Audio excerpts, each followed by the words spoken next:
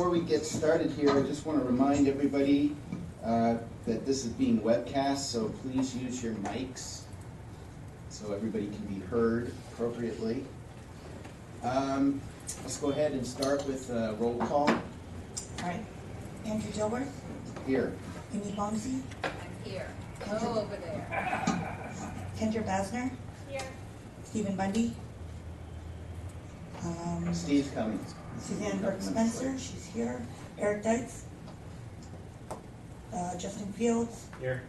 Matthew Hodel. Here. Joel Osmond. Here. Marlo Richardson. Tina Roche. Teresa Schmidt. Here. Ujjwala Singh. Richard Solomon. Here. Stephen Sparta. Marsha Whitney. Thank you. All right. Do we have anybody participating by phone? No. No. Okay.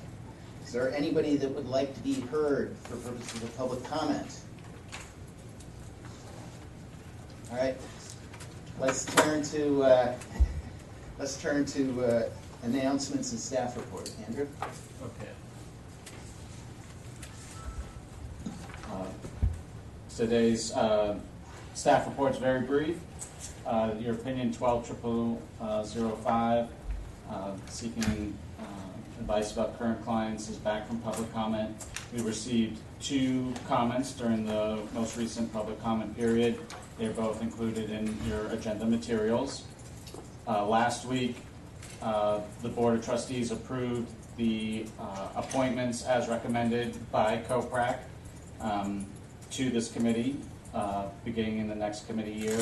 And just as a reminder, our next meeting, September 7th in Los Angeles, will be the last meeting of this configuration of the committee. And then on October 19th here in San Francisco will be the first meeting of the new configuration of the committee, which will be Amy's first meeting as chair. And lastly, the outreach working groups. If you'll recall, we had volunteers for a Los Angeles and a San Francisco educational working group to help try to put together educational presentations on the new rules of professional conduct.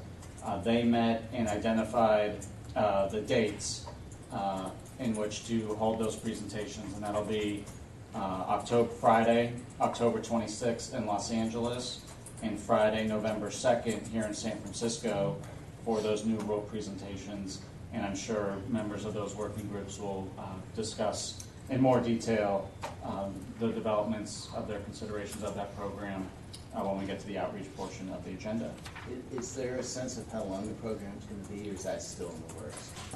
There is a sense. I think, forgive me if I'm wrong, I think they definitely, and anyone can chime in to correct me, they definitely included a 15-minute portion of the length of time to entertain questions, because they expect there'll be some questions, and they want to make sure that it's not just a presentation going one way. And so I think they are both, I think, it might be a 3-hour program. Okay. With 15 minutes at the end dedicated for questions in both locations. And one recommendation from staff, which I appreciate the working group at least in the initially agreeing to, is to try to make the program similar in terms of the subjects that they'll be covering, such that someone in Los Angeles doesn't miss out on the educational opportunity that they might receive in San Francisco. Of course, the presenters will be different, and maybe the way the materials presented might be different, but hopefully the top level and main content will be similar. So it'll be sort of a half-day type thing. Yeah, Several hours. Exactly. The end of our questions. Yeah, it'll be probably in the morning and then break just before lunch. Okay. Yeah. Great. And that is it. Okay. Well, our next item is approval of the action summary for the June 8th meeting. That summary is in the materials that were circulated. Hopefully people will have a chance to look at it. Is there a motion to approve the June 18 action summary? Second. Joel? I think somebody already moved, but if not, Oh, okay. I will move. And if I'm only the second person, I'll second it. Done. So we could either substitute the roll call vote, or we could take an oral vote. If anyone objects to substituting the roll call vote for acceptance of the action summary, please state your objection, and we'll take the vote orally. Otherwise, we can substitute the roll call vote and move on. It's a really cool little Robert's Rules trick. Don't see Thank you for letting us use it. any objections. All right. Well, with that, then let's move on to the first of our opinions. We have a couple of opinions that have been out for public comment, and I want to deal with those first. And the first one is 12003 on attorney directory and rating websites. And I just want to start by thanking Teresa for volunteering to help sort of morph this into the new rules. You may recall, just a little bit of a backdrop, at the last meeting, we decided that this is one of the opinions that's out for public comment that we wanted to not only check against the new rules from a substantive standpoint, but also modify in terms of citations in the actual opinion. And Teresa's done a good job of getting us towards that. Also, I just encourage everybody, if you do have comments on this opinion, to make them known, because I think this is, we're close to putting this out in final, and would like to try and do that if we can. So the subcommittee on this is Joel, Amy, myself, and Teresa. So I guess I'll start by opening up to the subcommittee. If there's anyone on the subcommittee who has comments on 12003. Let me just speak to the adoption or not adoption of the public comments that we have received. Again, I want to thank Teresa for all the excellent work she did in terms of translating this into the November rules. Before that, I was tasked with trying to address the comments that were made. There were 3 or 4 public comments that were received when it was out. Some of the suggestions were quite minor and were easily adopted. One of the commentators was just sort of venting about a negative experience that she had with a rating system, and there wasn't really anything that needed to be done with respect to that opinion in terms of, or that comment in terms of our opinion. And then there was a very extensive comment by a gentleman who was in fact connected with AVO and had what might be described as an axe to grind. Frankly, not a whole lot of his comments were adopted into this version of the opinion, nor do I think they should be. And I just want to parrot what Andrew said. I think this thing is really close, unless people are not happy with its current configuration or anything in it. It's been a public comment. We gave the public comments due consideration and adopted those that could be. This one's really close, and that's all I have to add. And I would just add to that, because I know, Joel, you weren't able to be at the last meeting, but we had talked in advance of that meeting about some of the issues Joel just articulated, and those were discussed to some extent, even in your absence at the last meeting. So, well, it's good to know progress happens even when I'm not sick. So thank you very much for that. Sure. All right. Okay. Anybody else on the subcommittee? Go ahead. Just one thing I wanted to note that while this was pending, there was a case that came down out of the California Court of Appeal that was talking about Yelp, among other things. One of the things that our opinion assumes, and I don't think we have to make a major change to it because of it, but our opinion kind of assumed that the lawyer would have some editorial control over what happens in the advertising. And this new case that came down just a couple of weeks ago. I'm sorry. Thank you very much. The new case that came down a couple of weeks ago was talking about Yelp, and it specifically was saying that Yelp did not have editorial control over some of the things posted on it, which has implications for our opinion. I don't think there's any reason to change our analysis, but it just goes to show how dynamic this particular world is. And Joel was just mentioning AVO. Avo has just again within the last couple of weeks dismantled its legal services part, which again does not affect our analysis because our analysis is about its profile and rating function. But again, there are changes, and even this person, I think, that responded to our original public comment request. There have been changes since that person posted that comment. So it's quite dynamic, and I think it's very ripe for discussion. And I don't think there's any need for it to go back through public comment. I agree with Joel. With these changes, it's very close. Let me add to that. My firm has been following stuff with respect to the Yelp case. We have some other litigated matters. It was really an interesting decision, the name of which I think is Hassel, or That's right. but it's in my mind, and on a theoretical level, it's a different issue than that which is addressed in this opinion, and I do not think it requires modification of this opinion. Okay. Yeah, I mean, a couple things. I think your point is well taken about not being able to, necessarily control the content or make changes. I think we acknowledge that in our opinion. If I remember correctly, we sort of say at one point that, and it may be in the context of talking about, the original rules, but we make the point that, there's this kind of operative assumption that the lawyer has the ability to control what's there, and that may not be the case. And so the opinion comes out sort of saying, you should take reasonable steps to try and do what you can do and so forth. But I think our opinion recognizes that. But I think you're absolutely right that obviously is one of the challenges in applying the rules to these kind of dynamic situations, which are changing constantly. As to the Yelp opinion, Andrew had also circulated that opinion, I believe, in advance of the meeting. And I agree with Joel.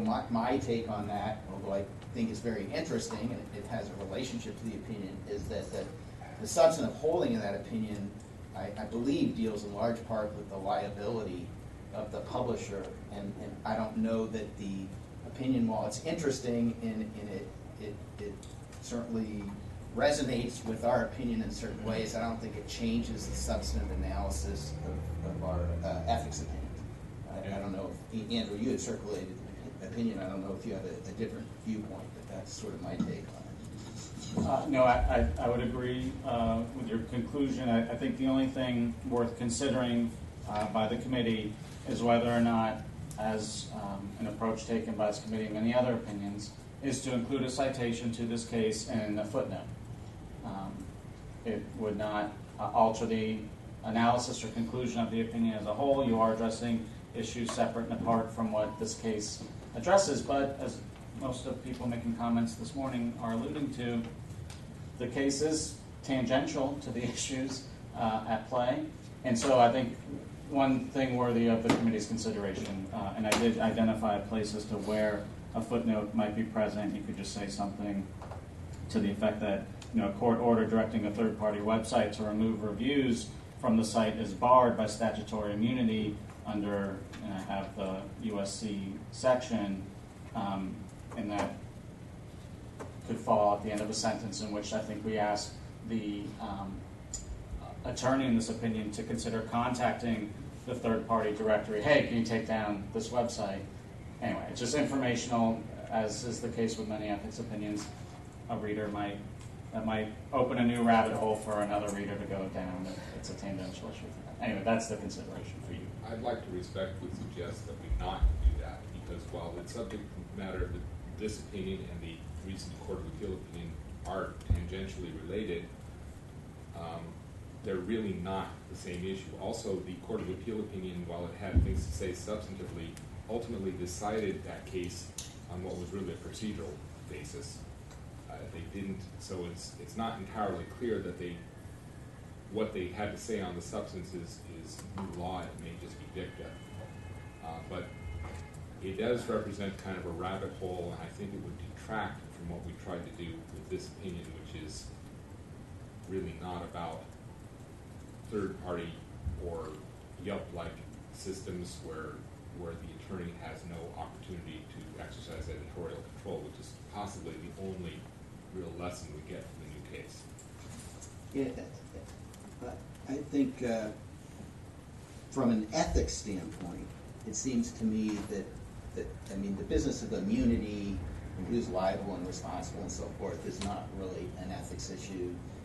To me, the only way it sort of most directly relates to ethics is it makes the point, which I think is already made, that a lawyer isn't always going to be able to control.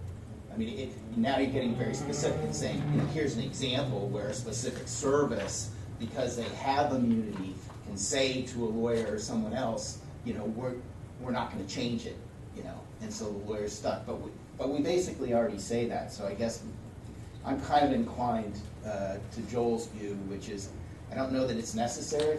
If we put it in, that's kind of where I would put it. You might drop a footnote where you say, you know, where we talk about there's an assumption that lawyers can always correct things. That's not the case in today's services necessarily. But I don't, you know, given the dicta issues and all this other stuff, I guess I'm inclined probably not to drop the footnote, but It's really tempting to prove how with it and topical we are by throwing in the latest and greatest stuff, but I think in this particular instance, kind of detracts from what we've been working on now for quite a while. does anybody have Well, I mean, I guess I'm not 100% sure that it's so off topic. I mean, isn't one of the most interesting parts of this opinion is really about what do you do when a third party posts something that is incorrect?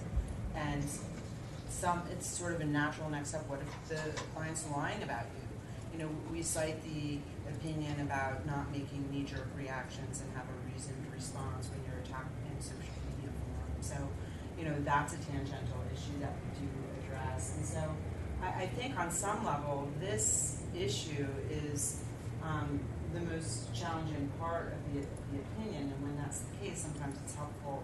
I think it's a natural question that will come up in attorney's mind. Well, what advice can I just assume for defamation? What if they lie about me? And it's false because they lied about me. I mean, it seems like a natural question that might come in the reader's mind, and I'm not sure it hurts to just say, you know, you should be aware that the third-party administrator may not be in a position and be refused, and indeed they're immune even from defamatory statements or something. I mean, I'm not married to it, but I don't think it's so bad to give more information on this topic. well, I agree. I mean, the relevance to ethics, to the extent it's there, is that point. It's just a concrete example of where and why a lawyer may not be able to require someone to, you know, make a modification to something that's been posted. But the suing and the defamation, I've had Yelp cases, and of course, I mean, those are always the question. But to me, again, that's not so much ethics. I mean, yes, they want to take action with respect to the posting, and before the defamation question is what can I say in response, that is ethics. But, so I don't know. Does anybody else have a strong view one way or another? Or a strong view in terms of including it? I mean, I hear what you're saying. Yeah, I still think think it informs our opinion that, you know, we realize that lawyers are in this position. It's another reason why we say if you're unable to correct it, it doesn't mean that you have to not use it under all circumstances. Because we realize that lawyers can be in this position. And that's just another reason why. But, you know, I wouldn't say that I feel strongly about it, but I always like to give more information if we can. So, It's relevant. yeah, the place I identified where it might go, and I just share this with the drafting team, so the rest of the committee, I mean, I've seen it's on lines. it's the red line. On the red line, Okay. line 86-ish. So the attorney then, I'm starting actually in 84. Attorney then contacts the website and explains her ethical duties to correct the inaccuracies and to post the disclaimer in the testimonial and asks the administrators to edit the client's posting. The website's administrator, citing the site's policies, refuse the request and leave the testimonials written. Attorney then asks the website's administrators to delete the testimony altogether, but again, consistent with the site's policies, the website administrators refuse. This is just in the statement of facts. You could drop a footnote and just say, third party, these website publishers under California Supreme Court case law, it's no longer just a court of appeal decision, have been found to be immune under a federal statute. And you're not passing judgment on it, just a citation, it's a reference. That would be my only recommendation. I don't think we need to analyze or expound upon it at all. It would just be like adding a reference point, just for someone who's reading this. Not unlike my colleague at the other end of the table, I'm not wed to this issue one way or the other, but I think the primary thing about the Yelp cases is an issue of tort liability. The ethics comes in only in terms of what, if anything, the attorney can say in response, or should say in response, if the site allows him to do so. It's not going to make or break the opinion one way or the other, but to the extent that there needs to be, this committee needs to comment on Yelp-like situations, I think it deserves its own opinion. I agree with Andrew. I think it should be put in there, a footnote, because if you are an attorney who does not deal with this type of law on a regular basis, I would think that that paragraph Andrew pointed out would have someone, start to think of what the possibilities are if this were to happen to them. And that'll just give them another resource to see that, oh, this is one avenue I can't go down. I can't ask Yelp or Avo or any of the other sites to be taking these reviews down. Well, you can ask them. You can ask. You have to. You're But just now going to they have realize to- that you may get an answer that says no. So my analysis may need to include Right. a situation where I'm not able to effectively have anything change. And there's a California Supreme Court case out there that says that. So. Well, I would make a friendly amendment if we're going to include it. Are we gonna use Andrew's? You can use whatever, that was just a Okay, recommendation. do you wanna make Uh, an amendment to the opinion or to? No, to Andrew's comment. Okay, Which is if we're going to if we're going to drop the footnote, and it's not a huge deal to me personally, one way or another. I hear people's comments both ways. I would suggest instead of putting it in the statement of facts, which we typically don't, we're not in analysis in the law. Yeah. If you look at the red line at line 246, the sentence starts, the factually inaccurate testimonial posted by client presents a number of potential ethical problems. The problems stem from the fact that when the rules and related advertising provisions, I'm not going word for word, but presume the attorney is generally in charge of both production and distribution of the advertisement and has editorial control over it, period. I mean, maybe that is the place to drop a footnote and say something to the effect that, that is not always the case, or that is not necessarily the case, and then, cite your opinion or the proposition that it stands for. I guess I think I like Andrew's proposed placement better because I do think the issue is sort of the tangentialness. This doesn't really pertain to the lawyer's duties. It pertains to something that may impact the way the website's going to respond to the lawyer, right? So putting it where you suggested sort of suggests, I think, a little more tie between what the lawyer can do. I would find that confusing. I mean, I don't think anyone has a strong feeling about this at all, but that's, it feels like putting it in footnoting it where we're talking about the lawyer's duties seems like it's suggesting a stronger nexus. Well, I do think it affects the lawyer's duties, right? I mean, if you can change it, then you have certain obligations. If you can't, then your ethical obligations are slightly different, according to our opinion. And that said, I don't mind it. It just struck me as strange. Like, I can't think of an opinion where in the statement of facts we dropped a footnote and cited a case. That's what stuck out to me. So I guess I was just thinking, let's put it in the part of the analysis where the lawyer is faced with, where we're discussing the fact that the lawyer may not be able to control the content. So I guess I have a question then. It's how, so now that this case is out there, do we think that this case means the lawyer, at least if it's a post on Yelp, do we think that it means the lawyer doesn't have to bother trying to get Yelp to change it? Because I don't think so. I mean, that gets to Kendra's point, which is the comment I was making with Kendra, that you can ask them and maybe they will. the opinion just, I think, if I understand it correctly, stands for the proposition that they have the right to say no under this, concept that they have immunity.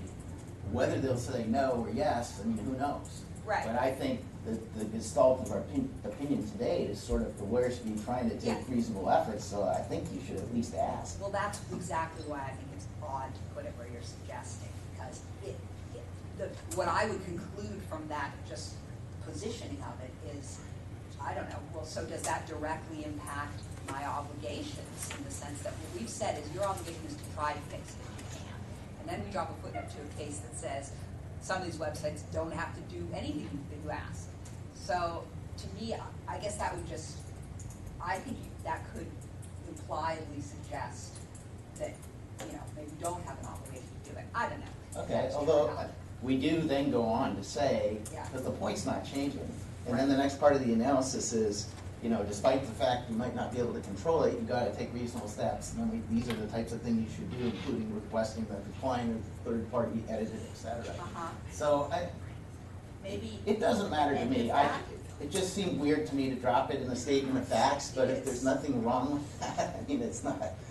You're not prohibited from doing that. I certainly don't want to create confusion, and we spent a lot of time on the back end to say, this is what you should do. So I don't want to put a site in that location if it makes people think. Does anyone else share my view, or does someone have any perspective? Sure. Never. Yeah, no, I see what you're saying. It's true. If it's in the analysis, it does raise the question, how does this change these? Yeah, but I've also never seen a footnote in it. Well, it's an unusual Fact. thing to Yeah, do, yeah. but, Yeah, But I I- kind of agree with you, Amy. I think it just really fits in, aside from that it's in a statement of facts. I think that part is the relevant part. Right. And when I suggest that we use the footnote, it's really for informational purposes. So if we put it in the analysis section, it maybe would suggest a little bit more emphasis on it, which we don't necessarily want to do. Okay. Well, we'll go to our historian here, who I think has told us that there's no ban on citing a case in the statement of facts. That's correct. Right? So I'm okay with that. I mean, that really, my only comment to that was, it just seemed a little odd to be in the statement of facts, but conceptually, I think you're right. I mean, to the extent we're citing, it's informational, and that portion of the facts is where we're clearly saying that he asked for it to be changed, and they won't. So, all right. So it sounds like we have a consensus, I guess, to include a site to it, and it would go in that section where the statement of facts is. Yeah, we'll find the site, which I'm not sure is available yet, but this may need to work on the wording of the footnote. So that was my language, because I think that was the holding. The Supreme Court overruled the appellate court's court order. I don't know if you wish to describe this differently. Is there any way we can just say C, case name, and then have maybe an explanation Absolutely. after it? Yeah. Just so it's not yeah, front and center? Yeah, yeah. And then we would just say, the brackets required. overruling court order, or just court order, just take the A. Court order directing, bar, yeah. Okay, great. So that's parenthetical following that. Right.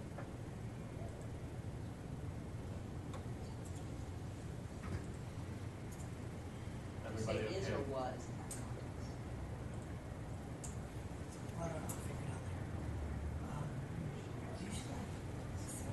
I know. I think the great thing about parenthetical is just you can use language that you never use in second.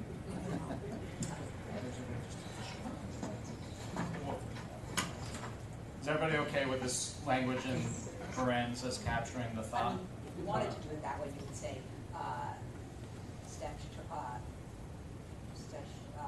It sounds. section blah blah. Just bars. Just language-wise, I'm wondering if we can, sorry, I'm late to this party here, but it sounds like we're saying that court order is barred. I'm thinking we need a different word other than barred to be more precise about what the problem or what the issue is with the court order. I'm not sure what that means. I mean, if that's what the court held, great, but I'm not sure if that's the right Denied. word. Why don't you flip it, under 47 U.S.C. section 230, and then say, ordering a third-party website to remove reviews from the site is barred. Yeah, Okay. I think, we actually have a copy, but I think we should look at the opinion to finalize this language, which we can do at lunch. I don't know Right. that the barred part is wrong, it's just the way the sentence is structured, it seems like we're saying the court order is barred. It does seem like that's what we're Yeah. saying, and I wonder, if that's what our opinion is. Yeah, it's just the structure of the sentence, not necessarily, Still wordsmith. yeah. Well, let's just plan to nail that down over lunch, just so we don't spend a lot of time on it right here. But everybody's in agreement with the placement and the concept, we just need to figure out the parenthetical. All right. Okay, so anyone else burning from the subcommittee, burning to make I have a bunch of comments, but. Okay, why don't you go ahead and I'll Okay. try mine out. Okay, so one thing, and I assume this probably just gets taken care of by staff, but I mean, there's some spacing issues and Yes, stuff. don't worry about it. That'll all go away, so, okay. Okay, so a couple things. I'm working off the red line, and on line 20, actually 21, and this is partly just a question, I think, for you, Teresa, and just for my information to sort of understand, but I noticed that you changed this language in the sentence says, this means she cannot, and you've changed it from post to induce another to post. And I wondered, well, actually, this whole sentence got modified, and I'm just kind of wondering about the logic behind the modification. Thank you for that, Andrew. Here's the logic behind it. According to our fact situation, there were actually two incidents that our lawyer did. Our lawyer actually asked client to post, and the client did a posting. That's one issue that we deal with. But the other one was the lawyer actually asked her sister to post something. So she induced somebody to post something that was false. That looks like it could be an independent BMP Code 6106 violation of moral turpitude. Ask them, she didn't actually do the posting herself, but she asked somebody else to do that.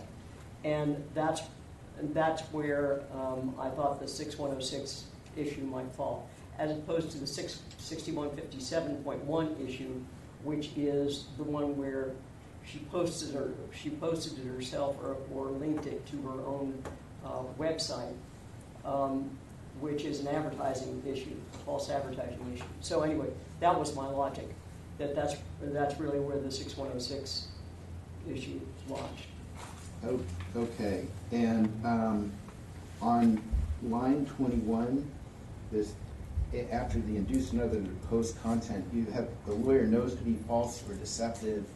I circled knows and made a question mark to myself. Is there a knowledge? Where is that coming from? Is there a knowledge element? That's again part of the 6106 analysis that I had. The 6106 would require some level of knowledge or up to the point of recklessness. The 6157, I don't know that it requires that level of knowledge. So again, when we have, at least in one situation, in the first situation, she knew it was false. She asked that she induced somebody to put up information that was not just false. It was duplicity, a moral turpitude issue. In the second case, she asked a client to post something, and that client posted incorrect information. And our lawyer took some steps to correct it, but that's a false advertising issue. It is information which she later posted or used on her own website, even though she knew it was wrong. That's more a false advertising issue. Again, I'm trying to capture distinction between BMP Code 6106 and the two incidents. We put those two incidents in there for a reason. You know, one was a lawyer-induced deceptive information, and then the other one, it was not lawyer, the wrongness of it was not lawyer-induced. And one of the reasons why, I don't know if it's significant at all, but the word deceptive did not make it into Rule 7.1. It was literally taken out of Rule, it was in Rule 1-400, deceptive, false, misleading, and deceptive. It's still in 61.7.1, but it's out of the advertising rules. I don't know why. But that's one of the things that I was trying to capture, that there was an element of deceptiveness, active deceptiveness, and an element of false information known to be false but posted anyway. So that was the distinction I was trying to capture. Okay.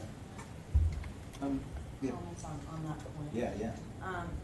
So two things, and I apologize if this was in the opinion already, honestly, but this, I don't see how this is false advertising under any circumstances, because the advertisement, the definition of advertisement requires a payment. It's paid.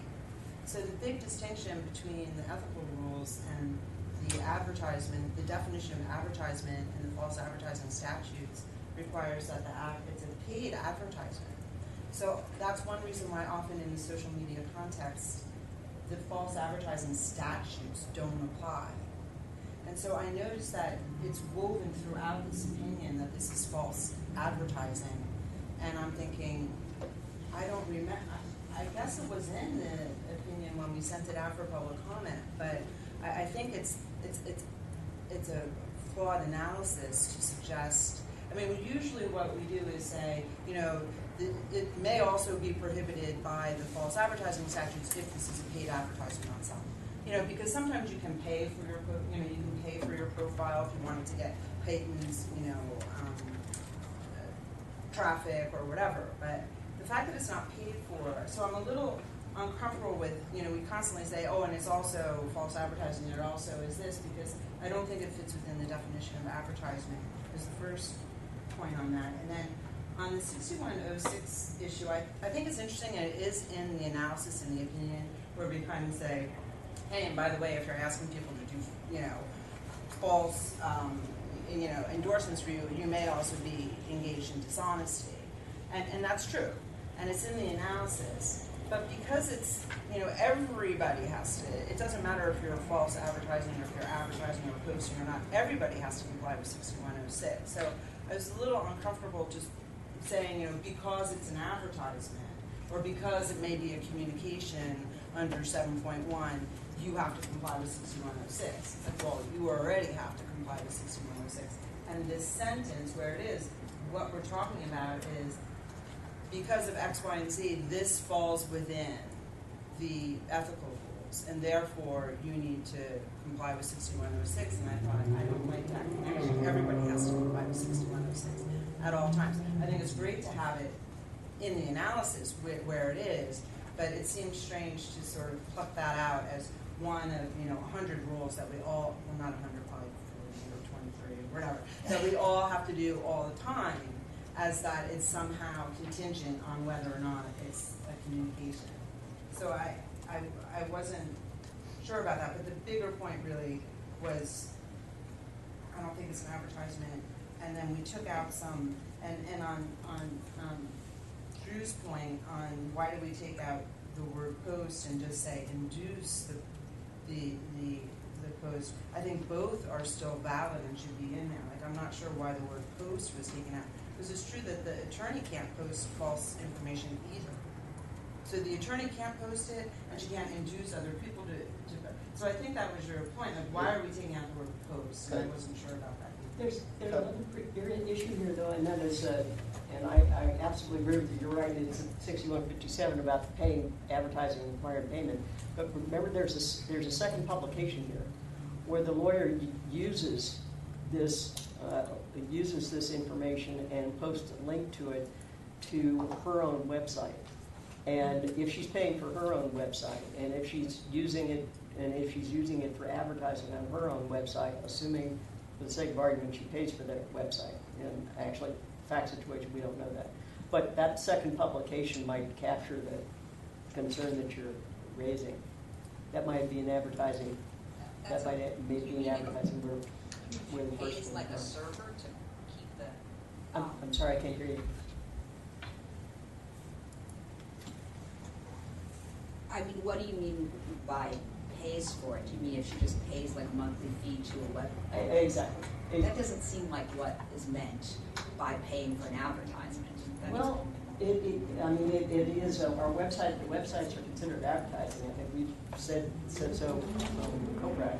They're considered communications under our ethics rules because they're for the purpose by or on behalf of the lawyer for the purpose of getting business, but they're not, that's different from paying some third party. I mean, I suppose it's arguable, but I think it seems weird. That's like saying, I mean, it doesn't, I can't think of a parallel, but, Can I yeah. make No, go ahead. a couple comments?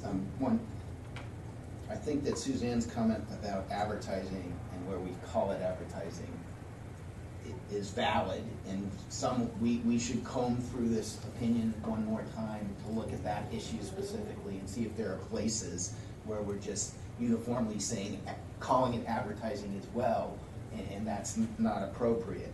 But as to this portion right here, and I know we say an advertisement, so that goes to the point I just made, but the point I raised about post in 6106, I think I had a somewhat similar reaction to Suzanne, which is it kind of threw me off to throw 6106 into the digest.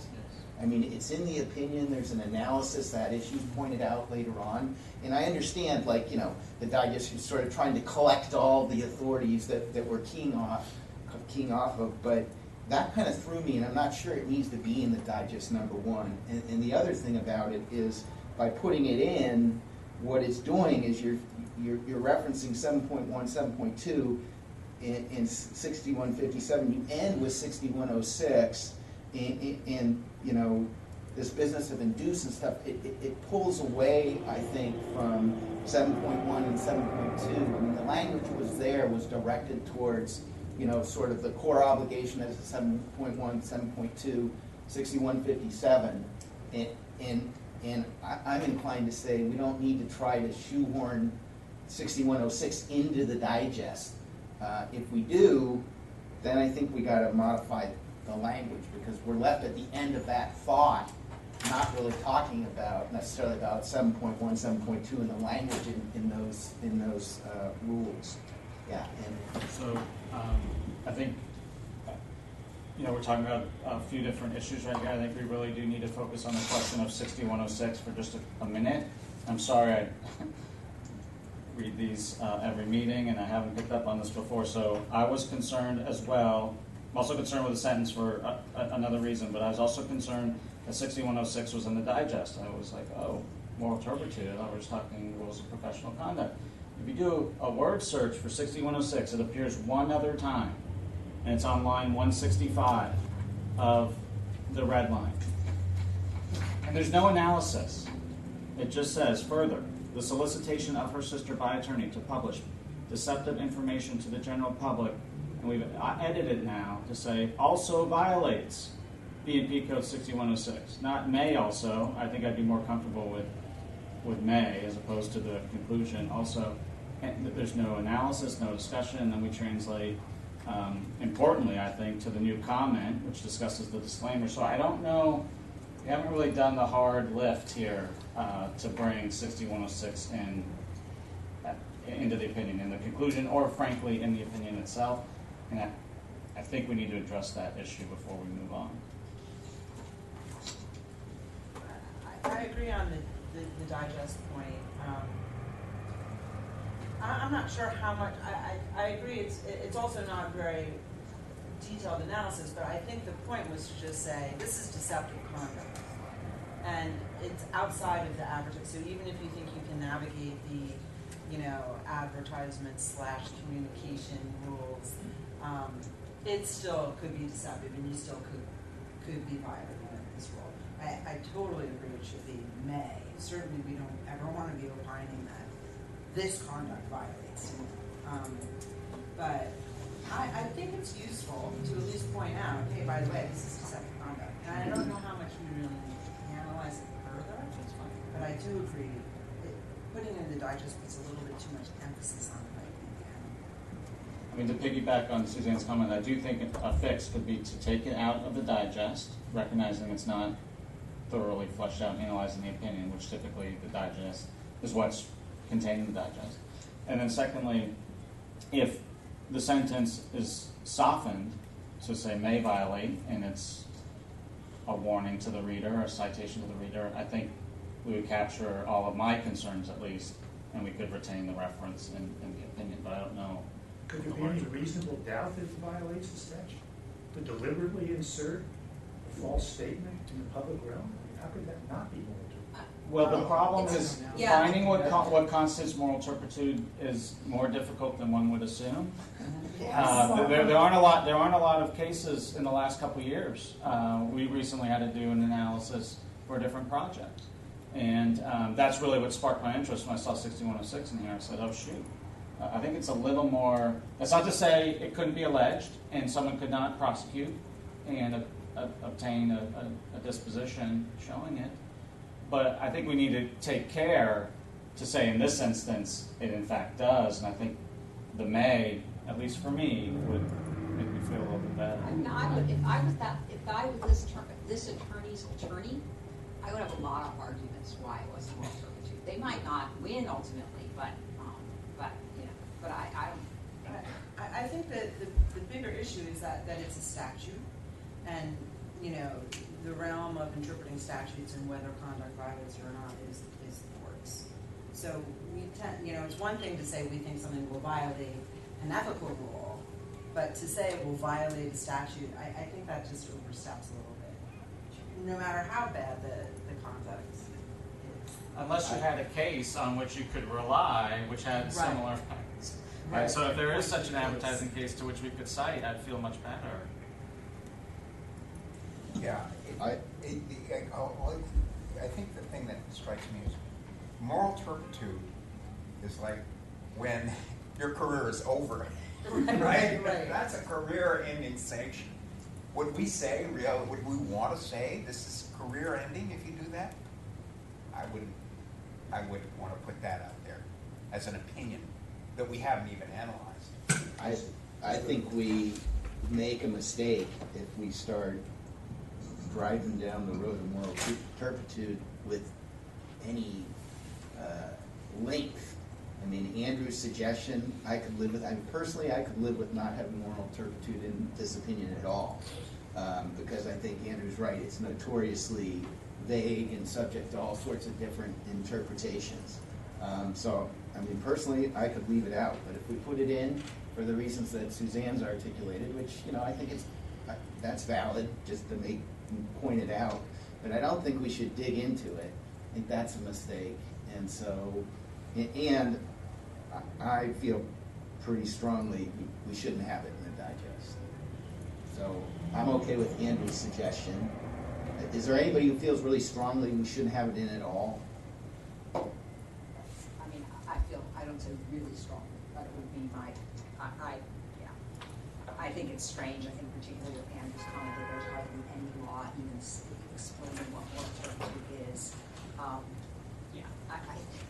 I just feel like, I mean, there's probably a fair number of laws that you violate when you commit fraud, but, I don't know that I think this opinion is about advertising rules, so. I think it's dishonest. I don't necessarily think it's moral turpitude. There are a couple of cases on dishonesty, and they do have to do with communications. The dishonesty cases have to do with communications, usually to third parties, sometimes people in jail, things like that. So I kind of like that it's in there to at least tag, flag the issue that, this is deceptive conduct and dishonest conduct. But I agree, I don't think it's moral turpitude. But, so we could take out the quote to the moral turpitude than just say dishonesty or, you know, and just put the dishonesty part. But to me, I think it's probably falls more into dishonest behavior. I am comfortable, you know, based on this discussion, I absolutely get this, and being newer to these opinions, I absolutely get where we're going with this. I think it's important, and I have to thank Andrew for first bringing it to my attention too. But I think it's important to have the 6157.1 in there because it captures the deceptive element, which is now gone from the rule. And it's also a B&P code violation, which is an important distinction for discipline purposes. So since we have captured those two things, and it is well within the fact situation, I'd be okay if 6106 goes away from this analysis.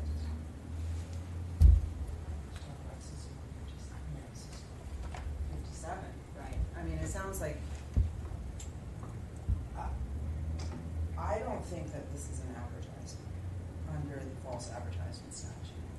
And I do understand that deceptive is in there and it's not in the rule.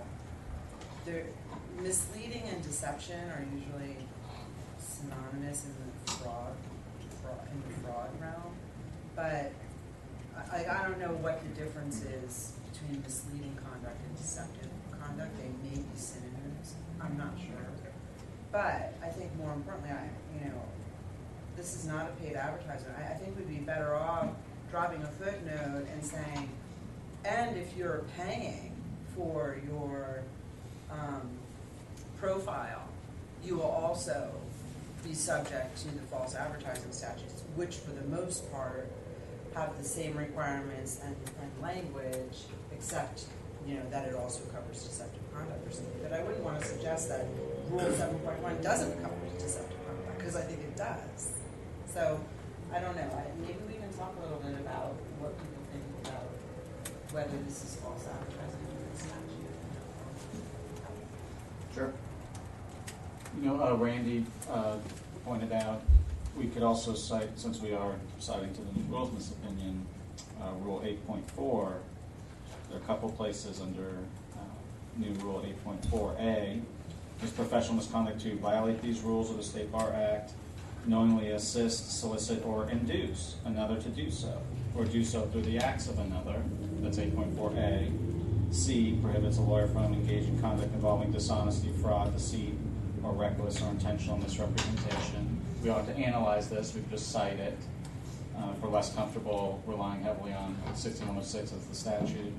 And then comment 4 to 8.4 states a lawyer may be disciplined under B&P Code 6106 for acts involving moral turpitude, dishonesty, or corruption, whether intentional, reckless, or grossly negligent. That's a closer tie to a rule of professional conduct, less relying on the statute itself.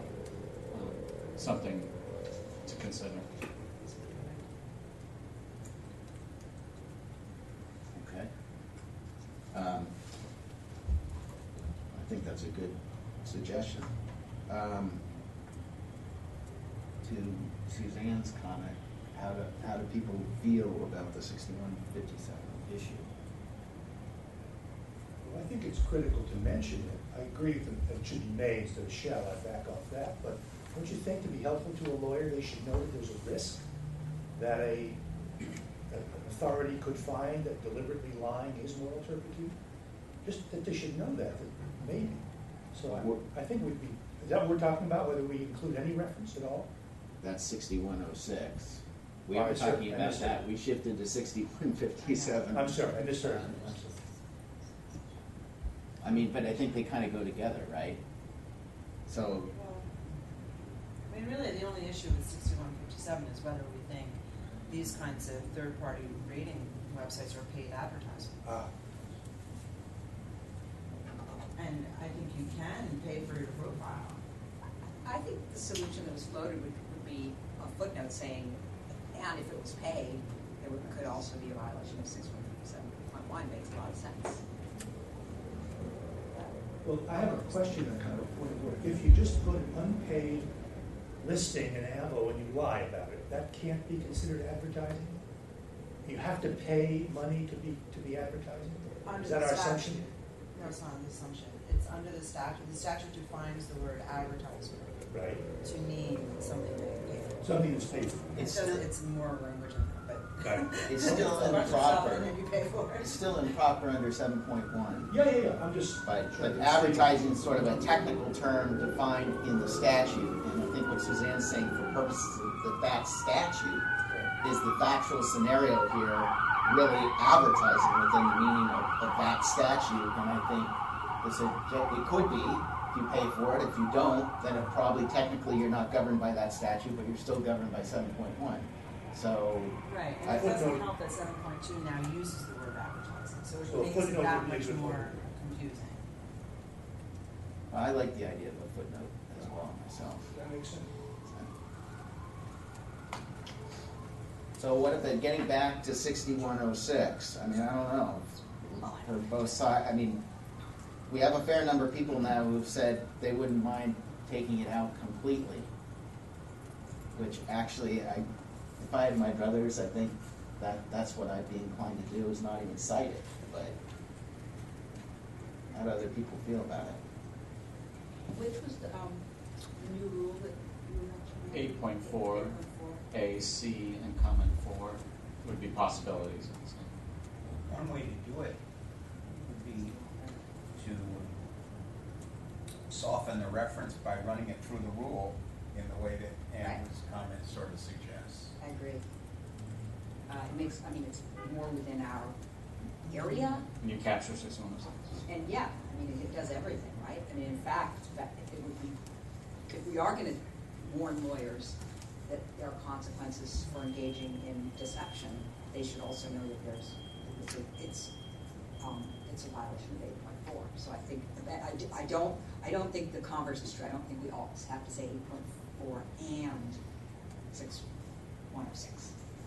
But if we cite 8.4, we make the point that is currently being made essentially by citing 6106, is what you're saying, right? Yeah, it's a great, I mean, and deception's in there as well, so that kind of captures your concern. Which is that, we want to be clear that deception is not good. I have a theoretical question, which in my next to last meeting in my turn here is probably embarrassing to ask, but why is it that we're now concentrating on feeling that we can only comment on the rules? I mean, one of our tasks I always thought was to try to provide guidance to the profession to avoid getting in trouble for professional discipline.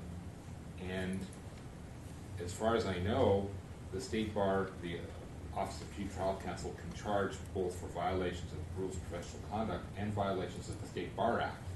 The fact that 6106 and 6107 are statutory and not rules doesn't necessarily make them beyond our purview. Well, I don't think that it's not that we couldn't cite 6106. I think that statute in particular is subject to a certain amount of ambiguity.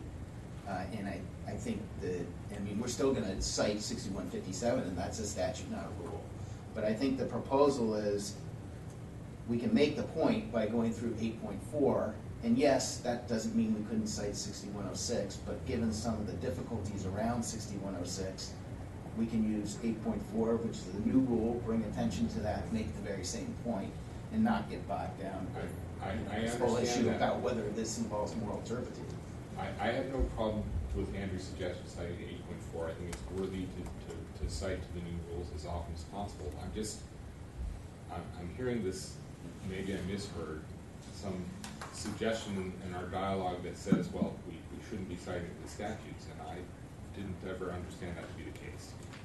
We cite the 6068E all the time. Sure.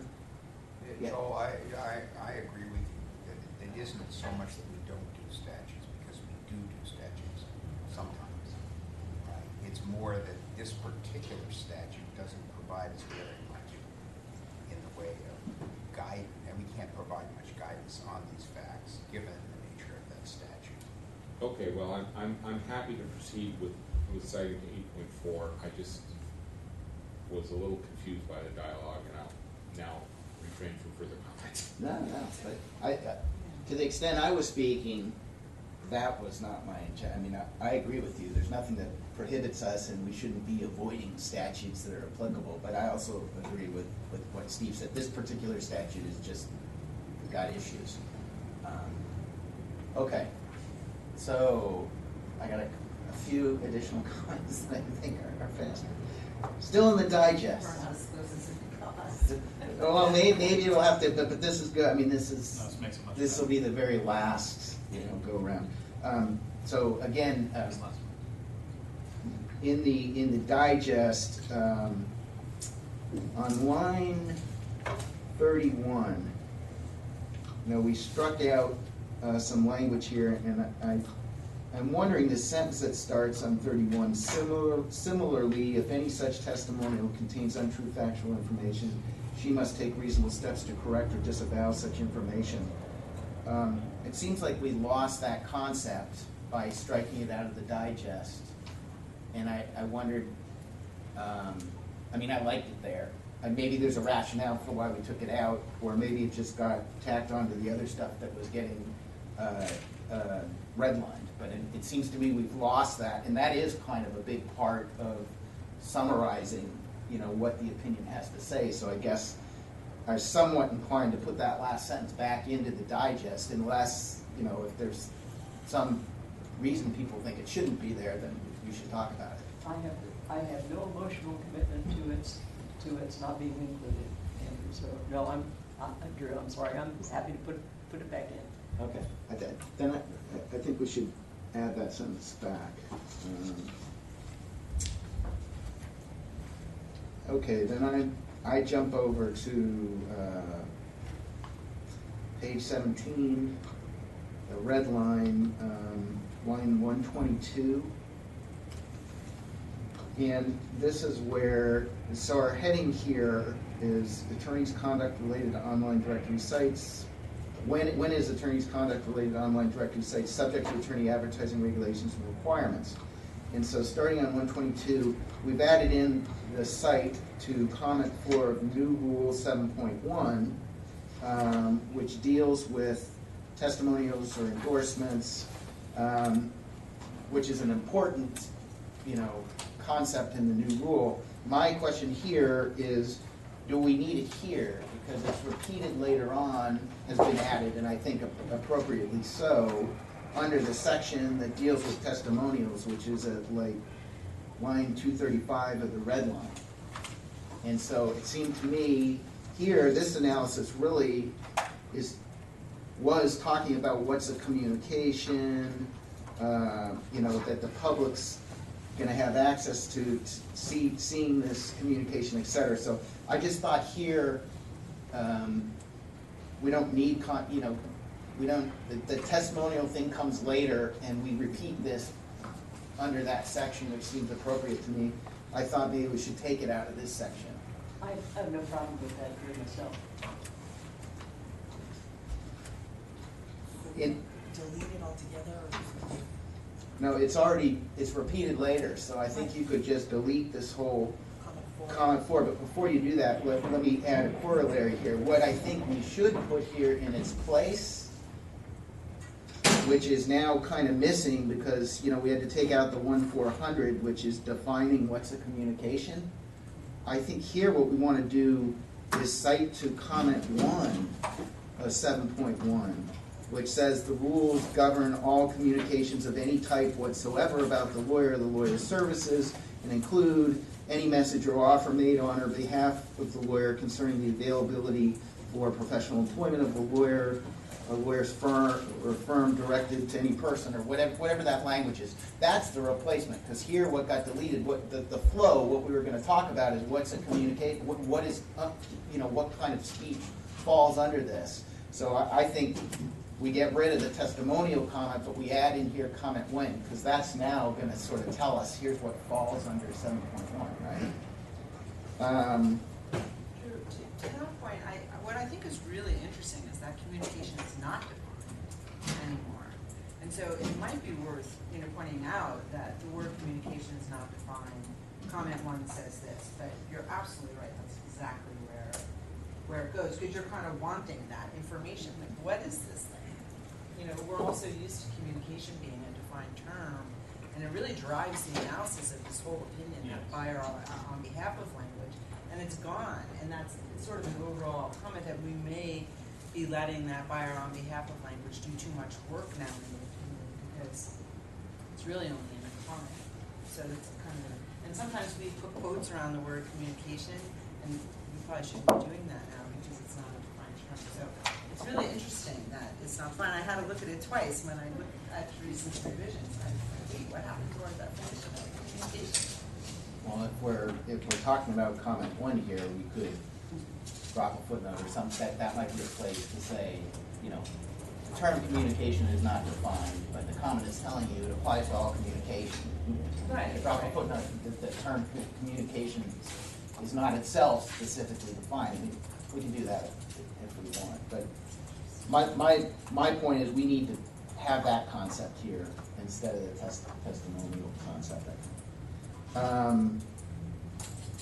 And then I think it flows, the rest that it goes into, the rest of the analysis there, then it kind of logically flows into that.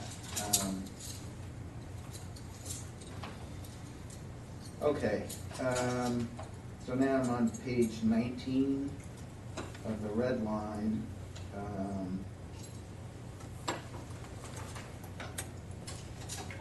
And 167 or 166, with this added statement about, you know, disclaimers or qualifying language suggested in comment 4, which is testimonials, to clarify truthful statements, that it won't prevent or cure the lawyer's liability for knowingly promulgating information about herself or her practice that is objectively untrue. And then we talk about moral turpitude again. I kind of had a question to myself, do we really need these 2 sentences here? If indeed, Andrew, if we're moving away from the 6106 emphasis, that's really what this was about. And so if we're moving away from that, I think this would be a good correction as well.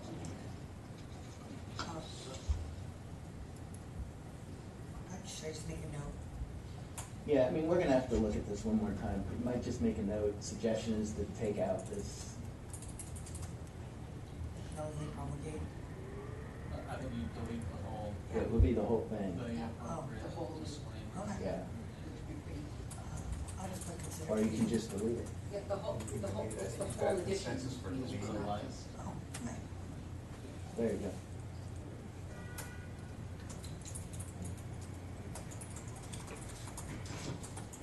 You know, while we're on that paragraph, I noticed in the first sentence, we took the word false out and put the word deceptive in. Yes. And I wasn't sure, I thought, I had the I was same wondering question. why we did that.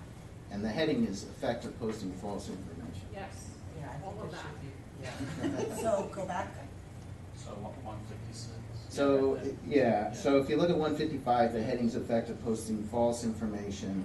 You look at 156, we've changed knowingly posting false information on a profile to knowingly posting deceptive information on a profile. And I think Suzanne's question is, why are we changing? And we're talking about violating 7.1, which uses the language false. And so the question is, why are we changing false to deceptive? And again, I think that with the emphasis we're changing, the reason was the emphasis of the fact that deceptive is being dropped from the rules. It's still in 6157. So to the extent that we're accessing 6157 and we're talking about soliciting somebody to put deceptive information on, that's what we're trying to capture. If you think it's appropriate for that purpose, that's fine. But that's why the distinction was that there is now a disconnect between the two. But given that we're going to now drop a footnote to 6157 because we don't think it necessarily applies absent payment, then it seems like we should probably put it back to false instead. False of- works, but yes, I think But I false understand would work Yeah. in that context. And so that at 158, the additional sentence, the communication is false or misleading if it contains material misrepresentation of law or fact. That's from, and then we cite 6157, right? No, actually, we're not. That's a new thought. So where is that? The communication is false or misleading if it contains material misrepresentation of law or fact. That's 7.1, 7.1A. okay. Or back to it's- our but law. there's more to that sentence, I thought we should give that sentence considerable. Admits the fact. Yeah, that part, the omitting a fact necessary to make the communication considered as a whole, not material, misleading, just rolls right off your tongue. Is also in there, so if we're going to do that definition, I don't remember the definition. Why don't you, Mimi, you want to make a note? I can just do it right now, but go ahead, you guys can keep talking. And so down on 164 again, I think, where we've changed things to deceptive, we want to put false. Published false information. Yeah. Okay.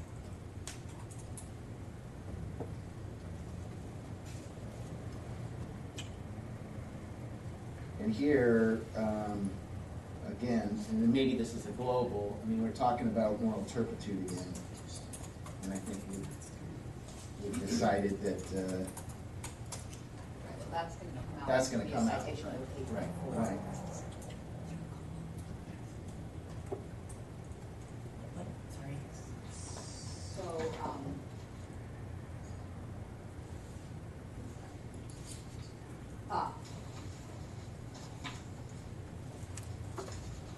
so the other, reading where you have the thing that says committee comment, Yeah. possibly considered deleting, and then I guess if you wanna just add, so we know to do it later, and changing to citation of 8.4 rather than 6106.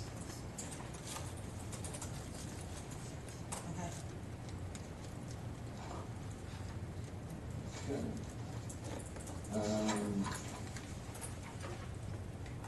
And I think there are only one or two other quick comments. So I jump over to page 21, line 239 and 240. So the heading here is testimonials and reviews by third parties. We're talking about that. We cite comment 4 here, appropriately so.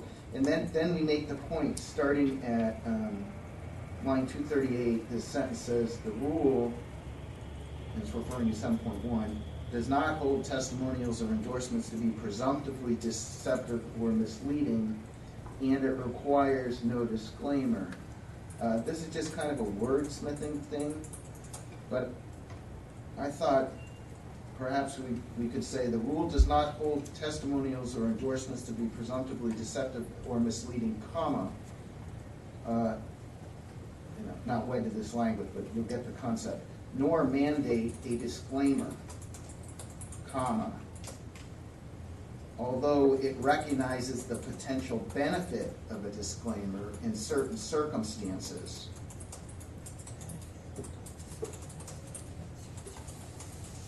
Okay. Prevent unjustified expectations.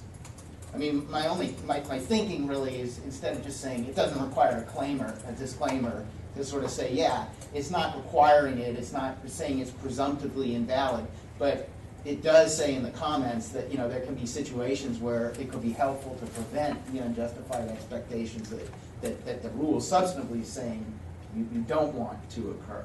I really like that, because frankly, it's really hard to capture what they're trying to do with that really precatory language in the rule, and I think you captured someplace and put some teeth into it. Just try to get this all on one page so this is that right? I just cleaned it up so you can. I liked what Drew suggested, but I just want to clarify. I mean, I think what the change that was made is that it's no longer, a testimonial is no longer presumptively deceptive or misleading without a disclaimer, right? So Right. couldn't we also just say the rule does not hold that testimonials or endorsements are presumptively deceptive or misleading without a disclaimer? But notes that a disclaimer could be a good idea. I think that works for me. Okay.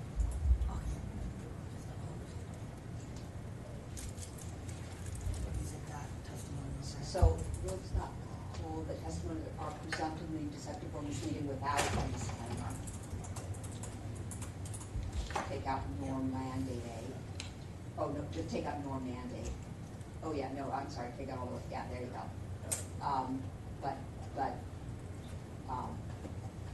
But does recognize, yeah, good. Yeah. Okay. Make sure the footnotes don't work. Okay, then two really quick questions. Down on line 251, we have this reference to "and the inclusion of any bar required disclaimers." Is there any bar required No, I would disclaimer just- anymore? I think that's a remnant, but Yeah. I probably just the inclusion of an appropriate disclaimer. Or "and the inclusion of any disclaimers." But the bar required, it seems like, needs to be taken out, right? Because there is no required disclaimer. I think that makes sense to me.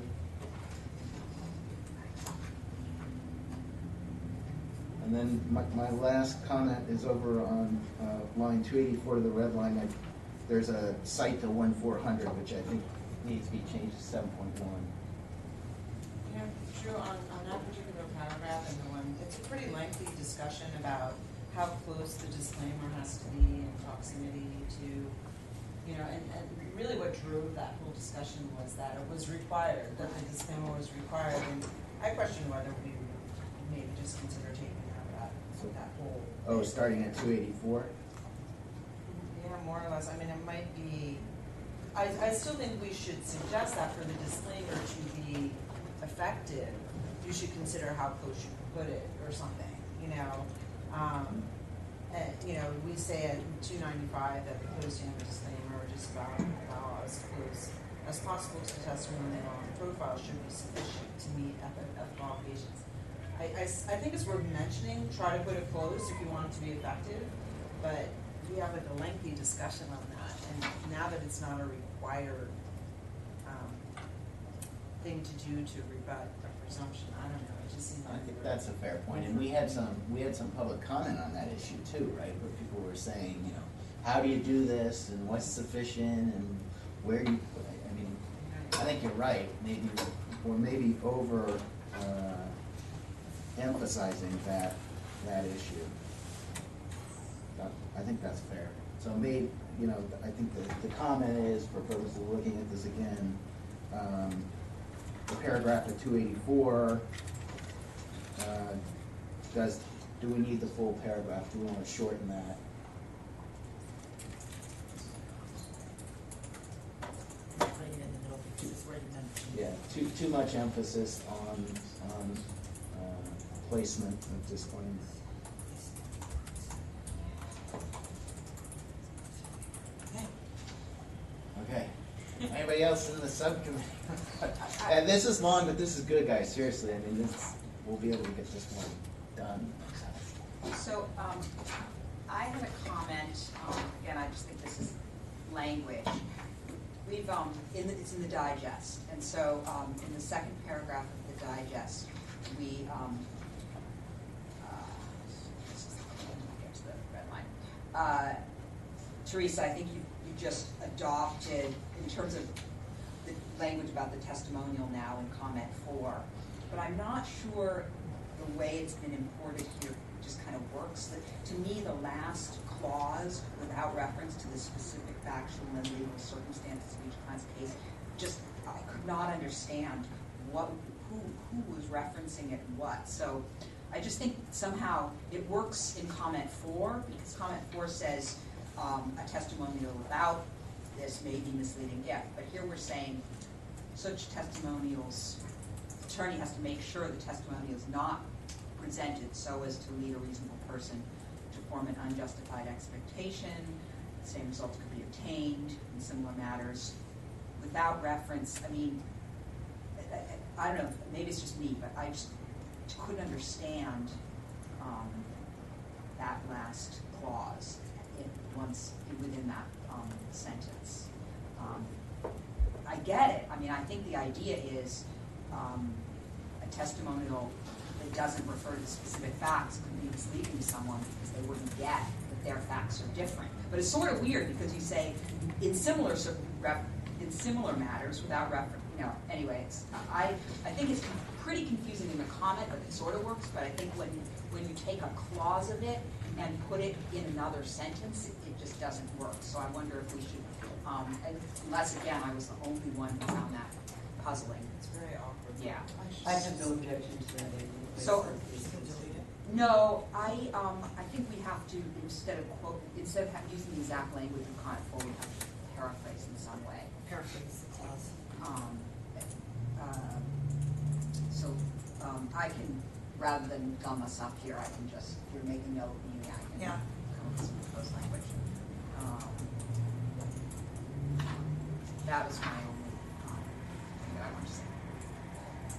Anybody, other than people on the subcommittee, that have additional comments? I have a couple.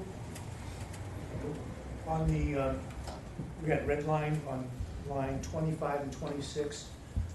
The focus of the opinion is on the client, prospective client who might be misled by something on the site that is incorrect. So instead of reasonable person, not presented so as to lead a reasonable person to form, the opinion could be perhaps more focused on a reasonable viewer or a reasonable person who is viewing the site to form, since that's the focus of the opinion. Does that capture more accurately than a reasonable person? That's so abstract. Line 25 or 26. On line 26, yeah, it starts on 25, the sentence, the phrase. And so it would lead a reasonable person who is viewing the site to form an unjustified expectation. Is reasonable person, reasonable person may be defined as a term of art in the new law. No, I agree, but it's like reasonable, it's the reasonable viewer as opposed to the abstract reasonable person. That's what I'm trying to get at. It's the person looking. By the person's viewing it, right? And that's how they're led to. Exactly. Right, but I don't think we need to say that because You I think it's implicit in that? Yeah, I think it's only person who could be led to form an unjustified expectation is someone who's reading the testimonial. You would not be a That reasonable was my, person. yeah. But I wouldn't object to viewer. No, it's fine. Although I guess maybe I would because since the defined term, I think we would lose the value of the defined term, so. All right, on line 124, again, the red line there was A, let's see if it was fixed. Yeah, it's to form a unjustified, it should be an unjustified expectation. And on line 150, there's a reference to Rule 1-400, which should be 7.1.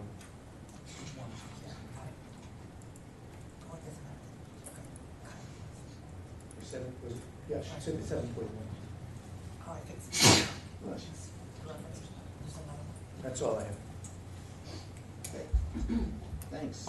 Andrew, I'm sorry, I know you're gonna smash, you guys are not gonna miss me. Yeah, that's not I have true. one other thing, which was that on this abandonment issue, and it's throughout the opinion, and it starts at 35, we say, an attorney abandons the profile by deciding to no longer monitor the profile.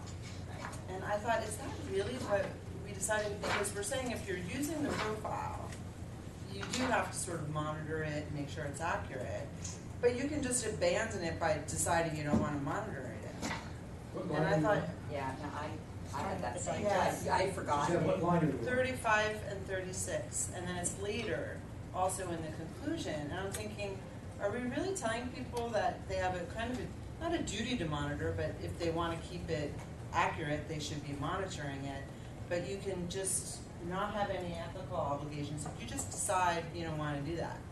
I don't think that's what we intended. I thought it was more like, if you decide not to use it anymore. I mean, it's the, and you have to take reasonable steps. Right, that you can, decide to no longer monitor it. I thought it was decide to no longer use the profile, right? To market your practice. We have that language in 326 too. Right. So if we're gonna take it out, we Right. should take it out both places. Right. Because they no longer use. I think that's Isn't what that the, probably we more were, accurate? I think that's what we were going for, because otherwise you could just adopt it, use it, and then just decide not to monitor it. And say that you abandoned it. Yeah, it sounds like they're alternatives, and they're not, right? Gotta stop these. Okay, well, I think it needs to be fixed throughout them, because sometimes we use and sometimes we use monitor. Right, I agree. I think maybe just make a note of Because that. I can digest first, or research later.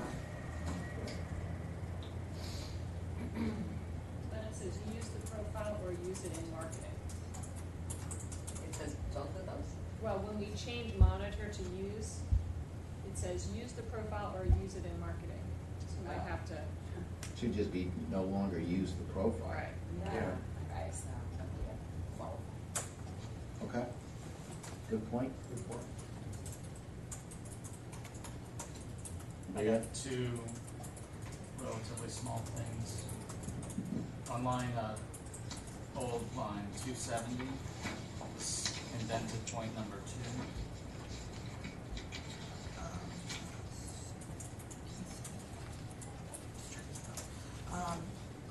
It says requesting that the website administrator correct or remove any inaccurate information, comma, add, and I would say, an appropriate disclaimer and take out any necessary.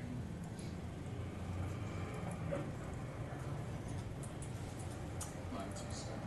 Because disclaimers are no longer required. Right. This was a point true. And the rule refers to it. Oh, it's in there. Any necessary. Never mind. Oh, no, sorry. Getting I am getting, I didn't know what rule I'm looking Taking rid at. of. Add Appropriate. an appropriate disclaimer. Yeah. Yeah. You guys can work on the wording later, but the rules are no longer necessary. And then in the conclusion, line 364, when a testimonial on a profile adopted or used by the attorney appears without a disclaimer, but which requires a disclaimer to make the posting presumptively within the ethical rules. Yeah, there are a couple different approaches. One possible fix, but could be, which is required to avoid creating unjustified expectations, comma, the attorney should take reasonable steps to correct the situation. Just want to note that that phrase in between the commas, but which requires a disclaimer to make the posting presumptively within the ethical rules, I don't think is appropriate any longer. And I know you've also taken out some of the disclaimer and testimonial language by virtue of our revisions this morning, but I just wanted to flag that. So what I'm offering here might not be relevant any longer. I forget what we've done, but this should just be highlighted to look at whenever the next iteration of the draft is ready. I agree. Okay. All right. Great. Well, like I said, that was good. That's helpful. Hopefully next time we can put this one out. All right. So what time? It's 11:35. Let's move to the next opinion that we have out for public comment, and that's or just was out for public comment. 12-0005, and this is seeking advice about current clients. Subcommittee is Amy, Steve, myself, and Suzanne. As Andrew pointed out, the public comment period is over. This is the second time, right, that the opinion's gone out. Correct. And we received 2 public comments, one from Diane Cartman and the other from the Orange County Bar Association. Amy, do you want to maybe sort of give us your preliminary thoughts and comments? Just not to go to the content, but just to focus everyone who might not have been following this as closely. It's on page 29, the first full paragraph. That is where we placed the edits in this most recent round of public comment. Place. Page 29. 29. Page 29, first Right. full paragraph. Right, right. Be the focus. Imagine the Hey. focus of today's discussion. Andrew, can you try that again? Sorry. Because I'm looking at the large PDF, which I printed out, at my page 29. I was off, okay. It's page 3 of the opinion itself. The clean. Of the, well, there's only, Is there a, Are there some changes made? no, there's no red line. is there a line copy, so we have our discussion? There is no line copy. So the copy here It went out for i- public. is the version that went out for public comment, which just concluded. Right. So we voted this out as it stands right now, Right.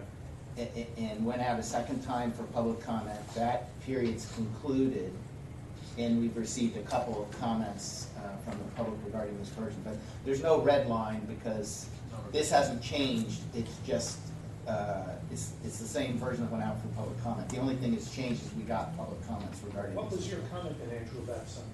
No, I'm sorry, I'm just trying to focus everyone's attention on the paragraph that has generally been at issue, Oh, and that is found on Page page, 3 of the opinion that was circulated for public comment. it's the last paragraph above the duty of loyalty, conflicts of interest heading.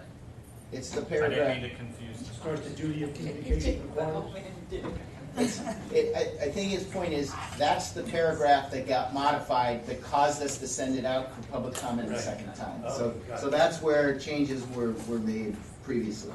Yes, But, and okay, so, Okay, so, thank you, Andrew, for putting us in that good way. All right, so we have 2 letters here. The first one is from Diane Cartman. Her major objection is the statement in the opinion that the attorney can't do anything to injure the client during the investigation. I think she says it's because that's self-evident and inherent in the duty of loyalty. My reaction to that is that I think it's a critical point. I mean, of course, it's always true, but it's more at issue, and in that circumstance than almost any other, which is we're saying in this opinion that the attorney can go ahead and think about things that the attorney may have done that could have caused harm to the client, and that's ethically acceptable. So I think it's very important to point out that the next step, which is the attorney kind of planning and strategizing how to protect him or herself, is the thing that the attorney can't do, and it's kind of the crux of our opinion. So I wasn't inclined to make any change based on her letter. And she makes some other suggestions, like putting a footnote in about tolling agreements. I don't particularly think we need that. I think that's kind of more malpractice guidance. I don't disagree with her, but I wouldn't do it.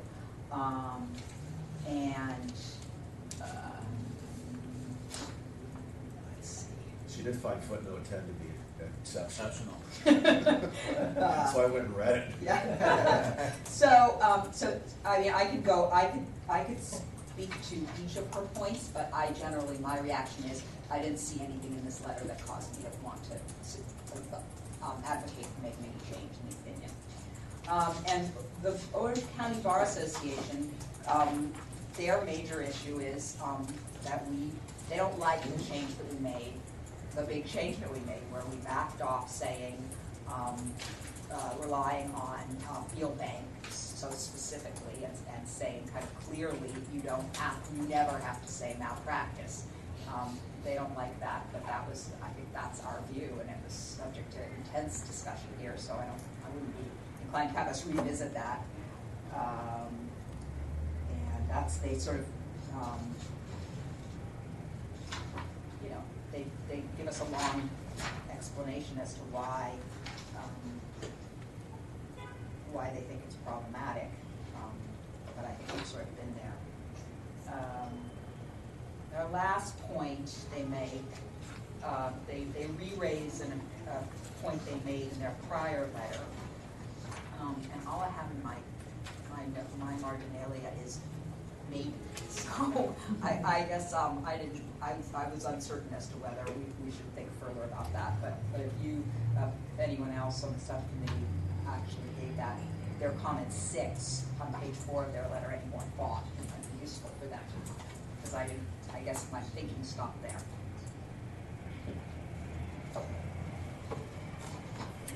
I think overall, that's a good point on the last point, which was, do we dive in more to say, when is there an actual conflict and when isn't there?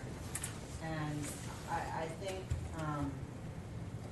that's sort of in the same realm as the prior discussion, which is tell me what I'm supposed to say. You know, do I need to say the word malpractice or don't I? And I guess from my point of view, I just don't think that that's an ethics issue.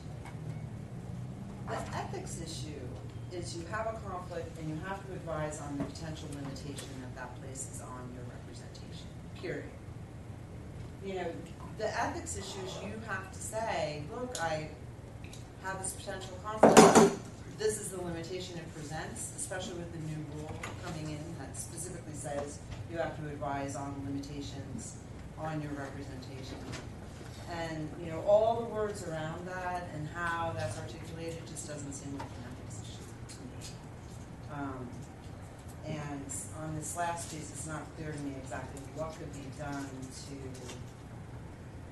talk about when an actual conflict arises as opposed to the potential, and the notion that malpractice occurs on a continuum, and maybe if it's just a little bit of malpractice, it's not something that creates a conflict, but if it's really bad malpractice, it creates a conflict, and I'm just not sure about any of that.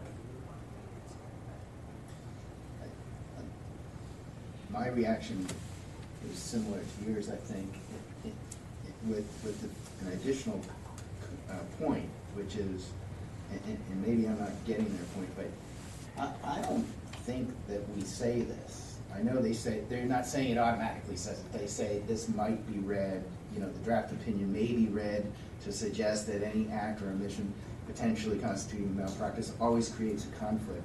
But I mean, I think that we say, in talking about the lawyer going and getting advice, we recognize that, you know, the lawyer may find out that, you know, they didn't commit an error, or if there was an error that it could be corrected, etc. So, I mean, we don't say continuum, and we don't really talk about materiality, and I share some of Suzanne's reservations about getting too deep into that. But I think the opinion does recognize, if you read it in totality, we're not saying every single time it's automatically a conflict. In fact, we're saying part of the reason the lawyer should be able to go consult with another lawyer is to assess the situation. It may not be exactly what the lawyer thinks, or the lawyer may be able to take some action to correct it, in which case there wouldn't be the type of conflict that you're going to have where you have, you know, determined that you did commit a material prejudicial, you know, act. So my reaction is, I mean, I guess someone could read the opinion that way, but I don't really think we say that, and I think we kind of make this point. I mean, Diane Karpman's letter refers to that as the repair period, which that was one of the points she made, and I don't disagree with her point, but I kind of like that, but by the same token, I don't know that I'm inclined to go in and, you know, change the opinion to use that. But I mean, we have that repair period concept in the opinion already, and to me, that's kind of what this is talking about. So that was my reaction on comment 6 from Orange County. Just quickly, as to the rest of Diane's letter, you know, I tend to agree with Amy. I mean, I don't disagree with her. I think there's a lot of, it's a mix. Some things are comments, you know, saying we did a good job in X, Y, and Z. Some are also suggestions. A number of the suggestions that seem more to me like sort of practical risk management, you know, liability type issues, but not so much ethics. So I guess my reaction was I was largely not inclined to necessarily put all that into the opinion, although I don't disagree with sort of the comments that she's making. Anyway, that was my 2 cents in those. And I also agree, I mean, I think you encompass Orange County's, the gist of their issue, and I would just point out, they drop a footnote that I think their comments are based on the majority view, but even with regard to their committee, they didn't have unanimity, so there was disagreement over this issue within their committee. And we, as Amy said, we spent a lot of time on this, and I think to go back and, they're sort of pushing fish or cut bait. You should say whether or not you have to say the word malpractice, and we went through a long analysis of that, and I think, I'm not inclined to change it, and I'm not sure we could. I mean, we came out with where we were at in part because there is some, disagreement between people, and the way we phrased it, I think, leaves room for that to exist. So, anyway, that's my 2 cents. We do have that good sentence in there that says lawyer and law firm should not advise clients to asserate against a firm or whether the actions constitute malpractice. So I think it might not be where they want it to be, but it's in there. That's a good point. I had that in my notes too. I put, we actually, we say not to do. Isn't that sufficient? All right, so anybody, I guess, outside of the... I just want to yeah. agree with everything that's been said, and I think that it's kind of real. It's a fantastic accomplishment to actually be able to... This is something I think Diane is really right about. This is a real accomplishment to get an opinion that reads from beginning to end on this issue that's coherent and useful, right? And there's nothing wrong in it. And if it doesn't explain everything all the way out, well, that's, so what? This is a real contribution, and I don't think we should reopen some of these really difficult micro sort of, we don't do this. Well, I think everyone knows I don't agree with a lot of this. In our committee, what was in the footnote was a significant majority. It was a significant majority. It was like 9-3 or 10-3, something like that. Doesn't matter, but I don't think you should minimize that there are many people on our committee, Scott Garter being one of them, who wholeheartedly endorsed what was written and approved by our bar association, and that clearly we can change words. This went out for public comment. No, I don't believe anyone commented on the thing that caused the change. The change emerged during a Saturday discussion, not in response to any public comment. So we clearly can do what we want to do and probably send it out for another public comment. So I also disagree with that. I think that paragraph on page 3, the paragraph that begins the duty of communication requires starts out correct. And then at the end it says, the attorney should also consider advising the client to consult independent counsel on those issues. And that has always created in my mind that it appears to me to be an ink blot. You can read into that whatever you want to read into that. And which is, well, wait a second, what issues should I discuss with the client? The elephant in the room is, do you utter the words malpractice during that conversation? And you have authority in footnote 2 that seems to say you shouldn't, you don't need to, in fact you should not. But I'm not sure that authority is that clear either. I don't, so that's something that's always going to come up for every practitioner. And everyone's going to worry about whether it will be construed to be an admission if they utter the word malpractice. You'll get, I said before, you'll get different triers of fact or different judges upon being presented with a motion in limine. Should that aspect of the conversation be presented to the trier of fact in deciding whether there is a breach of an ethical duty or malpractice, be it the state bar court or be it a jury in a malpractice case? And some judges are going to exclude the fact that the lawyer used the word malpractice in the conversation under Evidence Code Section 352. Some judges are going to allow it in. I would not want, and then you have to explain to the jury. I don't, and again, it does conflate, seriously. Maybe this is the last time I'll ever get to say this on this committee. It does seriously conflate two concepts. One is the concept that's quite clear under Bill, which I've read several times now, which is the client has to know the facts. There's no authority that I'm aware of that says you're supposed to utter the word malpractice. They have to understand that the issue is the lawyer is concerned that the client might have a malpractice claim against them. There's no authority that says that. It conflates making sure the client is aware of material facts. That's a concept that's well established, with the other debatable concept, which is not established anywhere, that the client you have a duty to make sure the client understands that they ought to be thinking about whether they have a claim against you. And I think that's an open question.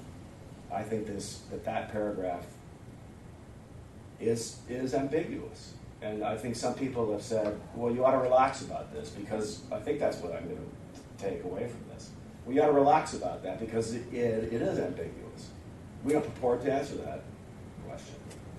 And I think that's a significant nuance that is not addressed by this. And I think that people can and will argue that this opinion means different things, to the extent people ever cite these opinions.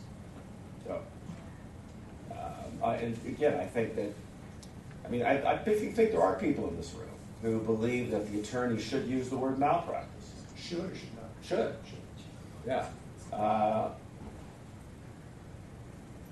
But I'm sorry. Then that if we think that's the rule, and I have a serious question about whether it is, but we certainly, it really is an ink blot on that particular point. And if practitioners think they have to use the word malpractice, they'll have a concern about, wait a second, am I going to make an admission that will jeopardize my insurance coverage? We all know what policies say. Am I going to make an admission that someone will attempt to use against me if there's a trial somewhere? The other thing is, this whole notion that every time you think there's a mistake that possibly could constitute malpractice, you have to go have a conversation with a client and use the word malpractice.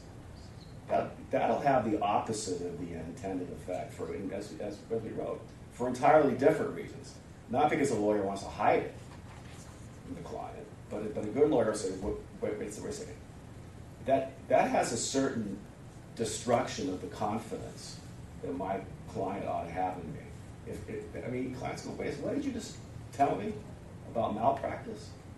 It actually, in some ways, is destructive of the trust in the relationship. If you have to err on the side of using the word malpractice every time you think you made a mistake.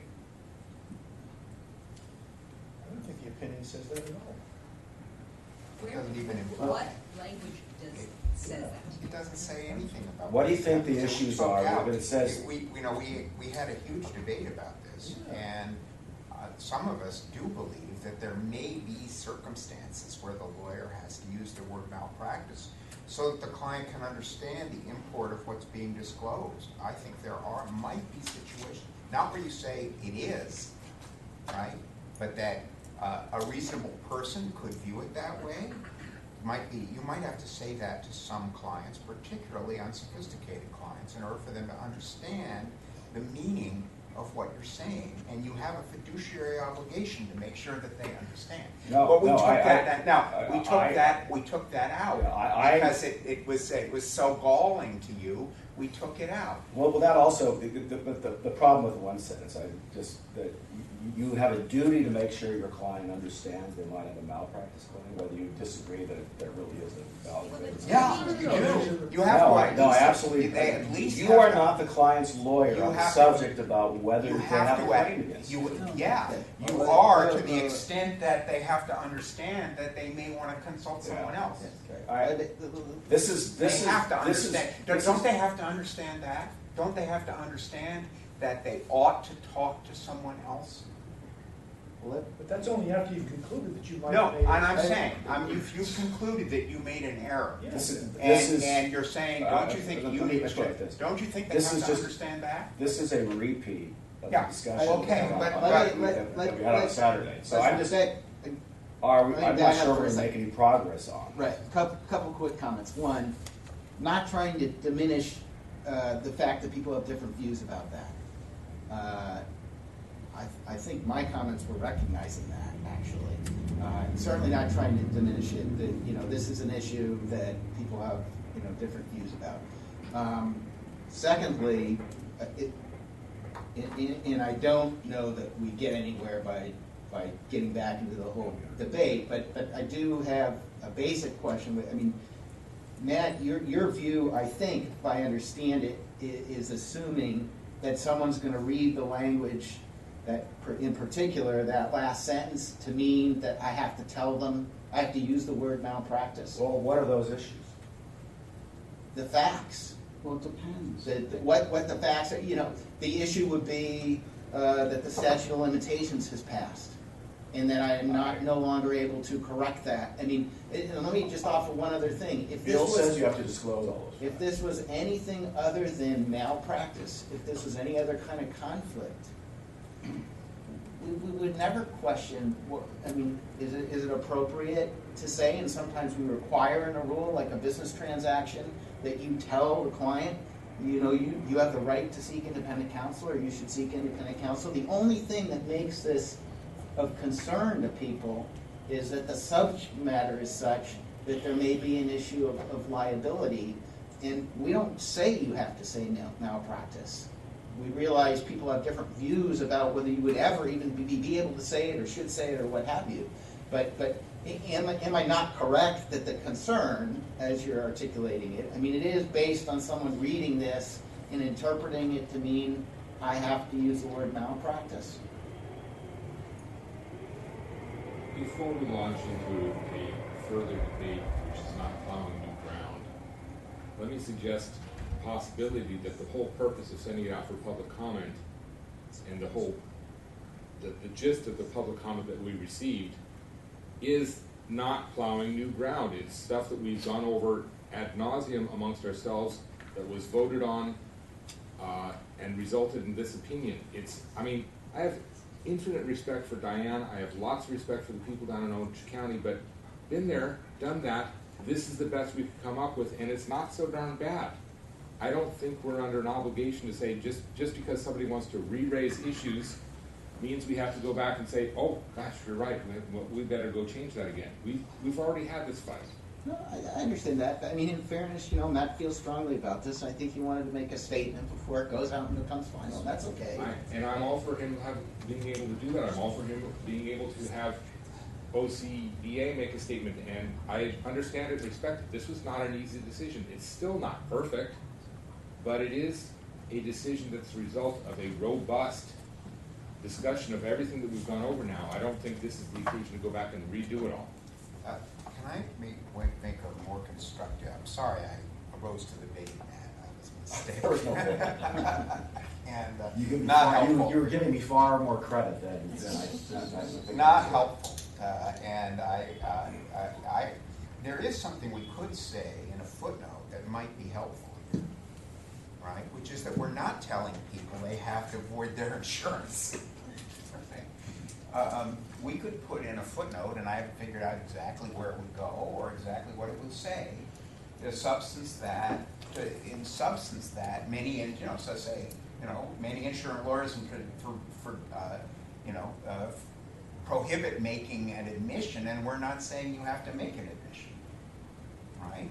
And then that provides a little more room for people because they realize that they're working between the obligation to disclose material facts and the reality that they can't make an admission without voiding their insurance coverage, which is bad for the client too. I was just going to add that argument, that those who think clients, that you're talking about your clients' interest above all else, we ought to recognize that you may not want to avoid insurance coverage. That's in your client's interest. That's not only in your interest, but that's also in your client's interest. Yeah. Well, anyway, I don't have any problem with that, because I actually believe that that is the needle you're trying to thread here in these circumstances, is between having your client understand that there's an issue, right, with respect to your performance, right, and understanding that, and not admitting that you have breached a duty. It's just something to think about. We don't have to, Well, there's another, as long as we're doing that, I'll throw out one other thing. Maybe we'll come back to it, but that last, the consider advising the client to consult independent counsel on those issues. I mean, you could say regarding the circumstances, which gets you a little more away from the issue being malpractice per se. I mean, and it gets to my point, which is who wouldn't, in most conflict scenarios, it would be totally appropriate to tell a client or think about saying, maybe you should get, independent advice about the circumstances here. I look at it, if, Or the facts, because that would actually link up to what our first. that'd be a good clarifying. I mean, I think part of the problem is we talk about what you can't do as an issue, and so we're sort of focused on the advice about the malpractice, and then we say, you might have them consult, tell them to consult independent counsel about that issue. So if we change issue to facts or the circumstances or something, does that, seems to me that pulls us. I think circumstances, facts might not be acceptable to some people, but circumstances. Well, that's would my work, thought, is because that leaves circumstances is breathing sort of room. pregnant, and I think that just gets back. I think I can live with that. Doesn't issue follow from to do so would be to provide legal advice to the client on an issue on which the attorney's interests squarely conflict with the client's. So it's a reference back to that. So if we're going to just try to take it out as well, I think it's accurate to say that that's what we're talking about. It's funny. I read this differently, and this was, I was going to say to Matt, is the however sentence, however, under Rule 3310B4, and we could even be more specific, when a conflict is present under 3310B4, this to me is uncontrovertible. The attorney has a duty to disclose the conflict and the resulting limitations on her ability to advise the client. And then I read the next sentence to be those issues as whatever the B4 conflict is. It might be malpractice. It could be I invested in your company and it's going under, or whatever the situation may present. Those issues, to me, is what the disclosure and the limitation is created under B4. That's how I read the paragraph. Now we're all reading it differently. And so I also read this entire paragraph as a gradation, which is a little bit different from Matt. The duty to communicate is just the facts. And so I think this sentence, however, is critical, because once B4 is triggered, then it's the disclosure issues, and also should also consider advising. The rule does not require, this is the conclusion and advice of an ethics committee, should also consider advising the client to consult independent counsel on those issues, because you're conflicted. You can't advise the client on those issues because you have a personal interest in them. And so the way I read the paragraph in totality, and also the entire opinion, I don't find the paragraph to be so offensive, but I obviously am sensitive to the fact that, and for those that it is a concern, I think we can fix it by specifying when a conflict is present under B4. It's incontrovertible to me that those are your duties, which raises an even bigger elephant, which is, do we have to change this opinion to analyze under the new rules? Because that's going to be a big problem. I know we got to resolve this issue first, but we really do gotta discuss, the analysis on the new rules, which I think is probably gonna be necessary. Let me ask Steve behind me. Steve, would you, on that last sentence, the attorney should also consider advising the client to consult independent counsel on those issues. Would you be comfortable with said on concerning these circumstances? Sure. I think that's, I think that's absolutely fine.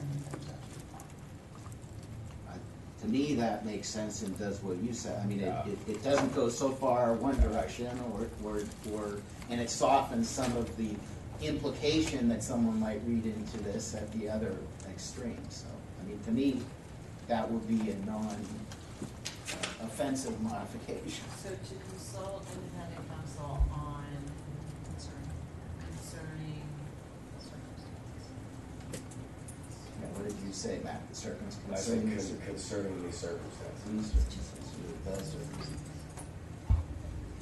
So then what are you referring to in circumstances? To me, it's the paragraph. I mean, I think we're starting to get a little nitty that it's not, I mean, the problem before was we said issue right after we talked about the malpractice being an issue that we couldn't advise on. I mean, I understand, but I mean, to me, these circumstances, it means this paragraph, you know, the fact that there are facts here that I've now needed to disclose to you. There are things I can't do, which is provide legal advice about, you know, those facts and the ramifications.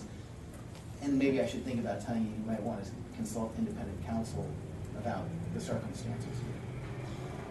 That's kind of how I don't think it's necessarily.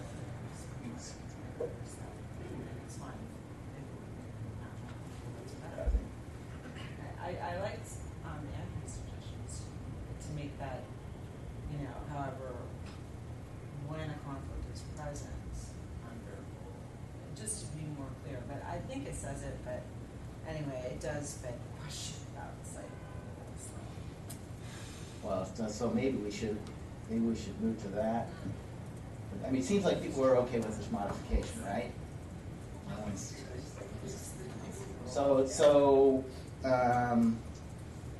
Well, actually, I mean, we'll get to that. Are there other substantive edits or anything else anybody wants to, yeah?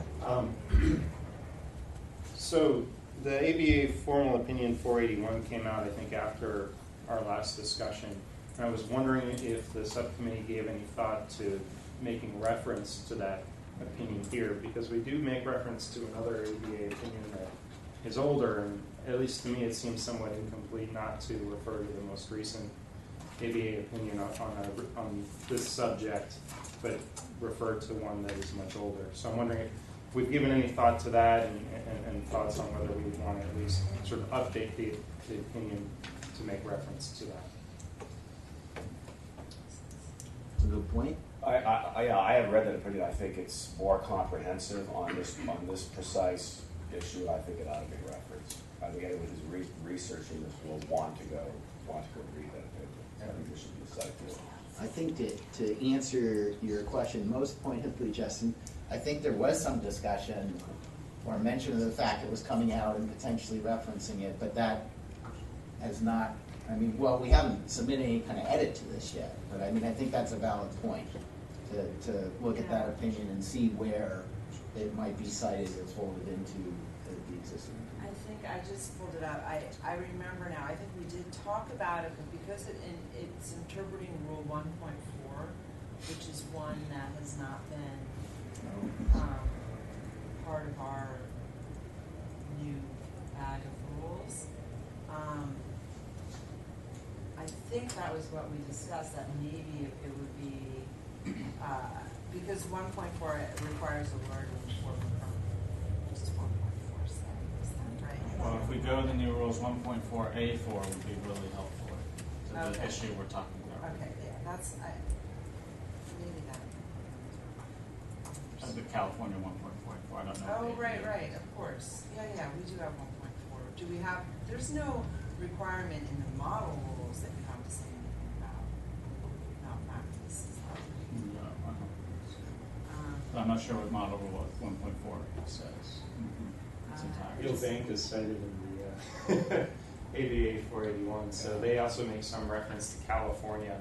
So it's just, just seemed like if there is a basis to include it, since it's on a similar issue, it just seems like there would be a real missing data point in our opinion if we don't make reference to it.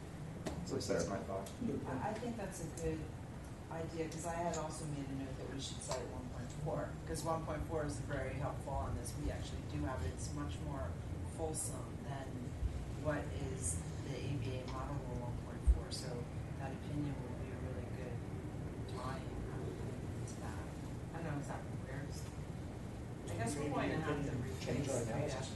Well, that's sort of what I was wondering, if it might, sorry, the more of a thought, I don't know the answer, whether or not in looking at 481, if it, I don't know necessarily changes our conclusions, but might give us some thoughts about how to massage some of the language we've been struggling with. I don't know if it helps in that regard, but that's why I just wanted to raise the issue of the 481, see how it might impact this. I think they punt on it, just like we did. They do punt on whether or not you have to say the words malpractice. It's definitely worth citing, of course. Yeah, it's a but good they outline. punt on it. It's a major fight. It's actually a total fight. It fights almost all the issues that we talk about. Yeah. But still, Well, still. This opinion does a great job of citing so many other states' ethics opinions on similar issues. I think it's a no-brainer to include that opinion. Well, and part of the value is people being able to go to not only our opinion, but see other sources, even if they're out of state, that address the same issue. So that's a fair point. Does that go in footnote 2, do you think, where we have the other opinions, or is that for somebody else? ABA. Oh, 481, you mean? yeah, ABA 481. We cite the Colorado Form 100. Yeah, it's about providing advice to the client on the merits of the claim. Would it go there, or would it just go in that string site? Justin, you said there's an older ABA opinion. Yeah, so for instance, on page 4 of the opinion, there's reference to formal opinion in 453, and I think we referenced that in a couple other places. I think wouldn't we want to put it right in the paragraph that says the duty of communication requires, among other things? Yeah. That's the paragraph. I mean, that's really what the ABA opinion is about. It's that you have the duty to communicate. Right, so maybe right after that? Right after the wild? Right after the cite to Wildman. Or other authorities generally support this view, and then I think I put it in the other authorities. Yeah.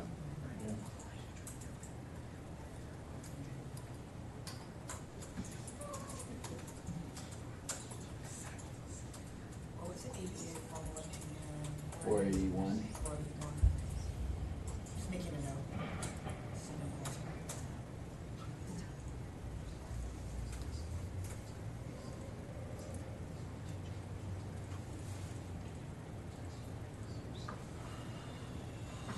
Okay.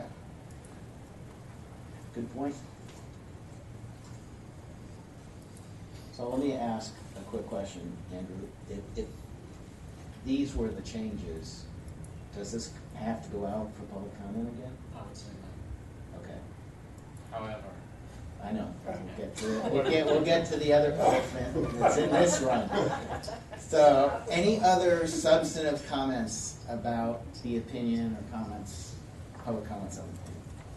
No. Okay. So now the final question, I think, I'm assuming the question you posed is, should this be revised to comport or to reference the new rules as opposed to staying under the rubric of the old rules? right. That's my question. Certainly up for committee discussion. My concern, and I'll just state my bias. I think it does need to change, and my concern being the next board meeting is September, which is the annual meeting of the board. It's still an open question as to whether the board will take on substantive business at that meeting. They don't always. Sometimes they just transition to the new board. Let's say they do. That's September 13th, I believe. Yes. Thank you. We don't get it before. So let's just say that's the meeting. We present this to them. I can see a question coming from a member of the board because they're very proud that new rules will be operative November 1st. Why is this analyzed? Why is this dense and helpful and deeply analytical opinion relying on rules which are going to be obsolete in 6 weeks? And I'm not sure how to answer that if on the spot. I mean, to be fair, we voted this out on April 9th. It was May 10th where the court order came back saying the new rules were operative. We did not know that this would change so quickly. I just think, and of course, and this is going to be true for the attorney directory opinion, once you change these, it's going to require additional public comment periods. There are going to be new rules and new language. But I just think, if I was advising the committee, I think it's in the best interest of the committee to put it out under the new rules. But that's open for discussion. I mean, Well, this is. can we talk about what difference do you think it makes to the analysis? Not much. No, But go ahead. The one place that jumps out to me is that you need to go, instead of doing informed, written disclosure, Right. you have to Significant risk and do a substantial impairment analysis, informed written consent, and then, or at least flag those issues. Yeah. Right, flag them for the questions that you would want to consider. Probably, my instinct would be to flag those very briefly, without a lot of detailed factual analysis, attempting a lot of detailed factual analysis, and just to show that we know that we understand what you have to think about. But is there anything else? 3,500 changes. Well, Yeah, the 1.4A has more specified communication duties, and I think 1.4A4, which requires you to disclose what those limitations are to the client when your advice is so limited. Advise the client about any relevant limitation on the lawyer's conduct, and the lawyer knows that the client expects assistance not permitted by the rules of professional conduct or other law. So if you were restricted under a new rule 1.7, you couldn't advise on the conflict.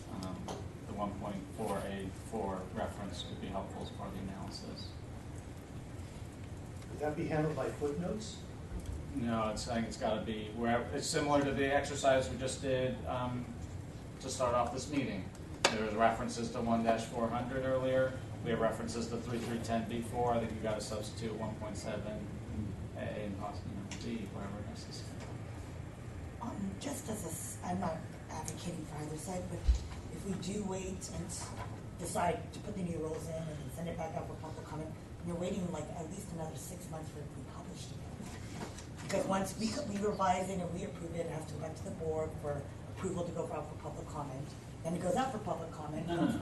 Public comment, we still retain the right to public comment as soon as. I'm thinking of I didn't understand what you're saying. Right.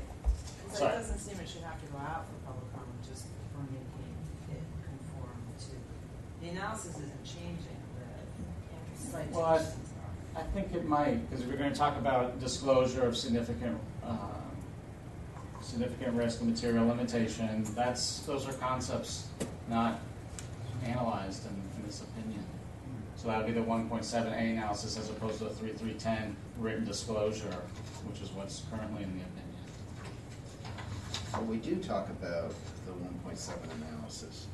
Right, under the ABA model. And the fact that we cite some California authority, I think, that at least in case law has sort of adopted, even though we don't have the rule, has recognized and applied that concept.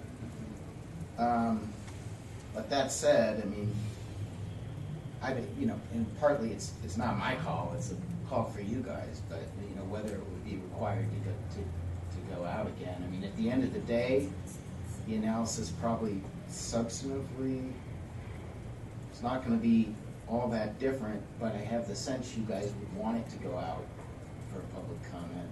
very risk again, not averse. weighing on whether I think it should or not, but that's the sense I get. I do What think, makes you say that? I'm a little bit torn because I mean, I think there's some merit to Mimi's point, which is, I mean, on one hand, part of me thinks, you know, substantively, the gestalt of this is not gonna change.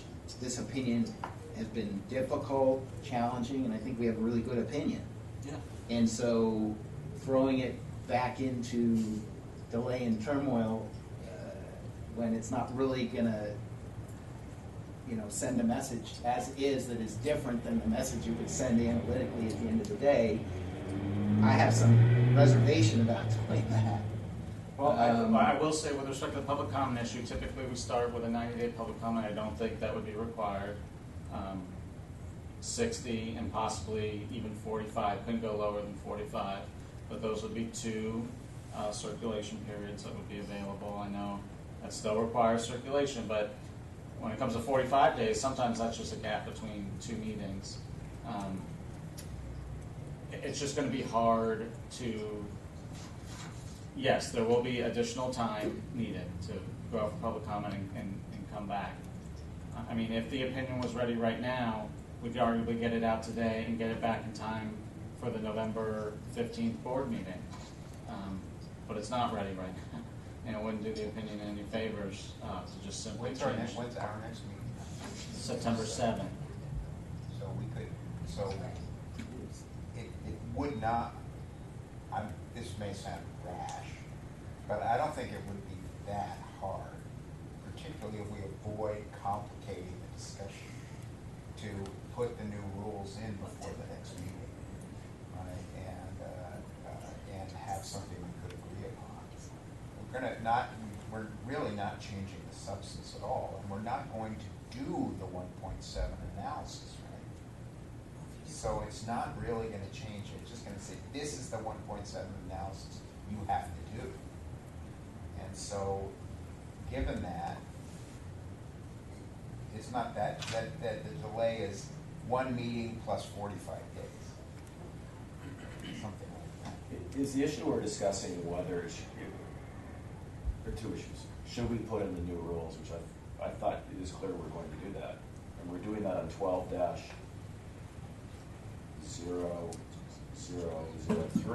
right? So wouldn't we do an opinion published around the same time? Is this just a question of whether we think inserting the new rules requires this to go out for public comment? Or is this a discussion about whether we should insert them? Yeah, no, I mean, in the first instance, the question was, and you're right, on the other opinion that we just did, you know, we've modified that to comply with the new rules, but the predicate question was, should this opinion as well be modified to make reference to the current rules rather than, I mean, and because I think, quite frankly, it would be about ready. It would be done. I'm not sure. I know you're saying it's not ready. I mean, I think it pretty much is ready if we weren't going to. Today? This opinion we're talking about right now? Pretty much. I would agree. Yeah. But we have this huge November 1st issue. That's Right. So, but yes. Not that notwithstanding, absolutely, I would say if you guys voted it out, I'd put it before the board at the next meeting. So. I'm hesitant, I'm very reluctant to do that because I have to come up with this big disclosure and there's gonna be a lot of questions. I imagine, I don't know, they may not, they could just say, sure, but I'd like to be prepared. And I think we're talking 10 cents that have to be modified. It's not that huge. Okay. right, but it would, I'm sorry, go. It's, to me, I don't, the public comment and delay doesn't hugely bother me. What bothers me is if we upset the apple cart.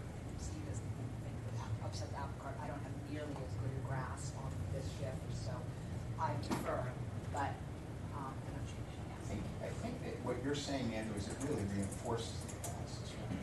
There's a significant developments piece that will help, right? There is a limitations on the scope of what you're advising about that reinforces our conclusion, right? And there's a model 1.7a, 1.7d analysis, or 1.7b, 1.7d analysis, right? About which we've already pretty much put in because Mary insisted on it. right? She said, you know, look, I don't actually believe that compliance with 3310 is enough, right? She was pretty clear that you'd be taking a huge risk professionally if you didn't comply with 1.7 in this circumstances. So it's already in there, it's baked in. We just have to bring it up, make it express. I'm not sure I'm seeing that there's a real apple cart risk, I guess is what I'm trying to say. And Andrew, do you see an apple cart risk? Do you see something that changes? No, I don't see an apple cart risk, but I mean, I will say. I hear a board risk. And Yes. I don't want to have this thing blow up in your face in front of the board. That. And I agree. I think you're right that there's a significant risk that that's what will happen. So if there's no why should apple we do cart that?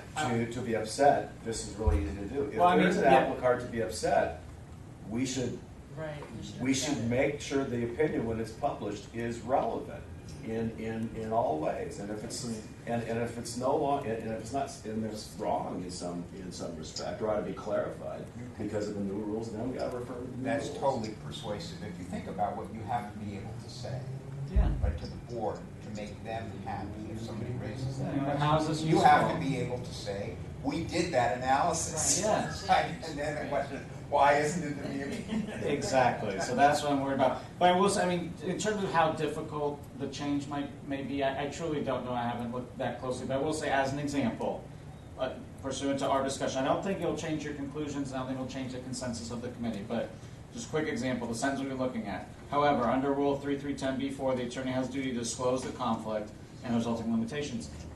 That's different now. Under Rule 1.7, I don't remember if it's A2 or B, if there's a significant risk material limitation, a lawyer has to provide that written disclosure. So, and obtain the consent. So that's different, substantively different. And that is what needs to be in here, because if we were to go to the board and say, here you go, they're going to say, how is this helpful on November 2nd for the lawyers encountering this issue for the first time? Written disclosure is no longer enough. They must do these other things, and I think it would look good also on the committee. You know, we would be right out in the forefront, new rules, new opinion. Yeah, Boom. blockbuster. It would be a I blockbuster. think the question of whether there's an apple cart to be upset, yes, of course there is, because by the time we do this and send it out for public comment, the people who vote on the opinion after the public comment are not the people who voted on the opinion before. Having said all that, you can't avoid it. It's the nature of this. This is a committee. The personnel in the committee change. We work on these opinions for years, and therefore it can change several times. But there's no way that we can stay relevant with this opinion without putting, and I agree with Steve, it shouldn't take all that long, but it's still going to involve going back out for public comment, which means you're going to be dealing with a different composition of the committee. You may as well just do it right. It's just part of the cost of being a committee. Well, nobody wants to do it wrong, and I'm persuaded by what people are saying. And, you know, I think it makes sense. We should conform it. I think that's the right thing to do. I mean, my reservation, I just shared Amy's reservation in the sense that I don't want to see this thing go down a black hole of revisions and, well, I mean, I'm getting off point. I mean, people should say what they want about the opinion, and we should, you know, address all the issues we need to address. But I think we should conform it, and we should try to be focused and diligent about getting that done and getting it done in the time frame that's been discussed here, and hopefully getting it in front of the committee. I mean, please don't misunderstand me, Drew. If we could vote it out today and get it published and get away without changing it, I'd be all for that. But I don't think Andrew, despite his considerable skill in manipulating the board, is going to be able to carry that day. Somebody's going to say, why are we publishing this major opinion that doesn't have the current rules in it? No, I Once agree. we're stuck with that. I'm persuaded by everything everyone said, and I think conforming it's the right thing to do. But if we could get it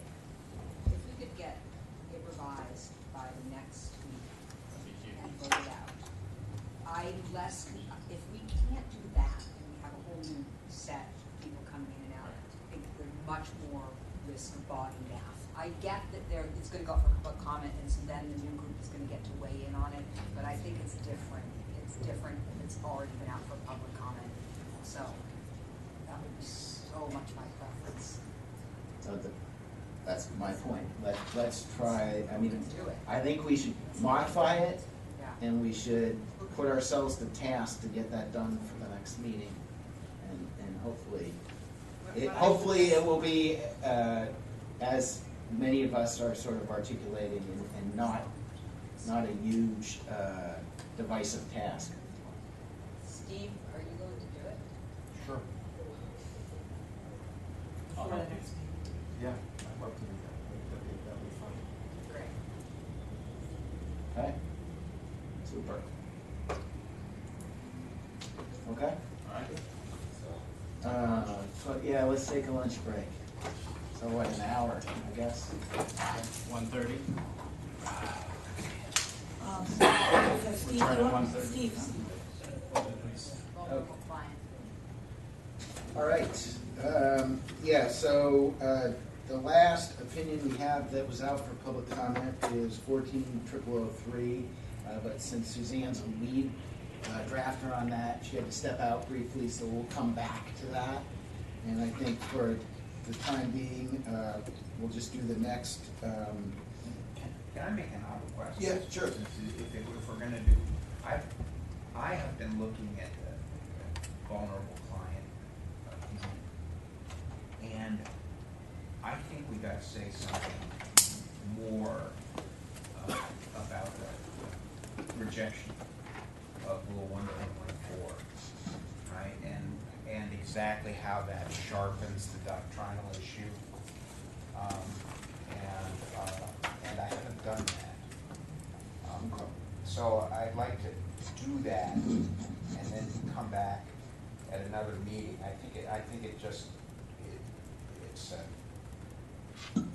It seems to me that the issue is not sharply enough presented, actually, that we need to go back to something like what we were trying to do earlier in this opinion, right? We sort of said, oh, we shouldn't do all that stuff because there's gonna be a 1.14, right?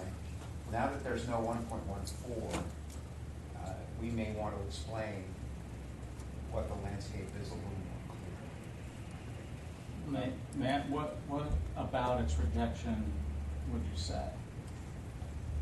Other than factually, this I rule was would presented say and not that adopted. it so sharply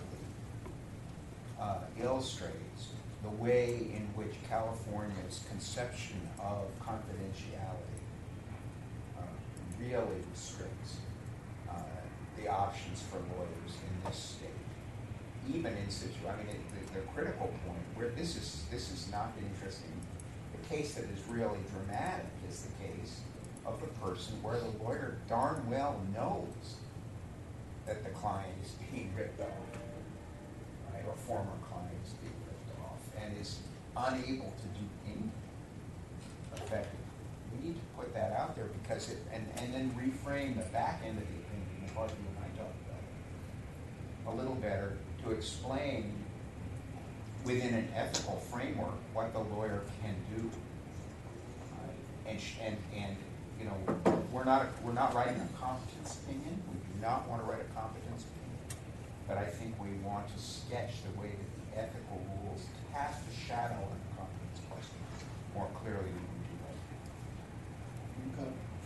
I mean, I think that's fair unless someone has, Unless somebody a objects to that comment approach. that is just helpful in addition to that and substantive or something. now. I welcome that. I just I don't want to. But I hear you. I mean, that it's kind I of. just feel like I just felt the more suddenly I just really when I absorbed that rejection, I thought to myself, boy, that's actually a big deal. It's a big deal. So can I make a couple of comments? Yeah, Because sure. if you're going back to it, Yeah. you might as well hear. Okay. Although, also, in responding to that point, Steve, you're saying that you're now sort of more absorbing the rejection of 1.4. I always read your revision as as reflecting that, basically. Right. I just think we need to say But we don't- more about it. Yeah, I think the only people who know that are the people who know what it used to say. So, Right. Okay. Well, my question the sort of substantive issue that troubles me is how much we've believed in the duty of loyalty here, and I mean, and also competence. I mean, I guess I feel like, at least as written, this is mostly an opinion about the conclusions we can reach based on the duty of confidentiality and the duty to communicate, which I guess maybe is a subset of the duty Right. of competence. Right. So you're worried about the idea that you might have a duty, that the duty not to destroy your prior work has some bite here. Yeah. I think that might be right. I've been worried about that too. Okay. And so I'd like to take that in a sense under advisement. I don't know if we need Wachumna and all that stuff there, Good. realistically. Okay. Okay. That's my instinct. Good. Well, that's the comment. So. Because I don't think actually this person is anything this person would do would be the kind of attack on the prior work that Wachumna's really thinking about. Right. Okay. Yeah, so I agree with that. Okay. Other thoughts? Any other sort of substantive comments? Substantive thoughts about this? Kendra, I'm still hoping that you're going to share with me some of your wisdom about these sort of advanced planning tools that lawyers might use to deal with the problem, help clients deal with the problem of their later selves betraying their earlier So selves. what I've seen is it being put into estate documents and things like that, where a spouse, let's say, would have a provision in place in their. Have it on when it doesn't need to be on. There it is. Right. I've seen it where spouses will put a provision in their estate documents, which will say, if this situation happens, then the other spouse can take over, or a power of attorney, or whoever else can take over. And in order to meet that standard, you must have so many letters from the doctor saying that this person's incompetent or that person's incompetent. So then, So it's a it's trigger already for the like built takeover. in, so it's built in, so the lawyer knows what needs to be done. Right. Right. So it would be beyond the scope of what we could opine anything about, but we should not, it might be helpful to Yeah. suggest that there are those kinds of alternatives. Or perhaps the lawyer could see if whoever they're working with already has something in place that might. Sure. Well, and since we're not so much writing a duty of competence opinion as suggesting Right. how the duty of competence really how the ethics rules emphasize the importance of looking at these kinds of issues. Right. Yeah, I think that's helpful. All right. I'm thinking maybe we turn to your opinion, Matt. Okay. Since I think it's close, and just as a backdrop here, basically the revisions were directed at trying to bring in the new rule conformity, right? That's true. There were a few comments that came in the last meeting that came in. I will address those too. Okay. I reviewed this morning again. Let's find it back. Can somebody direct us to a page number, please? 97. That's 140004, the red line's at page 103. Yeah, my explanation, I'll work off the red line, which is easier for me. And that's at page 103. Thank you.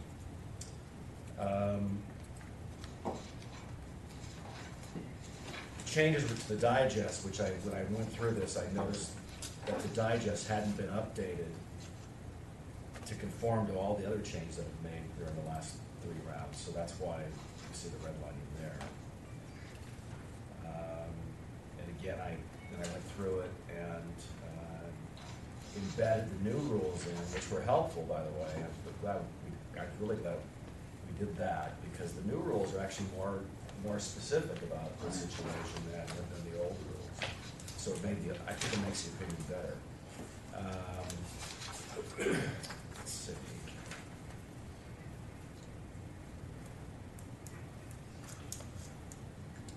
For those that are interested, footnote 5, I know this is about civil trials, but I found there's a comment in the new rule 3.3 about in criminal trials you can use the narrative form to allow testimony that maybe if your client wants to perjure him or herself, they can currently do so under rule 3.3, at least that comment is. So I think that summarizes it. The rest was to induce clarity. So that's the summary of what the changes are. Okay. Andrew, we're on 14004. I heard. So moved. What's that? Okay, so other individuals on the subcommittee are Steve Fala, who's not here today, Suzanne. Steve, did you have any comments before I open it up generally? No, I really like this one. I thought the changes, the conforming changes were good. I think it's very clear. I think it's better than anything else out there. Okay. All right, well then I'll open it up just to the group generally. I have a couple just minor comments myself. I agree with Steve. I think this is really good, and I think we're really close. So I mean, I think my comments are kind of nitty, but with the idea that this is getting pretty darn close. So let's see. I'll go and then. So my first comment, actually over in footnote 5, Matt, and this is just a stylistic thing. I think I know the answer, but I mean, as far as how we cite cases and stuff like that, is that something you guys handle internally? Usually, yeah. I mean, I just, there's nothing wrong with it, but it's maybe a different format than I've seen in some of the other opinions. Sure. And so, I mean, I'm not gonna What's your well, like I what just you pointed out. so like in the footnote, we cite just the case citation without the name. The 62 Cal 4th at 629, 630. I think it's referring to people v. Johnson, so I guess you would do id or something. Yeah. Probably an id. Okay. Right? But, Yeah. no, that's a good catch. And then I just wondered, Wait, am I making this change? Or- I can do it. Okay. You mean, you can take Because notes? Because I didn't catch it. I didn't. Oh, no, I got it. We got it. Yeah, you can take notes though, but I got it. it's just the cite to 62 Cal at 4th, which is referring to People versus Johnson, which is cited before that in full. Oh, I see. Should have some kind of That's correct. it or whatever. That's a good catch. Then the rule, the cite to Rule of Conduct 3.3, I wonder, would that be like a semicolon C also, Rule of Professional Conduct 3.3? Or something. So Oh, yeah. that's just a citation. Yeah. thing. That's fine. Then on footnote 7, let's see here.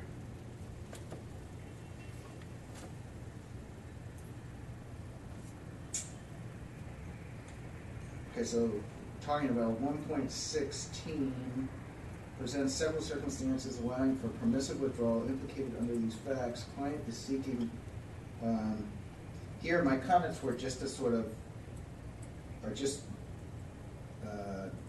like editing to mimic the exact language. Like, so client is seeking to pursue a criminal or fraudulent course of conduct instead of just course of conduct. I wonder if are you looking at new rule 16? I was when I made these edits, and so my only comment here was I was trying to mimic the exact language, and this language seemed a little different than what was in the actual language of I have it here. 1.16. I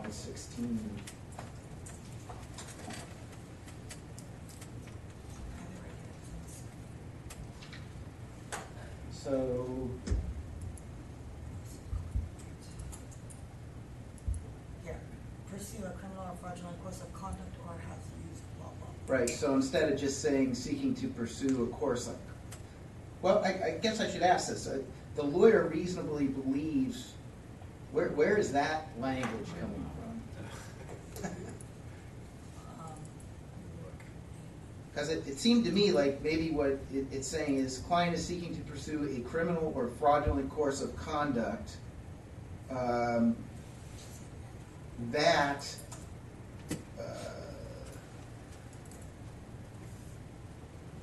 I don't know, No, man. that's correct. That's right. That's exactly what What? What? from the rule, you're asking whether this, Yeah, let me look at Rule 16. yeah, it's on the screen. I'm assuming you pulled it here. Main B2, 3. What? There you go. Oh, is there one, why does it say,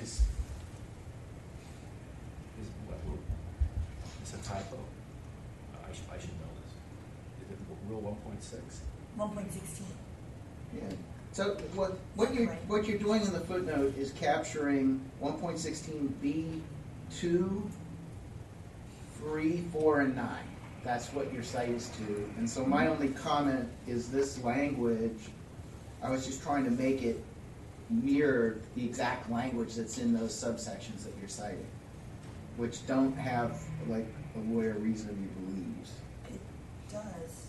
Or does. At the end of B2 it does. Oh, okay, okay. Well, then maybe that was my I okay. probably look, I can take a second look. Are we gonna try to fix this now, or? No, I mean, don't worry, I'll make a note for myself. Okay, and I if mean, we go through it, I can either just make way, sure if it's like going done. back for another rewrite, I'll just go back and double check to see whether that faithfully conforms to the rule. I think. I'll make a note for myself, and if Sure. it gets voted out, I'll Yeah. do it. So don't worry about it. That's fine. Yeah, I'm thinking it may not have to map, which is the only Okay. reason I was being that Right. specific, but, okay. On 177, the red line. Again, this is just picky, but with the idea that, Sorry, 1 second. Sure. Write myself a note. Okay, what line? 177, the remonstration should include discussing with the client, I think we want the word the possible need to seek to withdraw. While we're there, the next sentence, if client, do we mean the pronoun capital C or the client lower? I think, because we're talking about, The duty generally? yeah, Okay. so it's not And the a, client from the opinion. Right? Just, no, it's a general. Yeah, that's what I thought. Okay. We're talking about the client from the opinion, but it's a general Right. description. That's what I meant. Okay, and then in footnote 8, again, this is just mini stuff, but additional facts not present here may make, since it's not the attorney in this case, I just wondered if we should say make an attorney's duty to withdraw mandatory, because we're sort of saying outside the circumstances right here, there could be a situation where there's mandatory. Then further along in that footnote, attorney has mandatory duty to withdraw where attorney knows, and again, this is really picky, but just to mimic the language, I think it's knows or reasonably should know. Client engaging in conduct without probable cause. Is engaged. Yeah, is engaging in conduct without probable cause and for the purpose of harassing or maliciously injuring, et cetera, well, injuring a person, or that representation will result, et cetera, et cetera. got it. I'll make a note for myself. See that? One other just typo thing over line 193 of the red line. We're quoting the State Bar opinion on 193, quote, client secrets, I think it's are. Any, well, actually,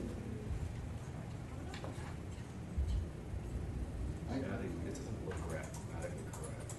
Yeah, actually, you know what? I don't know what the quote is. It should be whatever the quote is, but to me, "are" seemed the right word instead of "means." But now, looking at the fact that it's a quote, we should just double check. Is that, is it means or what does it say there? Client secrets means any information. So the question is just, is means, is that accurate? Yes. Is that the word in the It quote? is. Okay, and then really only have two other quick comments. One is on, Sorry, while you're there, on line 197, you know, is that rule, should be rule 1.6? There's not revealed, yes, 1.6. And then I think the language is, 197 should be 1.6. yeah, the duty of confidentiality. right. I think the new rule is slightly worded differently. It says unless the client gives informed consent. With Here it says Right, without right. informed consent from the client. So, unless the, yeah, client gives informed consent, but we need to check that language. I'll make a note. Just make sure. Okay. But I can't tell, are we quoting 6068E or 1.6? 1.6. Has to be one. It's saying, it's 1.6, I Yeah, think. yeah. It says, rule of professional conduct, one states. Yeah. And actually, on 198,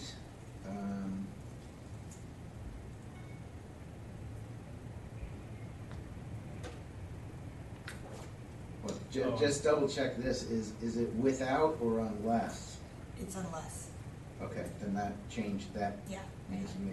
And then one last thing there, on line 200, where we are quoting 6068E, I think I would say every peril to himself or herself, and put in ... preserve the secrets. I mean, 2 is actually part of the right quote, but I mean, without the full thing, it makes it sound weird. So take out the 2 or keep Take out, I think it should read, in section 6068 subdivision E1 provides that attorneys must, quote, maintain and violate the confidence in that every peril to himself or herself, ... preserve the secrets of his or her client. Got it. All right, and just two last questions. At line 206, I know this was here before, but I guess I didn't notice it, but it says, okay, should remonstration with client fail, attorney, knowing that the false testimony is material and will have an impact on the outcome of the case, has a mandatory duty to seek to withdraw. I'm just wondering, I mean, do we need and will have an impact on the outcome of the, I mean, the test is materiality, right? And we say that if you know it's material. Or are you getting at something additional there? That was my only. What I struggle with is, It's not, I'm not opposed to it, I'm just, I didn't want to put anything in that sounded absolute, that every time you know there's perjury, you must withdraw. okay. If people won't do what you think they should do to correct it, or to stay away from it, I'm not convinced that you always have to withdraw. I think you would have to consider whether it would,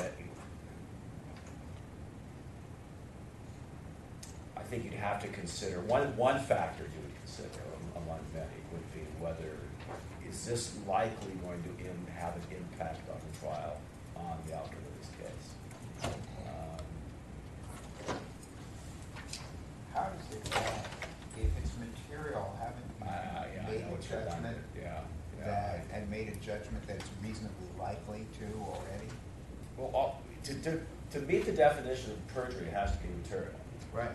So all perjury, everything that's materially, I guess there are immaterial lies that are not constitute perjury, I guess. So, I mean, so that's one point I'd like to make, which is that I think you would, I mean, witness.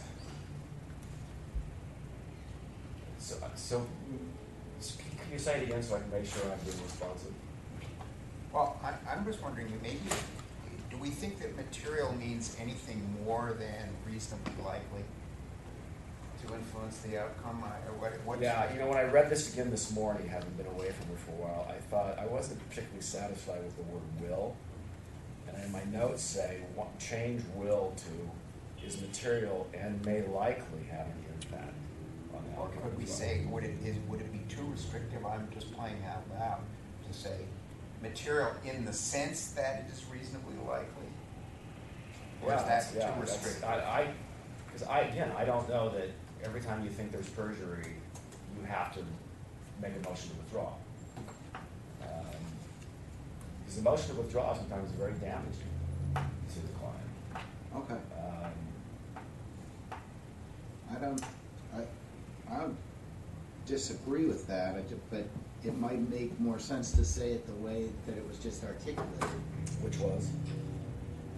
That the false testimony is material in the sense that it is reasonably likely to have an impact on the outcome of the case.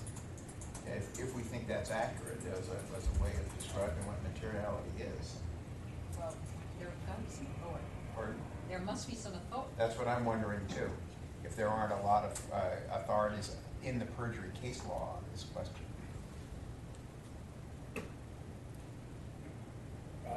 I did research this at one point. That's how I found the site to the penal code. I don't know that any additional research is going to help this. Here I found something that was immaterial. It's an immaterial lie. Like, the witness says, I saw that I was in this accident and I was going to the post office. In fact, they were going to the supermarket. It had nothing to do with what happened at the accident.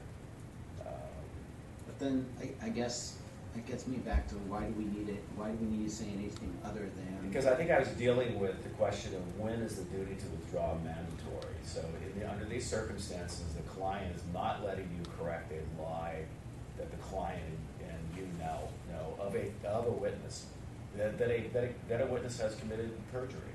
The client said, I don't want you to correct that, and you're saying, so I'm not sure you have to withdraw at that point. Wait, but you said it's perjury, and perjury builds in material.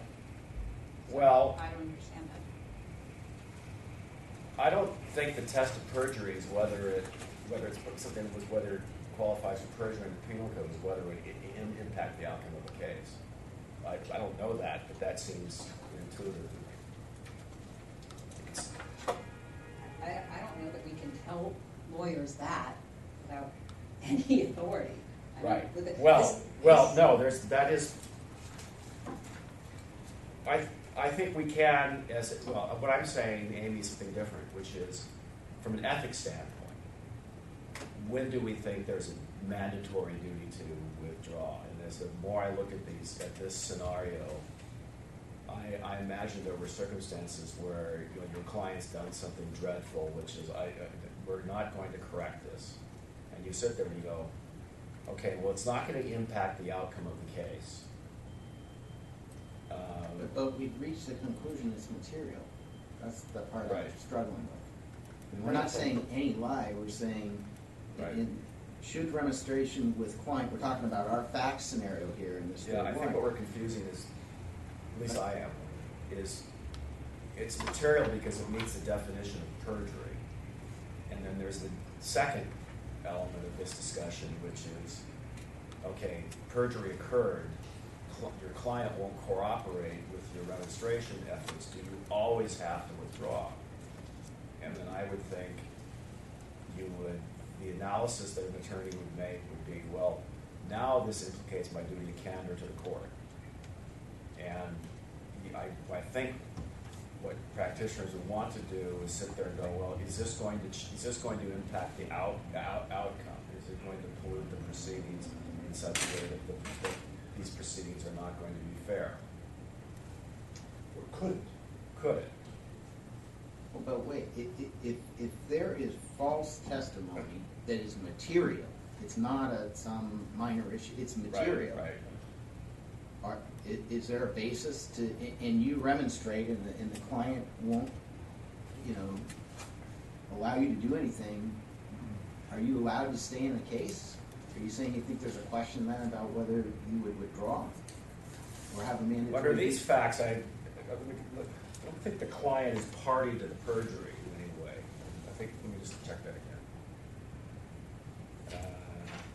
The client knows about the perjury. The client hasn't conspired with the witness. The client's not suborning perjury. The client, and I can imagine the client saying this, well, that's bad for us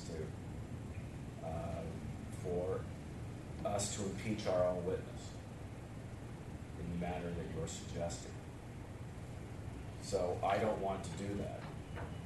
And you say, you know, you've checked all the boxes. Okay.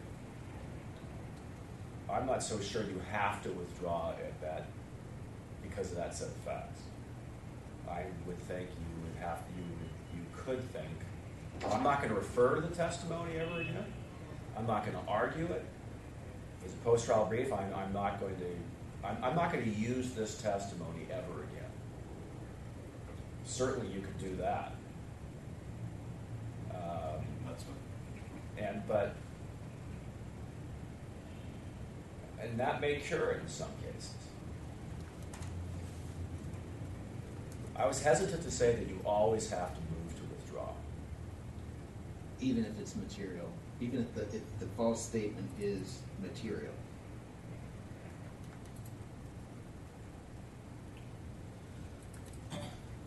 Yeah, because isn't that a better outcome? You just don't use the testimony, so you're not. That's not really our question, I don't think. I mean, I don't know, I guess that's a very, very big meta question. Is our job in this room to decide what we think the best outcome is, or is our job to try to read these rules and say what we think these rules are telling lawyers they have to do? But in looking at that, we can also look at the consequences of one approach versus the other. If we withdraw, we're just passing the problem on to another lawyer.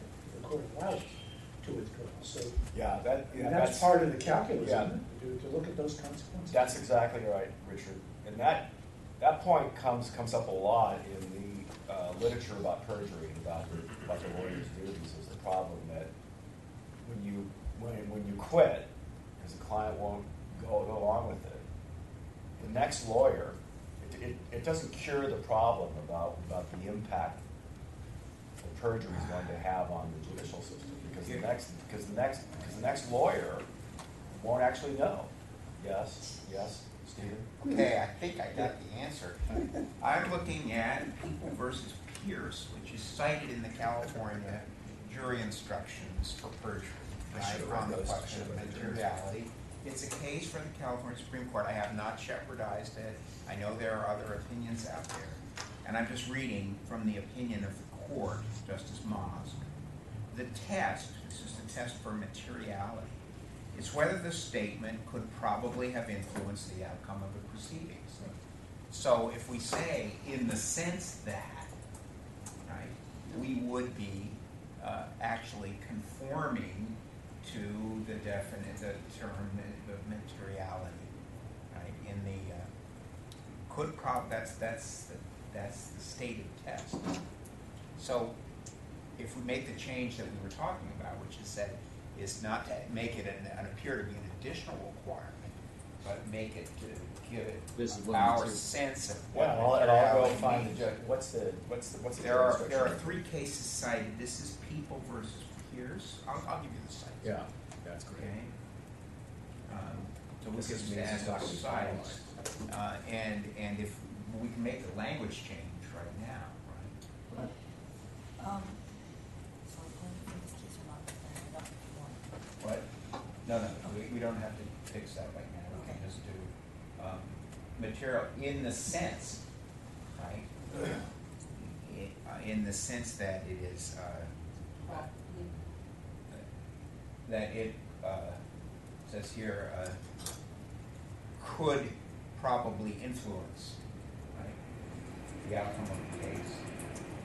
Is that from the jury? Is that a quote about the case from the jury instruction? That is the language of the California Supreme Court could probably have influenced the outcome. So we could just say could probably influence. And then cite people. And cite here, and there are two other cases which you might want to look at that are cited in the ethics opinion. One is People versus Hedgecock, a 1990 case, and a third is People versus Rubio, which is a 2004 case. I don't know if that's what So we don't have to add, you don't have to add those, that's, I assume we could just, assuming they conform. We could add them.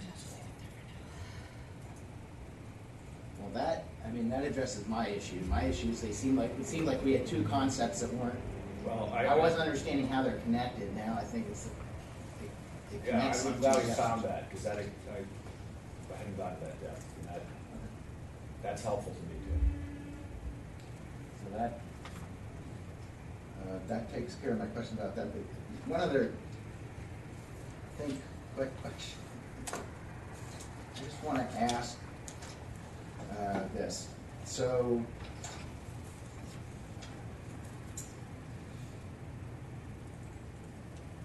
in footnote 7, we're talking about permissive withdrawal under 1.16. And, you know, we were talking about this earlier, and you cite 1.16B2, I think 3 to 4 and 9 to me. But my question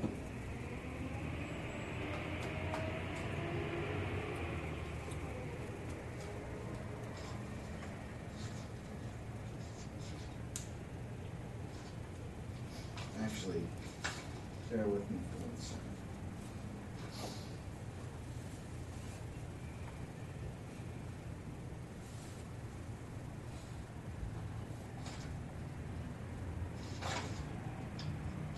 Yes, okay. So this is scenario 2. This is in 1.16. I'm sorry, let me back up for a second.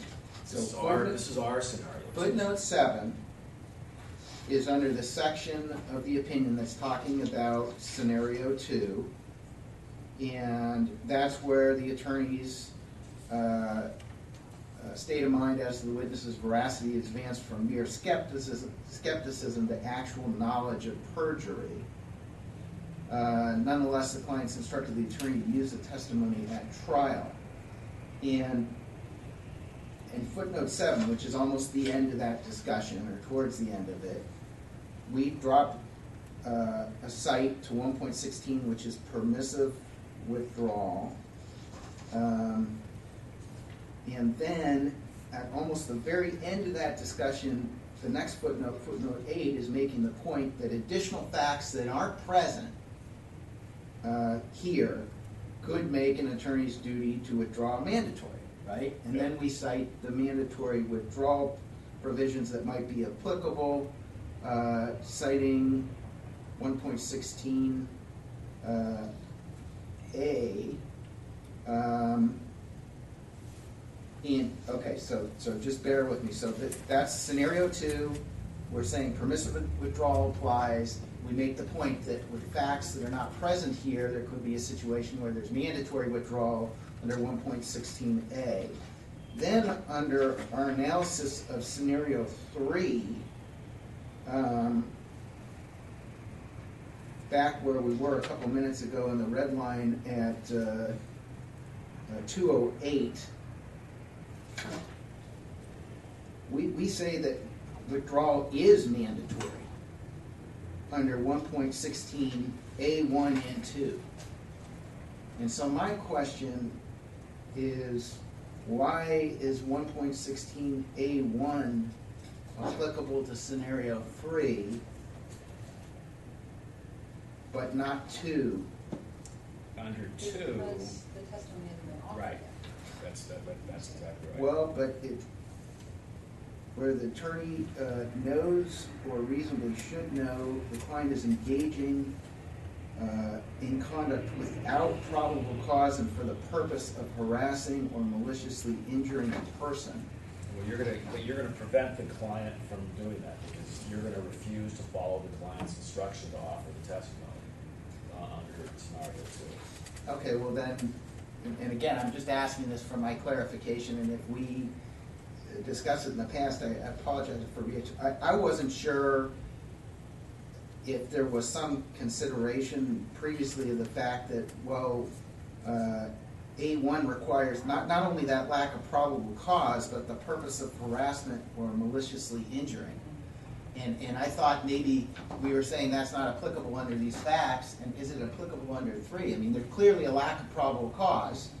The perjury's already occurred.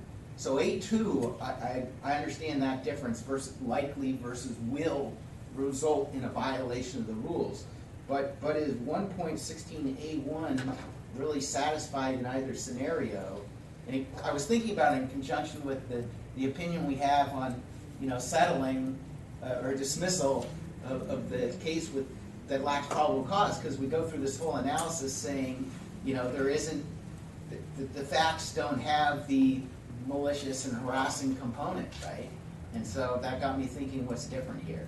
And maybe I'm missing something, but I guess I'm just questioning, is 1.16A1 really apply to either of those scenarios? If it doesn't, then I think the footnote, the line at 208 under scenario 3, we should just be citing mandatory withdrawal under 1.16A2 and not including A1.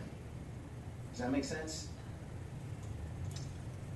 I mean, is the third scenario satisfy 1.16A1? Is it lacking probable cause and and for purpose of harassing or maliciously injuring a person? I mean, that's the language. Your client is, I think this is 1.16A1, which I'm trying to get on my screen. Here. I got it, my eyes won't let me read that. I'll make it. I'm trying to get on my screen. Sorry. Knows or reasonably should know the client is bringing an action, blah, blah, blah, blah, blah, blah, without probable cause and for the purpose of harassing or maliciously injuring any person. I mean, The client has said to you, under scenario 2,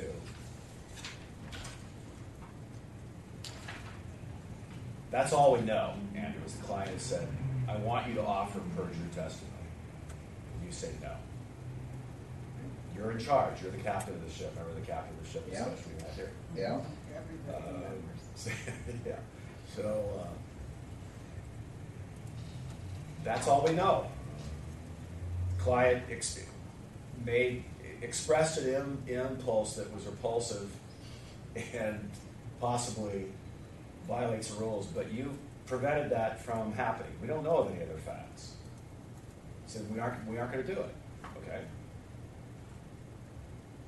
That alone doesn't. So that's a full stop. But Drew's asking about scenario 3. You are. Right. In scenario 3, the proceeding's been infected by the perjury and it can't be cured by anything that you can do. The client won't remonstrate properly, and you believe that it meets the test of the Pierce case. It may well affect the outcome of the case at this point. The argument goes mandatory withdrawal must follow. Does that answer your question? Or am I just repeating the same issue? My question is just whether A1 is applicable. I think A1 in scenario 3? Yeah.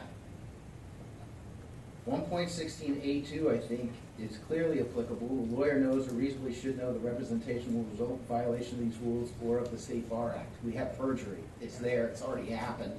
The client won't let you correct it if you stay in. Are you suggesting that it doesn't meet the definition of A1? Yeah, I'm raising the question, does it? Because it meets the first portion, which is client is bringing an action, conducting a defense, asserting a position in litigation, or taking an appeal without probable cause. Well, I don't know. I mean, under scenario, the second scenario, hypothetically, the client has proposed a course of conduct that would violate A1, but that's been. I see. I don't think. But under these facts, it's not clear to me that A1 is violated. Number one, is there any other probable cause? Probably not. I mean, we sort of said this is the big, the big issue, and this is the big testimony and so forth. But even if you were to say it's clear that there's no probable cause, or it's just the position of this false testimony is a position, and that lacks probable cause, it has the extra component, which is, I imagine, pulled over from 3-200, that says, and for the purpose of harassing or maliciously injuring any person. And in Suzanne's settling, before withdrawing opinion, we gave that second portion of the language significance. And I'm just, I don't know, just raising the question. Yeah. The problem I'm having, and I think I maybe have always had this problem, is that neither of the mandatory withdrawal provisions really clearly applies. Right? At least of the two we just focused on. One, because for the reasons you say, it's not so clear that there's a complete absence of probable cause here, even if the perjury is admitted. Right? There might still be other evidence that would suggest, and the improper purpose prong is met. So if there are conjunctive requirements, you haven't got it. On the other hand, is there necessarily a violation of the State Bar Act and the rules if going forward? Well, if you're not allowed to withdraw, right, then you are very limited in what you can do with that information. Right? But assuming you don't make any reference to it or use it at all at closing argument or use it in the brief, what's the violation? You've done everything you can to correct the testimony. You're not using it any further. What's the violation? What if the client's case otherwise has great merit? This testimony from this eyewitness who was actually lying now. Well, then A1 clearly wouldn't apply. Right. But remember, our facts are, and this stated at the beginning, I think we're going to check. Maybe I can make this more clear. Maybe make this whole thing work. Line 56, witnesses' eyewitness testimony could determine the outcome of the case.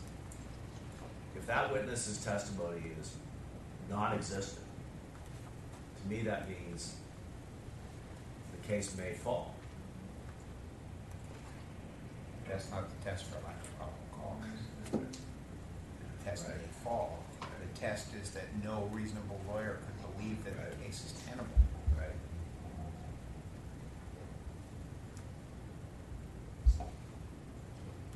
Well, I mean, I'd be pretty comfortable leaving out the A1 citation. I'm not sure what to do with Steve's comment. I mean, I understand it analytically. Right. I mean, I think partly because the rule's not written very well, I think, is part of the conundrum. But yeah, I'm not sure. It's just a mystery. It's a little bit of a mystery. It bothers me less to say A2, although I understand your comment about it. Right. But I'm still not convinced A1's applicable. I mean, I just don't No, think. I understand. But I think the harder issue, I think that's an easy issue. I think you're totally right, it's not applicable. But if A2 is not applicable, then this is not, if A2 is not applicable, then there's not an obligation, the rules don't require you to withdraw. But we have a whole old opinion that says, in the witness perjury scenario, that you have to withdraw, right? So is that wrong? No, that's what the rule says. I'm just saying. Well, what rule says I that? don't mean that. It's what the opinion says. Right. But you're making a good point, Steve, but it's, No, I understand. And I think that there's also obviously a lot of professional risk for the lawyer going forward. If they're unsuccessful, how do you show that you stayed far enough away from it, right, so that you aren't setting yourself up? But that's a different question. To me, this keeps going back to. Could it be that what you've got is I'm wondering, is there, and I haven't looked, could this be a situation where there's a complete breakdown of the professional relationship? Or something like that.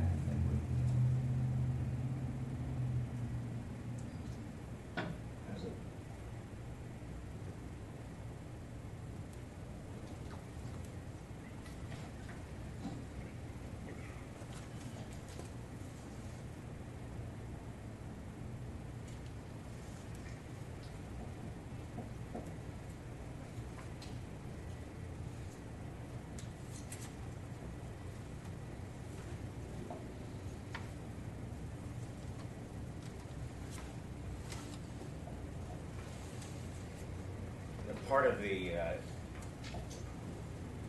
when I inherited this opinion, it was relying upon the opinion from 1983, which I've read many times now. It's written in 1983 style. People use a lot less words than they use today. So it has a lot of holes in it, has things that don't seem very practical. It's never been a very satisfying opinion to read, but it's there.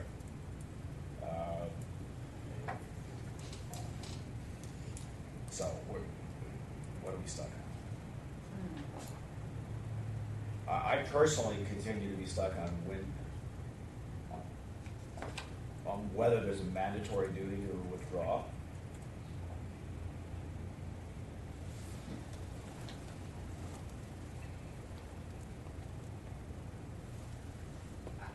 if we think it's wrong, that opinion, In that respect.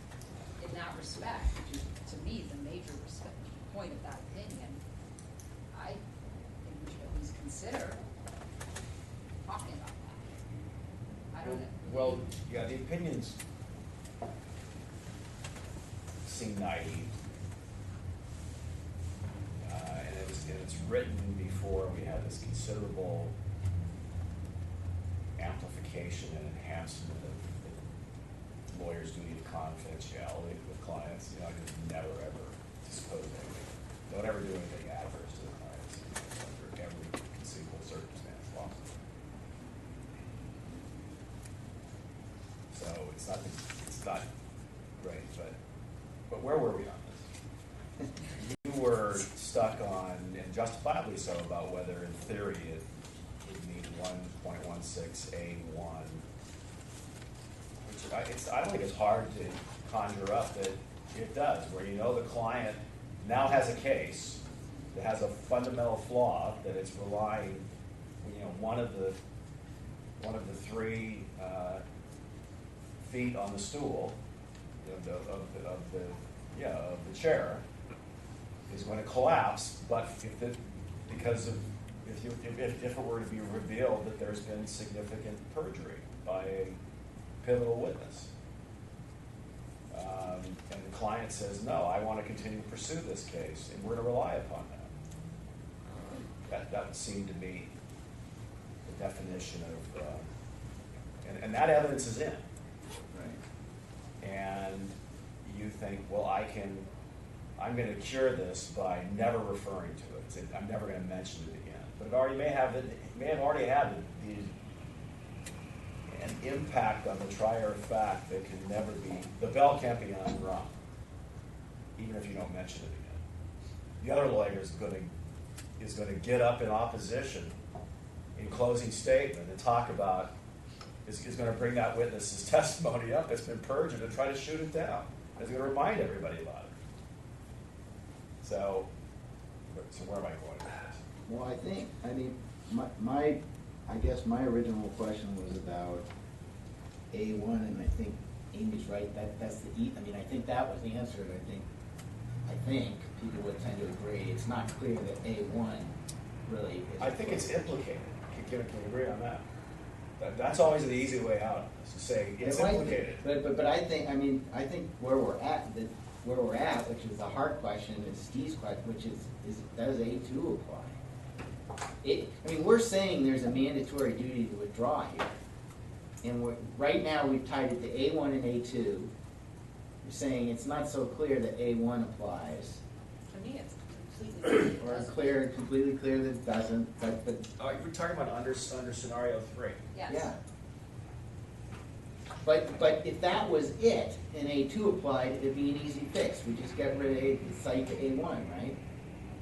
Here, look at, here's note 8. We talked about note 8 to the rule. Comment Lawyers compliance with the duty of candor. does not require the letter withdrawal. Right. Right? Lawyer may be required to withdraw by Rule 116. Comment what? If the lawyer's compliance with the rule results in a deterioration of the lawyer-client relationship, such that the lawyer can no longer company or where continued employment will result in violation of these rules. Steve, what are you reading from? Comment 8 to 3.3. 1.16, excuse me, 3.3 of the new rules. That's what. But this is the thing that I find unbelievably frustrating. Anytime they invoke an entire body of law and say if it will violate anything in that entire body of law, which to me, as not that bright person, that would mean if I really wanted to know, I would have to go through each of the rules and say nope, nope, nope. So what? I hate that style of drafting. Well, but the comment gets to your earlier point, Steve, right? When you were talking about the breakdown in the relationship, you're trying to see if there's a hook there. Would you have to withdraw under this scenario because the situation's putting you in a context where there's a complete deterioration because you can't competently and diligently represent the client? Is that sort of what you were getting at? Yes. Not saying it was necessarily Not that that's the case. stated ground for Right. mandatory withdrawal in the rule, it's not. Right. Right. If we just, if we think this is a mandatory withdrawal because it's a violation of either the State Bar Act or these rules, which section of the State Bar Act or which rule might it be a violation of? That's a really good question. I mean, it's not a violation of the duty of candor, right? It says, comment 8 says, Right. this rule does not require withdrawal. Is it a violation of 6068 something? Here's what I think. This is, we can't rely on 1983, 74 for this proposition any longer. That's right. Right? It feels to me as though we now have to start, right, with this comment here, which says expressly that if you can continue what I read this as saying is continued representation coupled with non-disclosure alone, right, is not a violation. Right? If you have done the things you're required to do, right, and it can't be that one of the things you're required to do is withdraw them automatically. It has to be, there has to be an analysis under this comment. There has to be an analysis of exactly what the going forward violation would be that would trigger an obligation, right? Whether it's that we can't fulfill some basic duty of competence or loyalty because you're disgusted by your lying client, right? Or whether it's because the information is so central to the case that you really can't stand in front of the court, right? And continue to urge a result for your client without in substance, aiding and abetting the clients. That would be, What about 68D, right? You can't employ for the purpose of maintaining the causes confided to you, or. Would that be consistent with my kind of thinking, that you just can't go forward because there's no way to do anything for your client that doesn't involve effectively participating in the wrong, right? That and maybe so it kind of feels like we need to pull back and do that analysis a little bit more. Oh, I'm sorry. No. It's really, it's only this last section, right? Yeah. I mean, no, I know, but I'm just saying, I'm actually sort of agreeing with Steve's comment that, I mean, and the discussion is productive, but I mean, I think maybe we need to think, it's only the third scenario, and it's only what we're saying here about withdrawal, and maybe the answer will be, permissive withdrawal would, could apply, but the lawyer could also, stay in, and we're talking about comment 8, et cetera, or maybe 6068D ends up being the hook, but I agree, I think we need to look at that, and just this very last portion, we need to figure out what we're gonna say, and I agree that the starting point, I don't think we should use a prior opinion under old rules necessarily as the starting point. I think it makes more sense to go off the new rule, yeah. I'm just wondering if there isn't one more, I like the concept of one more data point in the continuum. I'm wondering if there's one more place, one thing we could add to that analysis, and an option the lawyer might have, let's assume for the sake of argument the lawyer has learned in confidence from the client that the witness is lying, and it's the lawyer's own witness, all right? So you can't unring that bell, but actually, maybe you can. Maybe the court, maybe the lawyer can, if it's the lawyer's own witness, move the court to strike that testimony. They don't necessarily have to say where that came from. They don't have to divulge why they're doing it. But the lawyer might the one cure might be moved to strike the testimony so that it's basically withdrawn from the record and then go forward with the rest of the trial. That is one option. That's one option that we might explore as part of prior to withdrawal. I don't think we've exhausted all potential remedies for that particular scenario. But in scenario 3, the client won't let you do that. I'm supposed to make that clearer. But if there's a tension, if there's a genuine tension between the client telling you not to do that and your duty as an officer of the court of candor at the court, if there's a tension between those things, are we saying that the client always wins that tension?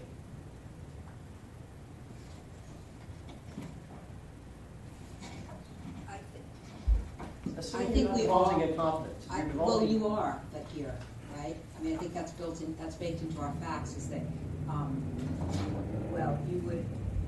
I think actually you're raising an interesting point, Teresa. Would it, so the fact that the witness lied is client confidence, but you're saying you could move to strike without revealing that client confidence. You could move to strike, you could move to withdraw testimony of, or evidence that you presented in your case in chief or in your defense, and if you just move to strike it and ask the court not to consider it or remove it from the jury. I mean, as one other option before you withdraw for all purposes. If that's closed off to you for some reason, then mandatory withdrawal might be all that you can do.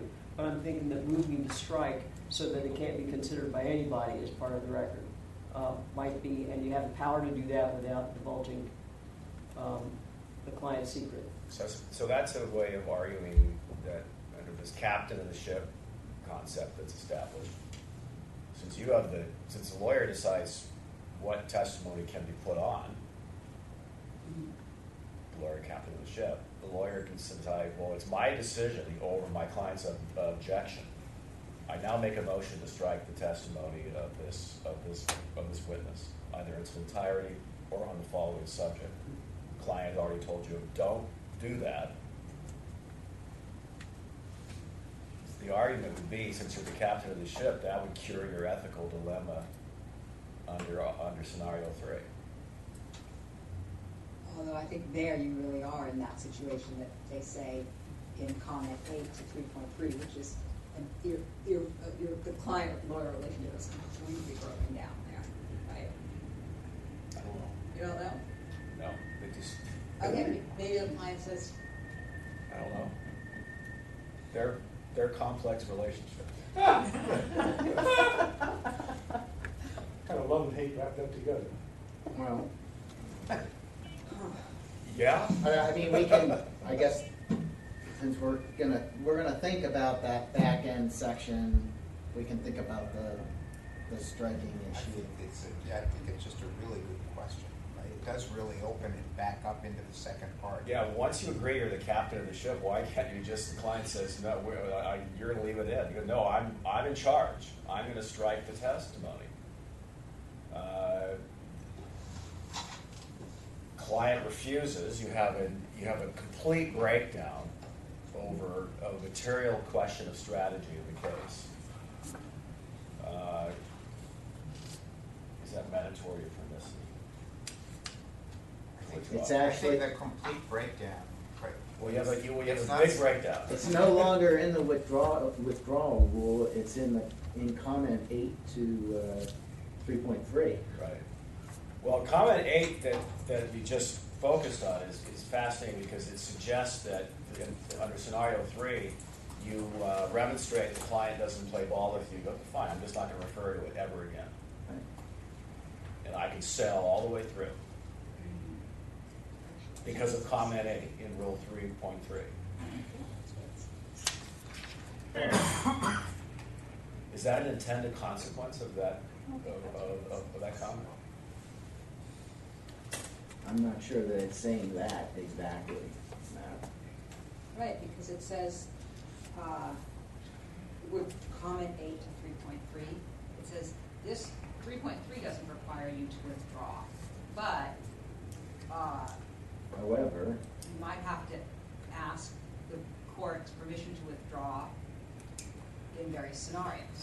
So it's sort of, comment 8 doesn't get you all the way there. it actually says the lawyer may, however, be required by Rule 1.16 to seek permission of the tribunal to withdraw. Yeah, it's just completely circular. And then what it's doing is it's saying if, and here are the ifs. The ifs are if the lawyer's compliance with the rule results in the deterioration of the lawyer-client relations, such as the lawyer. Which is not a stated ground. Which is not a stated ground. And then the second if is or, and here's the second if, where continued employment will result in a violation of these rules, which is a stated ground, but is the ground that we're trying to figure out. And it's the ground they just rejected. What is that? What is the continued violation? That's why we have a committee to resolve all these things. Since the rules people couldn't resolve it, you know, we get to throw in what we think ought to be done. I'll Go figure it out. go back. I'll go figure it out. Someone just put that. No, it's really interesting. I thought Teresa. Randy set of rules, we already broke them. All right. Yeah. And I also, now that we're not trying to rush this through today, I think we need to look at that materiality language we talked about a little more closely. I read a couple more opinions sort of on the side. Okay, just keep in mind I have a year and a half left on this. I got it. Wait, you know, I'm not, I just think that it turns out that there's quite a lot of, turns out there's a lot of controversy. We have to get about it what right. We have to get it as right as means. we can. It's a useful opinion. Every time we talk about this, I talk about how I had a case about this, so I know what it's like. And lawyers get whipsawed, and these rules are going to cause just exactly this kind of intellectual ricocheting that we're going through now. So let's see what we can do. But I was gonna say, the perjury / materiality issue turns out to be kind of contested. There are two different Supreme Court opinions that read in different ways. There are versions of the rule, of the jury instructions that read in different ways. And we may not want to legislate for model rule 3.3, or I should say the new rule 3.3, on the basis, just insert that controversy right into the rule. Will you send me those sites? Yeah. That, the ones that display the. Yeah. Display the, yeah. Wow. Is there any, I heard you, Suzanne, asking about something. Is there Yeah, any other substantive comment that, Yeah, I mean, was just that's a asking. lot to chew on, but that, She's got yeah, more. Yeah, okay. no, I apologize first of all to everyone that I had to step out and have a bunch of stuff going on, so I missed what was an awesome discussion, I know. But rule 1.2 about allocation of responsibility is a new rule, and I don't think that it necessarily takes away the captain of the ship idea, but I do think it tempers it a little bit. So, Matt, you might want to look at that. Okay. It talks about Rule 1.2. 1.2. Yeah, a lawyer shall abide by a client's decisions concerning the objectives of representation, and as required by Rule 1.4, shall reasonably consult with the client as to the means by which they are to be pursued. And then they talk about that the client has the right to decide whether to settle.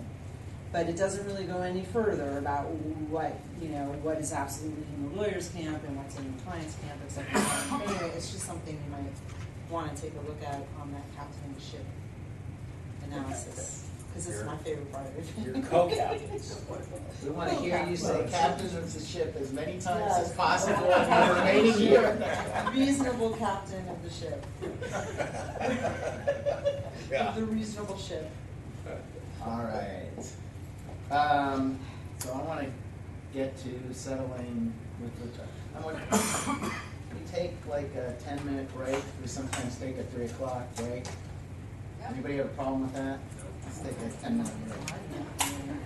Need a break.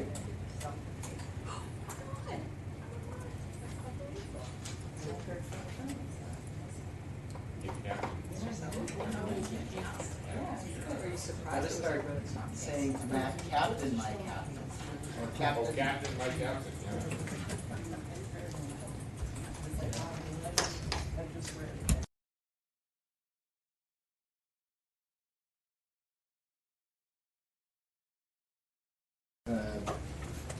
Move now to 14003.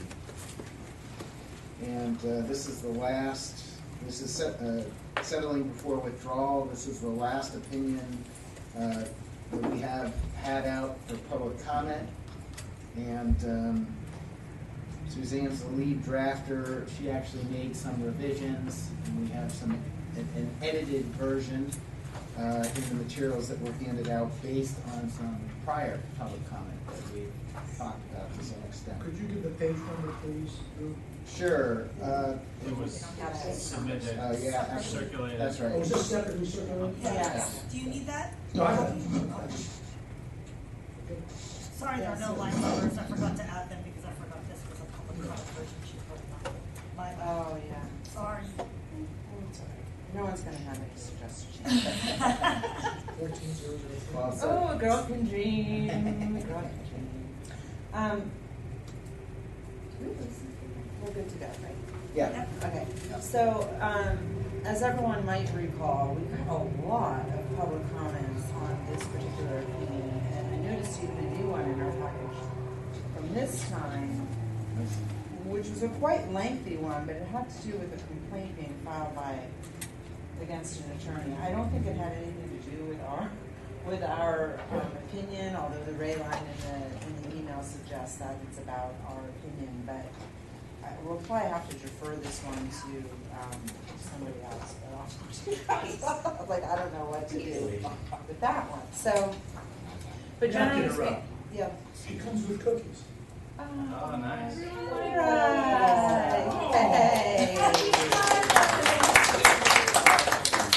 Everyone was like, Go ahead. So this draft was an effort to incorporate the comments that we got, which were quite extensive, but overall, what I was going for was trying to address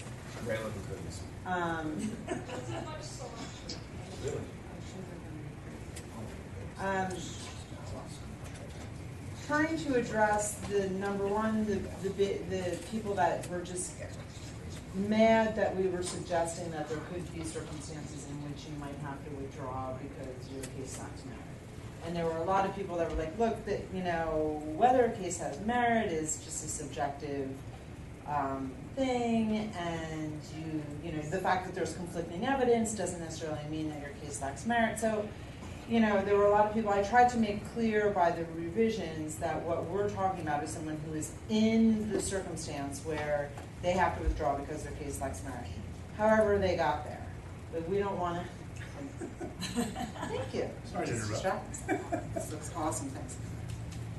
That we didn't want to get all involved about why the case lacks merit or how far you have to go to not have evidence for your claim before you can decide it lacks merit. So I tried to address one of the comments, which was about, change that the evidence does not support your claim as opposed to the evidence refutes your claim. So I just tried to add some language in the facts in particular to make it clear that we're talking about you're in that situation, however you got there, and this opinion is not about discussing all the different ways that you can get into that situation. Try to address the issue of defendants, whether or not this will apply to defendants, counsel, when a defense lacks merit. I did get some feedback already from others, and I already want to change some of the language on that because really, I kind of tried to just address it by saying, yes, and defense counsel can find themselves in this situation if they have a defense that lacks merit that they can't present. But I would want to either not address it at all, or if we do address it, do a little bit more on that. Because the truth is, as Amy pointed out, the plaintiff bears the burden of proof. So you don't even have to really put on a defense. You can just sit there. If you don't have a claim, nothing compels you to stipulate to judgment. So, I think it's different. I'm hard pressed really to think of a situation where you're putting on you might not be able to put on a particular defense, but it doesn't mean that you have to stipulate to judgment. So I'm not sure that the analysis is really helpful. And I think what I tried to say is, yes, this happens to defense lawyers too, but, let's just move on. I think we need to do a better job than that. It's like the undisclosed fact. It has to be realistically, it has to be an undisclosed fact that shows that the other side is entitled to summary judgment, right, or something like that. Or something, but even then, then on all issues, what would that be? It would be a contract case where the damages are determined by the terms of the contract itself, right? Yeah, or something. And there's something. You've been advancing a fraud defense to it, and now you discover that fraud defense is totally unworkable. So maybe you can't assert that defense, but you still can deny the I guess it would have to be, you're in a situation where you cannot deny the truth of every allegation in the complaint. But even then, where you couldn't oppose a summary judgment motion. It's so extreme. Right, like you have concealed information, therefore you literally can't say anything because you know. But even in that circumstance, your client is entitled to test the plaintiff's ability to establish his case. Right. You don't get to go home when you're the defendant and you say, "Oh, geez, I'm screwed." You have to do whatever you can do to put the plaintiff to his task.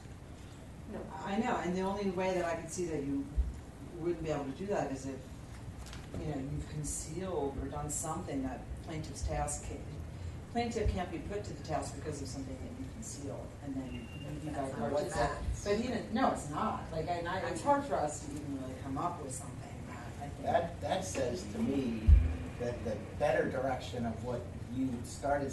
You said you know, either it shouldn't be in here, or we gotta do a better job. I mean, defendant sole defense, question mark? That's what they put. I mean, I had the same reaction. You can always, you know, cause the plaintiff to meet their burden of proof. I mean, the fact that we can't even think of a scenario, or we're postulating this extreme scenario where, you know, you couldn't even, you know, force someone to bring a summary judgment motion or something like that. I mean, to me, that all just says this whole thing about, well, couldn't it apply to, you know, a defendant too? I don't know. To me, I'm like, I think that suggests we shouldn't even have it in here. I mean, otherwise what we're doing is looking for some obscure scenario that is probably never going to occur, or usually not occur, to make the point that it's hypothetically this could somehow apply to a defendant, which is not our factual circumstances in any event. So. Right, I mean, yeah. Oh, I'm sorry, Suzanne, but I think that the one bit of extension of logic you could have is if you have even if you're convinced, even if you have equal opportunity, there's no discovery violation, you have an equal opportunity to discover what's out there, then by definition it's not without merit. If you have a settlement opportunity, then you have at least somebody on the other side that thinks it may have some kind of value. So it's not without merit. It's not without merit if there's a lawyer or a party on the other side who thinks it has enough merit that who would entertain a settlement opportunity. That's what I'm saying. It's not the same thing as the witness who goes sideways during the course of the trial. These two parties are on equal playing ground, and in terms of information. And I think that a logical explanation could be, so long as you have a party or an attorney who's willing to settle, you both have incomplete information. It suggests that it's not entirely without merit, and so without merit, they would constitute an ethical violation. Is my thought. Is that on the whether it applies to a defendant or it's just something else? That's a good question. Because on this footnote issue, which is what, new footnote 3, where we try to sort of ham-handedly address whether or not it applies to defendants as well. You know, other than maybe the value of saying yes, that, you know, defendants can also be prohibited from putting on certain defenses. You know, this situation where they would still be unable to settle would be, you know, hard to imagine. But I don't know why we would need to say that. But a few comments that came back, people did want us to address whether or not this would apply to defendants as well. That's where it came from. Yeah, Yeah, and from so, the comments. do we think there's any value in at least noting that sometimes defendants can't put on defenses, and then, you know, saying, however, this opinion addresses whether or not you can settle a claim, you know, I don't know. Just stick with the facts. You don't cover every situation That could, you know, remotely be tangential to any issue. Sure, it's of interest to somebody, but if it's difficult for this esteemed committee to come up with plausible scenario, then what use is the analysis going to be? Save it for another day when it's a serious problem within the legal community, and the ethics committee at that point can address the issue. Does anyone feel strongly that we should address it, or object to just taking out that footnote? We do say in the digest, an attorney who has concluded that a client's claim or defense lacks merit cannot be pursued, is required to withdraw from the representation. I would respectfully suggest you scrub anything that has to do with defense. It's just, I love the way Andrew put it, but we can't come up with it. Somebody else can pose a question, we'll write another opinion someday. Yeah, wasn't a question we asked. So then, take out or defense in the digest. think that makes sense. I mean, I just think we're stretching to add something that is just sort of, it's not our facts, it's an observation. But even just mentioning it isn't really, because I don't know how helpful that is, because the analysis is somewhat different. I mean, because it's not like a case where you're gonna have a claim or claims and they're gonna lack probable cause. As people are pointing out, typically you have a right to, whether you have good defenses or not, or even assert a quote-unquote defense, some conceptual defense, you have a right to have the plaintiff be put to the test of, proving their case. And so to me, it's a little, they're not the same thing. And so if we just drop a footnote just to make an observation, it's really not that helpful either, because it's kind of a little bit apples and oranges. So I agree with Andrew. I mean, my inclination would be not to try and get into this whole, it applies to defense as well. Okay, so then I see a few places where that concept in there. So I'm gonna take it out from the, It's twice in the digest. once Yeah. an issue. Right, issue in the digest. Uh-huh. And then it's in a new footnote, maybe the third place where it is, footnote 4, where it says other than withdraw or dismiss a case or a defense, it just take out withdraw or, because the withdrawal was for the defense. It's not that footnote.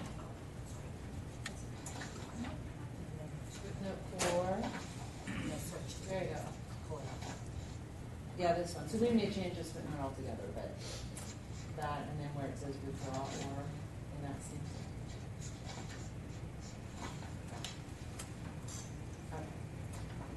sentence. Another big thing where I had a question for the committee, which is on this footnote, so we might as well go there, is the effort to address the Zamos versus whatever case. And San Diego in particular had a lot to say about the Zamos case, which they read to prohibit the possibility of settling or doing anything other than dismissing or withdrawing from the case. And I read Zamos a little bit differently. That's a case that is a malicious prosecution case, which basically, the issue there really was whether or not continuing with a case, as opposed to filing a case that lacks merit from the outset, as opposed to continuing with a case lacks merit. The lawyer there was trying to say, well, if you continue, that's not about, that can't be a malicious prosecution. The malicious prosecution has to be what happens when you file it, and the court says no. Even continuing with a case that lacks probable cause and is being pursued for a malicious purpose can expose you to malicious prosecution, which is different than saying you can't settle it, because one way that you can cause a dismissal is to settle a case. So I didn't read Zamos as prohibiting settlement, but it does certainly say that if you have a case that lacks probable cause and it's being pursued for malicious purposes, you can be exposed to malicious prosecution if you don't cause it to be dismissed or withdraw. So then I started to think, well, do we need to then address what happens? Can you settle a case that lacks probable cause and is being pursued for malicious purposes? Because that's different than our facts. That's a 3-700B1 situation, not a B2. And then I thought, let's not do that, but I'll just stick it in a footnote that we're not going to do that. But then, I got concerned that saying that might suggest that we were trying to weigh in on certain things. So, suggesting to the lawyer that if they're in the position where they have a case that lacks probable cause, it's being pursued for a malicious reason, they have to either cause the dismissal or withdraw. But they can't settle, right? That there's this possibility that maybe they can't settle.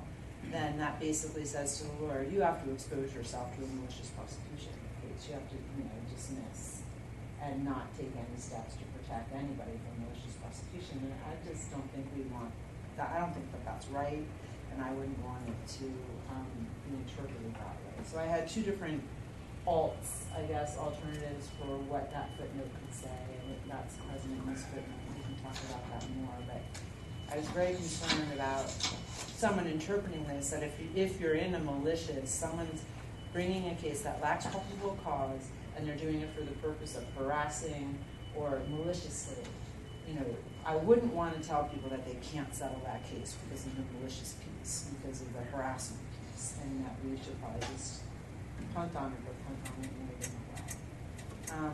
And then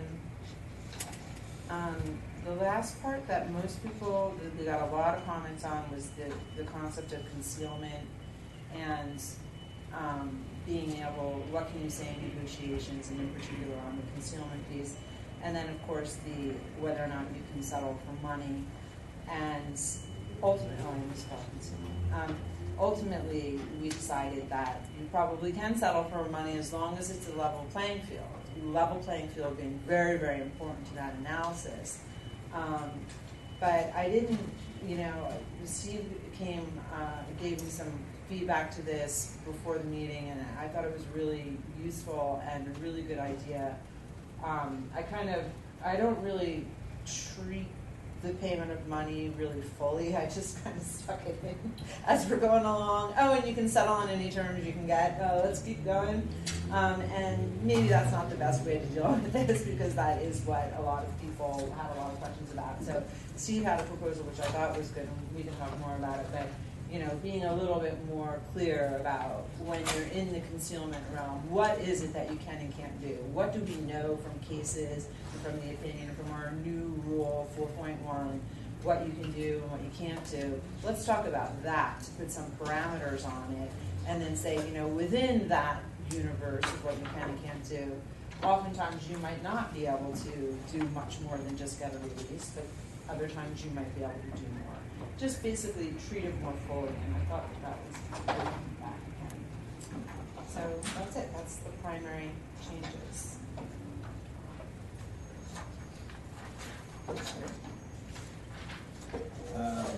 All right, so the subcommittee, I think, is me and Joel and Amy. So I guess start with us. I have a couple. That's fine. And some of them are things you already mentioned. So, one question I had in the digest, where you say about halfway down, however, as in all cases, the attorney may not make false statements. I wondered if materially needs to go there.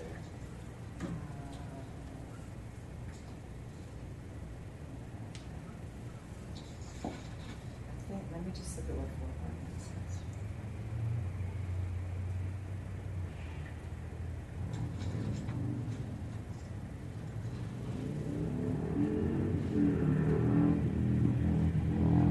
So 4.1 just says make a false statement, yes, of material fact or law. So probably we do.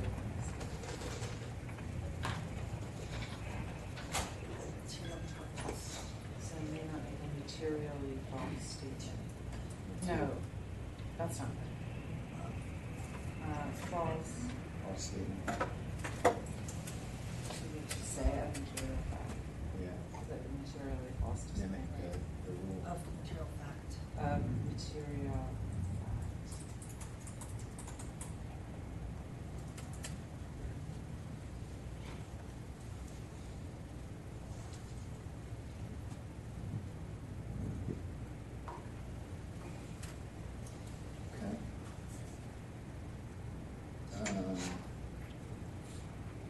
Then on the page 2 of the red line,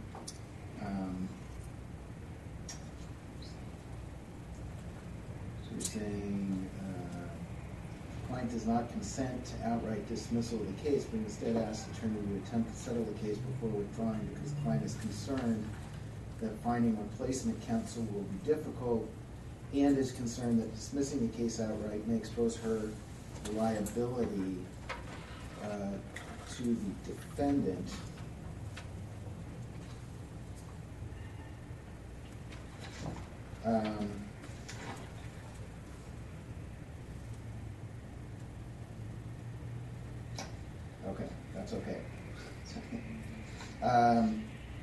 Footnote 3, I had a big question mark about, but we kind of already talked about that again. My sense would be to steer away from the house issue.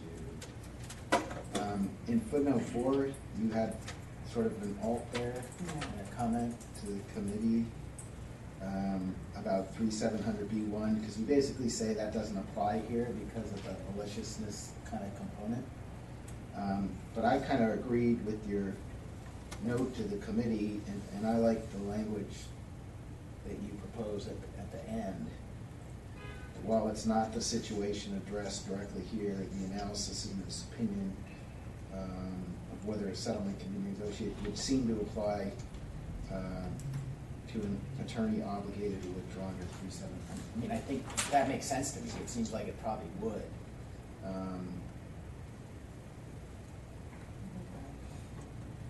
I mean, I don't know. I guess your point is, do we just say we're not touching this issue, or do we go further by saying it seems like even though our facts don't have a 3700B1 situation, this type of analysis is likely to apply? Right, like if it's a fair playing field, you could probably still settle it, even if you know that it was being brought for malicious purposes. I mean, my gut reaction is that seems like it'd be helpful to say that. We're not being definitive. I don't know if I would say equally.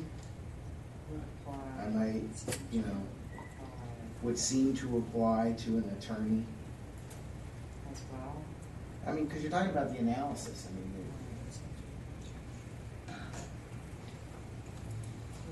I mean, I don't know how people feel about it, but the question is, do we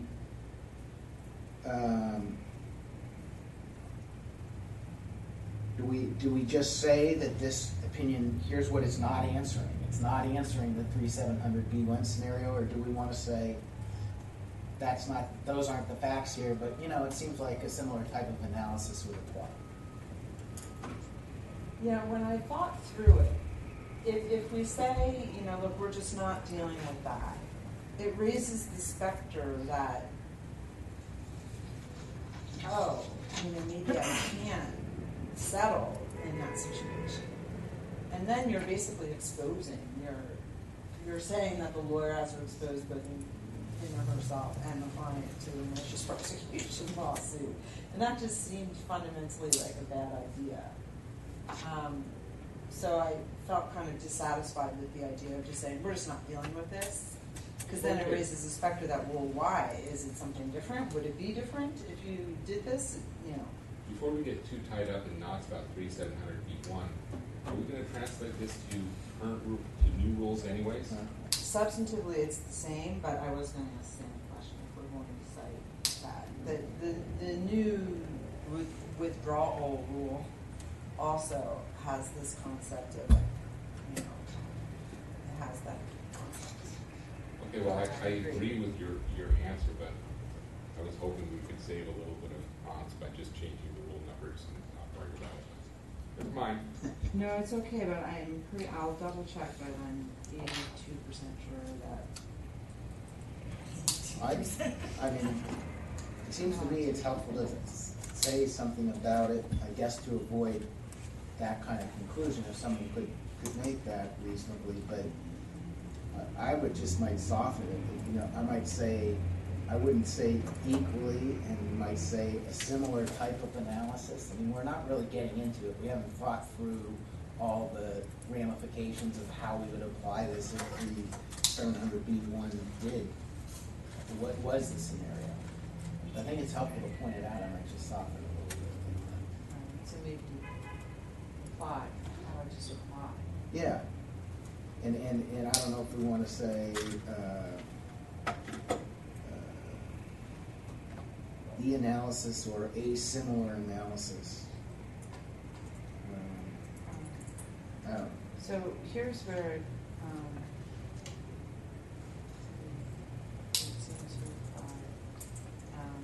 so here's where, do we put in brackets the current, the new rule? Like, should we just put behind 3-700B1, 1.16A1? Like, I don't know. I know it's awkward. We don't know what we're doing. against Joey on that point, but. In the old opinions, they would, if it just said recently changed, they would put it in Brent or something prior rule law. So if we say future rule, I don't know, future. Or effective November 1st. Right, do you put, rule 1.16A1 EFF November 1, 2018? Because for this particular opinion, the rules are Right, pretty much but if you same. think about it, this, with the changes, I just asked you if what they would have to go back up for public comment, and if it did, chances are it won't get published until after the rules come. Well, no. I'm just kidding. Well, I think for the other opinion, there was a substantive analysis that was going to be changing, not that the result would not be changing, but I think the substantive analysis changes. This one, it's pretty straight,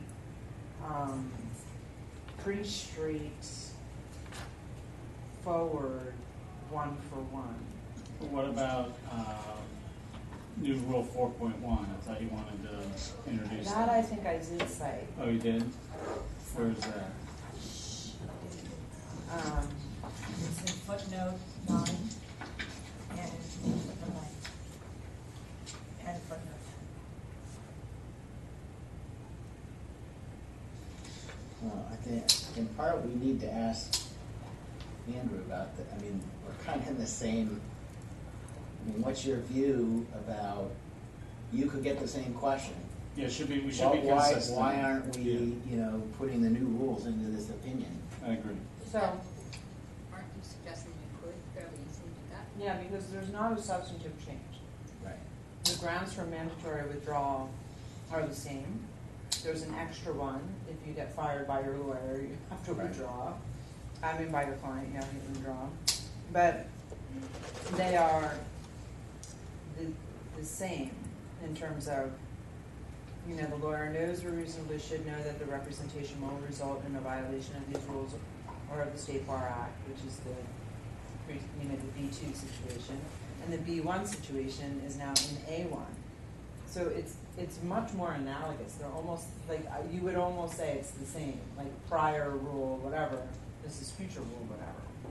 But why wouldn't we just Put in the 1.16. put in just, Because it's going to be published before then, maybe? but I don't, is that right? Let's just put the new rule in there. Yeah, I think Put regardless. the new rule in and the then say rules- effective 11/1 after. All the new, yeah. We should be citing to the new rules. Okay, so then, but The then do rule we have to put in the numbers and language. parentheses Is what and I was- language? Is what I would recommend. Would this have to go out for public comment again because of that? Well, not if, I believe you. If what you say is true, then maybe not, but I believe you if what you say. I said, I believe you, and then separate comment, but, well, not a but, and if what you say is true. I wouldn't think you are wrong, and if what you say is true, then it wouldn't have to go out for public comment. It would just simply change the rule numbers, but we gotta look at the language, and we do have some other changes in here. The analysis. More additional interpretation. We could just do that close revision and bring it back at the September 7th meeting, and I'd be having the new rule numbers and language in front of me. I'd be in a better position to give you a affirmative answer. Do you think the changes that are in there, just separate from the legal situation, are substantive enough to require it to go out again? It doesn't appear, the reference to 4.1, that is a new rule, even though it's just in a footnote. I guess I would take it out of the footnote then. I would think, Body. that's what I would have Just gonna thought. do it fully under the new rules. That's what I would have. It sounds like whether we have to go out for public comment or not, we should conform the body to the new rules, is what I'm hearing. Yes. Okay. Consistent with our decisions on the other two opinions as well. Now, whether the changes in this particular opinion are such, significant enough that would require additional public comment, we're not sure. I believe you, and if what you say is true, then maybe it doesn't. But I'd have to take a look at it. So I have one other comment, and then you really picked up on my other comments. I mean, I have a question about the Zamos thing in footnote 8. We already talked about that. And I had a similar reaction on the payment of the money to what you said. It was just, it's kind of dropped. It's the bomb at the end of the opinion. I'm thinking if someone misses that last line. I didn't want to take it off. My only other quick comment is on page 6 towards the bottom of the red line. That last sentence in the second paragraph from the bottom starts similarly, it is unethical for an attorney. It's just a wordsmith thing, but I think similarly, it is unethical for an attorney in settlement negotiations. It's the material thing again. I would say not only to make materially false statements of fact. How about statements of material fact? Or, yeah, that's right. Comma, but also implicit misrepresentations, plural, I think, of material fact. And that's it. Like I said, the other comments I had was already addressed. So, but can you tell me on footnote 8, what was your comment?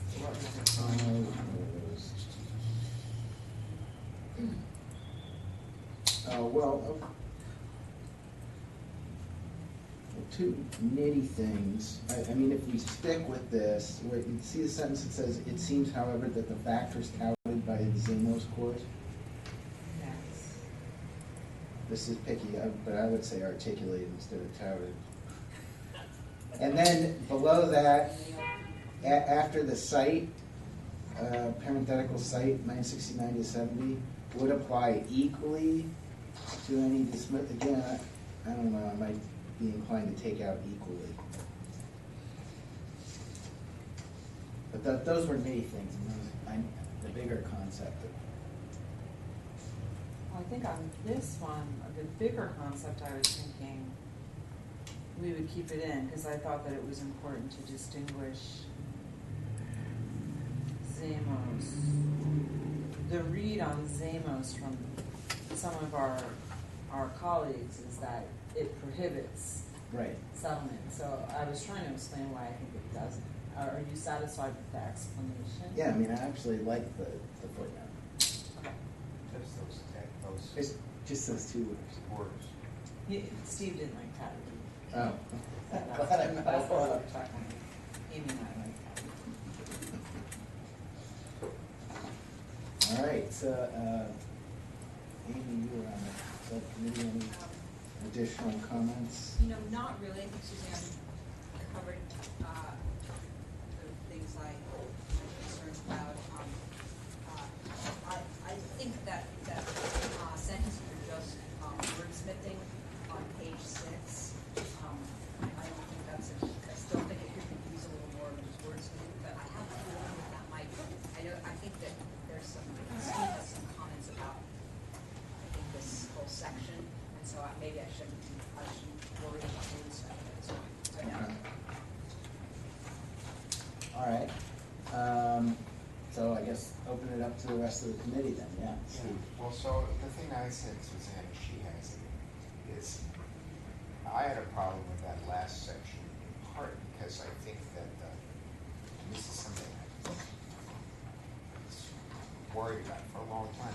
I think the law of what constitutes improper concealment when, for example, you know something that the other side doesn't know in litigation, is, if they know it, right? But I'm not sure that so one question, so what's the equal playing field or the even playing field? Is that they have the opportunity to get it? Or they reasonably could know it? Or is it something else, like they already have it? know, but Interesting. they haven't appreciated. So I'm just expressing some anxieties about the level playing field concept. And then I have another problem, which is that I think the law of concealment generally, it seems to get pulled in, as you point out, by some of the authorities. And I think the law of concealment itself is incredibly complicated. The sort of tort law of fraudulent concealment and the different ways that it works. You know, in the, if you look at the jury instructions, there's different ways. One is your, you know, half-truth, and another is sort of you know it and you know the other side doesn't and doesn't have access to it, and another is you barred access to it. Do we really want to kind of write that up in this opinion? It feels to me like no, not so much. So I'm not comfortable with the do we have a clear concept of what constitutes a level playing field, and I'm anxious about putting out an incompletely sort of theorized view of what concealment is in this context, right? And given that, I'm also really uncomfortable about opining on the question of whether our lawyer is in the clear on the question of concealment without a real sense of how those two things work. And so I wondered, and this is what Suzanne has in front of her, is whether it would be better to say something like, simply to say, all right, if you're going to try to negotiate, right, here are some things that you have to do, right? And the ones that I put in where you can't make an affirmative misrepresentation. You can't conceal with it a non-controversial example of what concealment would be, right? And if there's already been a misrepresentation or concealment, you may have to correct the record before you can go forward. Right? Say those things, and it now occurs to me, as I reread the comment letters, it occurred to me that we could add a couple of other points, right? Which is, you also can't make an affirmative argument against your client's case, and you don't have a sort of general duty of disclosure under Goodman versus Kennedy, your adversary. So it's like kind of a thread the needle thing. You don't have a general duty of disclosure. You don't have, you can't argue against your client's case, but you can't lie, you can't conceal, and you have to correct. And then say, the compliance with these duties will mostly mean that you're going to be hard to settle for more than that. You're going to be hard to get a settlement for more than a mutual release. But if you comply with all those duties and there's a settlement for more than that, because, for example, they made an earlier offer, that would be okay. And just sort of, it kind of takes a whole different line, angle for thinking about this. I really liked that approach. I think that there were some things in here, I agree, we don't want to go too far into suggesting that lawyers have a duty to disclose to opposing counsel, because they generally do not. And the real key is whether the lawyer did something to induce the misapprehension. Or the client. Or the client, right. And so when you look at the new Rule 4.1 is focused on, you failing to disclose something and thereby assisting the client in perpetrating a fraud or a crime. So it's much more limited than the tort level of deception. So I liked that approach. I think it needs a little bit of tweaking for making clear, if everyone agrees, that, and what I think the cases are, there's affirmative false statements. And then beyond that, unless you're have a duty to disclose, and you have a duty if you're the one that's done something to create the misapprehension of facts on the other side, you somehow induce it, or your client did, by not, by lying or perjury or something like that. In those situations, that's when you might not be able to settle unless you take corrective measures. but what I liked about Steve's treatment is that it wasn't just about the when can't you settle, that analysis about when you can't settle, but also saying if you're doing all that, you probably won't be able to settle for money usually, because you can't make a very persuasive argument. So anyway, I like that approach if people are on board with that. And so I would tweak where that would apply as this language that we're looking at, I think. Yeah. And I still think I would cite those opinions for sure, in part to address some comments that we got that, you know, lawyers never have a duty to disclose to the other side, so what are you doing even suggesting that they might? And I think our former opinions make clear that, yeah, if you're the one that induced the problem, then you got to correct it.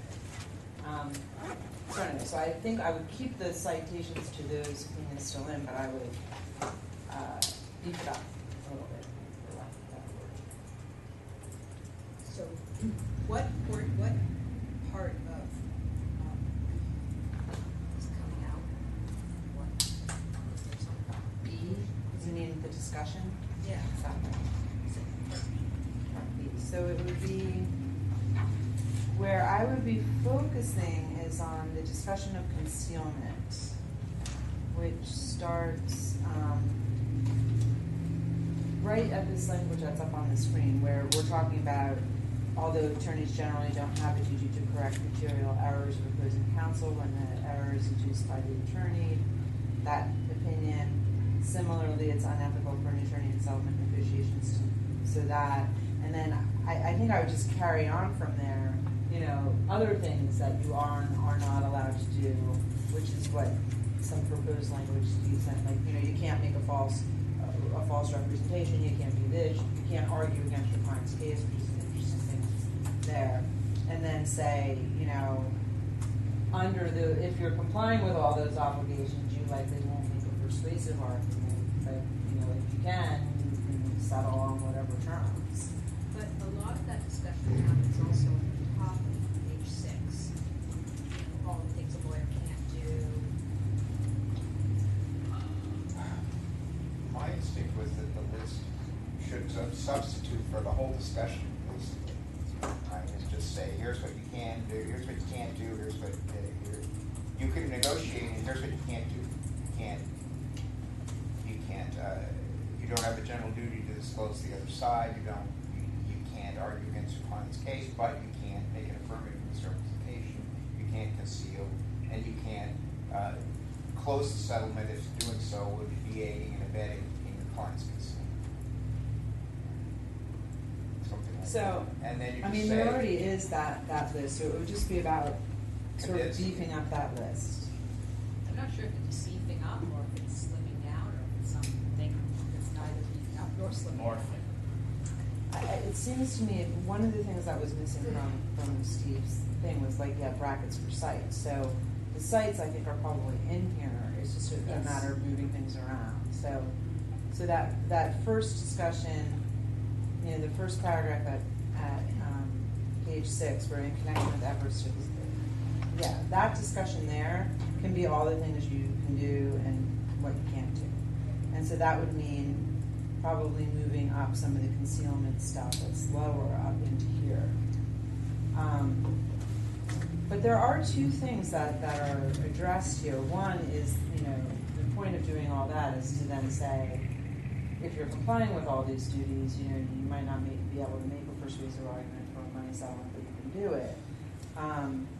But it doesn't it might not necessarily deal head on with this idea that if it still doesn't deal with when you can't negotiate a settlement. Like, that's all a good reason for why you can try to get money if you can. If you comply with all those obligations, try to get money if you can. But it doesn't deal with any circumstances where you couldn't try to settle, which is what that one paragraph is trying to deal with, that the attorney may be prohibited, you know, by the ethical. So we might want to keep that in. I have to see how it plays, but I think we should still keep in the concept that there might be circumstances where you can't try to settle a case. Without setting the record straight. Right, Could right, settle. right. And so that should still stay in, that concept should still stay in, and the other stuff is really bolsters the opinion that you can settle for money if you comply with all these obligations, but then there may be other circumstances where you can't settle at all without trying to incur. Yeah, I mean, I guess I wouldn't, when you're redrafting it, then I wouldn't necessarily think about it as this whole discussion is leading up to whether you can settle for money or not. It's really about, all right, you're in negotiations. Basically you're not in a situation, it's not any different from the sort of basic rules that will govern any lawyer in settlement negotiation, except this has a slightly unique circumstances. But then it does ultimately, having said all that, will lead you to the conclusion that probably you can't get much money. So the conclusion that's a good point. So the conclusion that Steve was proposing after that discussion is basically an attorney's compliance with these obligations should often, if not always, limit the ability to make a persuasive demand going beyond an exchange of releases, or to accept a prior offer from a defendant that does not reflect an awareness of the evidence refuting liability. Assuming, however, that the lawyer fully complies with the foregoing obligations of the tender, the attorney may properly seek to settle. And if we include in that list the duty to correct, it might be a complete statement as to what it might be. So playing with that, I think, will probably work. I think honesty is a little bit better than candor in this circumstance. But yeah, I like that framework. When we take a run at it and having said all that, it will definitely need to go back out for a public comment, but that's fine. That's why we love to. Fine for you. Yeah. Yours. Any other comments from the rest of the committee? I do have one comment, and I shared it a while ago, back in May, with the drafting team. I pulled up my email just in case anyone else agrees or cares to think about this. But it was a comment by San Diego County Bar Association about the underlined heading, I guess it's not underlined, but the express heading about how this issue is left open by the courts in the state of Falco. And my position, and at first, I don't know, it didn't terribly bother me, but then someone else noticed it, now it does kind of bother me. And so I offered a proposed fix to the drafting team, and that would be to add a footnote after withdrawing question mark, the word withdrawing ending in a question mark right above the discussion section, that cites the Falco and states that this question was left unanswered in the state of Falco, and then quote the sentence, we refrain from determining, and I have all this language if anyone's interested. And it just, it doesn't matter really one way or the other. I mean, I will say, and uncritically, just observationally, the paragraph doesn't really add to the analysis. You're not going to lose anything. A footnote would still introduce the concept and the origin for why we're looking at this. And it may just, I hate to say, from a political and diplomatic perspective, it may just be prudent to not include this thick paragraph with a specific heading addressing an issue that is in the province of the courts. But I think it's worth, at least for the committee, to consider whether or not we retain it or move it. And again, if we do remove it, I would totally support citing to and highlighting the important sentence in that language.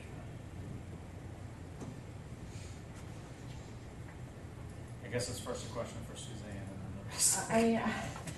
I do like framing the debate. I'm actually not sure that, I don't know how this question does fall. I'm not going to insult the judiciary, but I'm not sure that, I don't even know how this question goes to a judge ever. But I get it. I mean, they say we're not going to decide whether an attorney is ethically prohibited from proceeding to trial in case the attorney believes lacks merit. I'm not really aware of the judges really ultimately being the ones that decide whether something's ethically prohibited or not. I'm not really clear on that, but I have no real desire to create a political issue over this. Somewhere, I don't really feel married to if I'm in a paragraph as opposed to a footnote or something, but I do like the idea of giving this debate a frame of reference, because anyone that's ever read that case is going to say, oh, did anyone ever, is there any guidance on this at all? And, if this cites Falco, they might hook to Falco, because of that, because it's going to say Falco in it. My attention briefly wandered, but why wouldn't it work just fine, right, to take out the heading, the issue was left open, and take that paragraph and move it to 3. Right?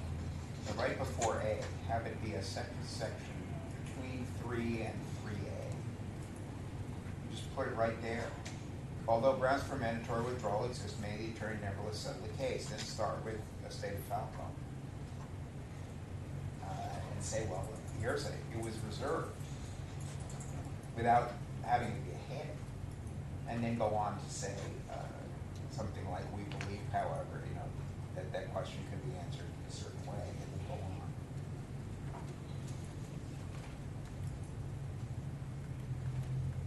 So I guess that, on that amendment, heading 2 would become heading 1, and heading 3 would become heading 2, but this would just be part of heading 2.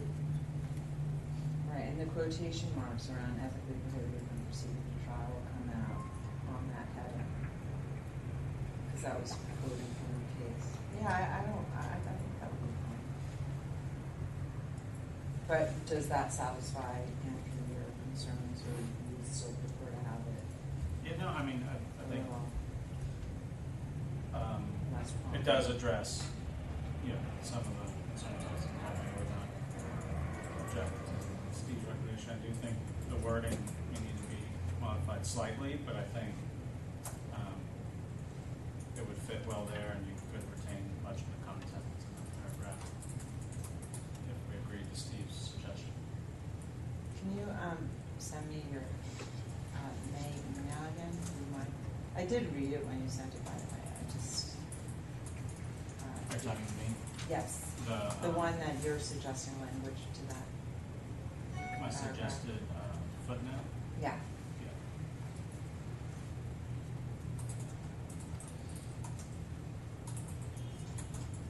Okay. Anything else?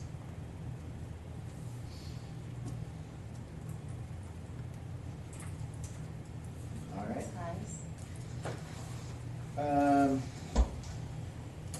Laptop? Excuse me? Laptop? I won't be here in September, and I'd love to be able to get some focus on Oh, you're not going to. setting up a conference call with the drafting committee. So I'd love to have a short discussion with the attorney. Unless you think it'll take, more than 40 minutes. I don't think so, that's why I mentioned it. No, although I'm just sensitive to, I don't know if we're gonna have enough time to do number 2.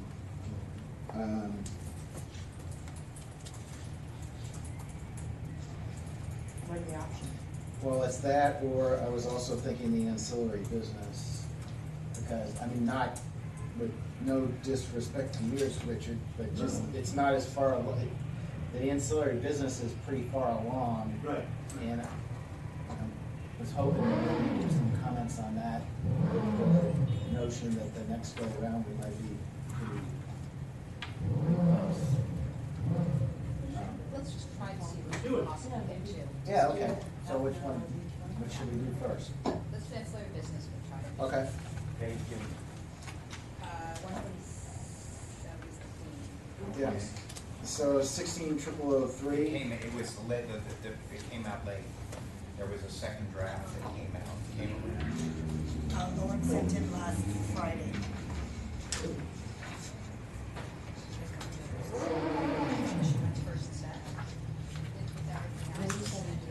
Last Friday?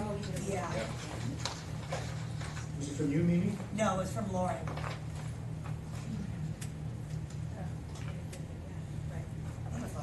Is it different? Yeah, right, they're the one that came out, the one that Lauren circulated. Ah. It has, among other things, all the references to the new rules. Oh, yeah. What's her name? It's Lauren Curry. Oh.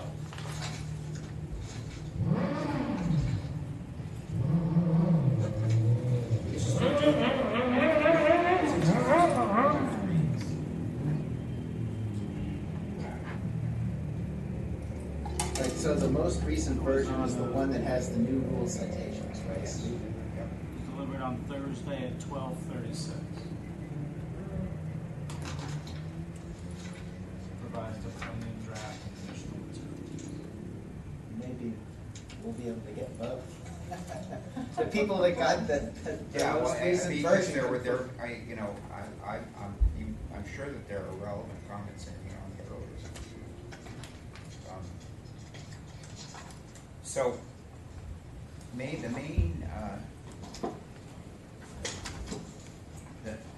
the substance hasn't really changed that much. Some of what's done here is, I'm not going to walk you through all the board details.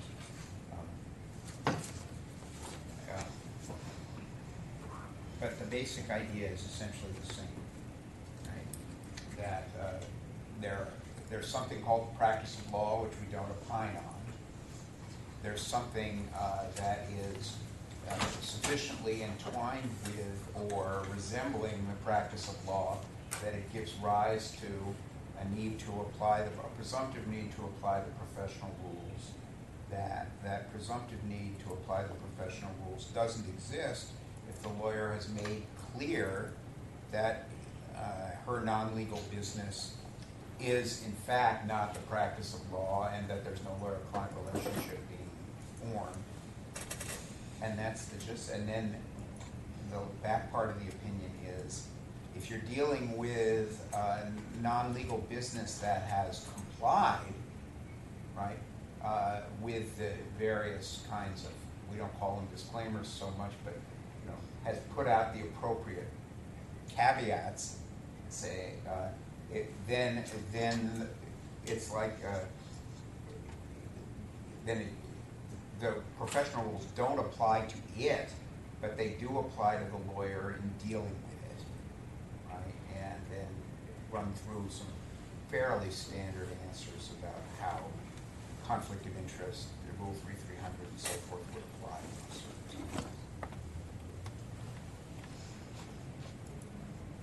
If there was one other piece that I think about that maybe could be added, it's a little something about the fact that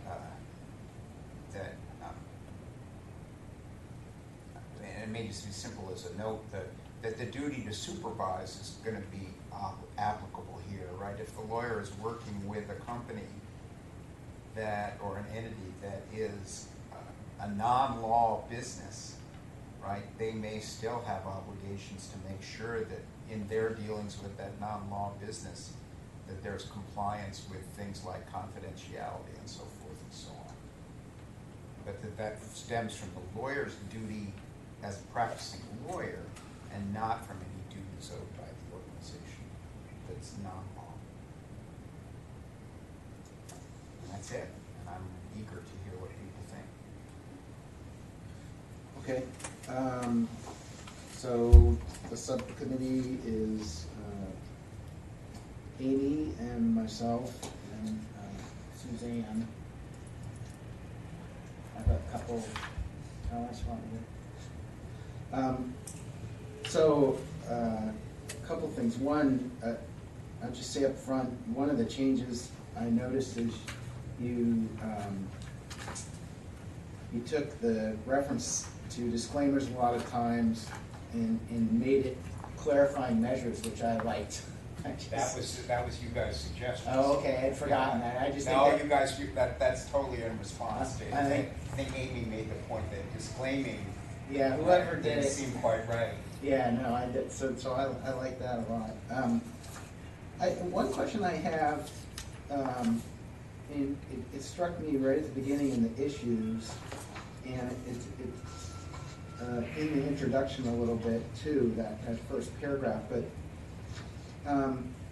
in the issues we say, under what circumstances is a non-law business conducted or controlled by a lawyer potentially subject to regulation under the rules? There's a couple places where we have this concept, or we seem to be saying that the business is subject to the rules or regulations. And I'm wondering if that's right. I mean, the lawyer's conduct, the lawyer, him or herself, could be subject in their non-legal services activities to the restrictions and the rules and so forth. But is it the business? Okay, so I think that's a good point. Would it be better to say, under what circumstances is a lawyer's conduct related to a non-law business or something like Yeah. that? But I just want to make sure you agree. But I mean, it's a lawyer. Conduct of a law, right? Yeah. Something like that. Yeah, but however we want to say it, but it's the lawyer, right? I mean, and it's the lawyer who's potentially subject to the rules. I mean, the business itself, they're not subject to the rules of professional conduct, and the state bar doesn't have any authority over them. So they don't have any of these obligations. The question is really, when is the lawyer subject to the rules being applicable to their non-legal services conduct in connection with law-related or non-legal? Yeah, connection. How about lawyer's conduct in connection with a Yeah, business? and we don't have to go through it, but there's a couple places. I mean, we should go through the whole thing with that concept, because sometimes we're focused specifically on that and saying the lawyer, but sometimes we kind of drift into this language that makes it sound like the business and not the lawyer, and it's really the lawyer's conduct in connection with the business. Yeah, I think that's absolutely right, and I take that as a friendly amendment that I'll implement through the whole. Great.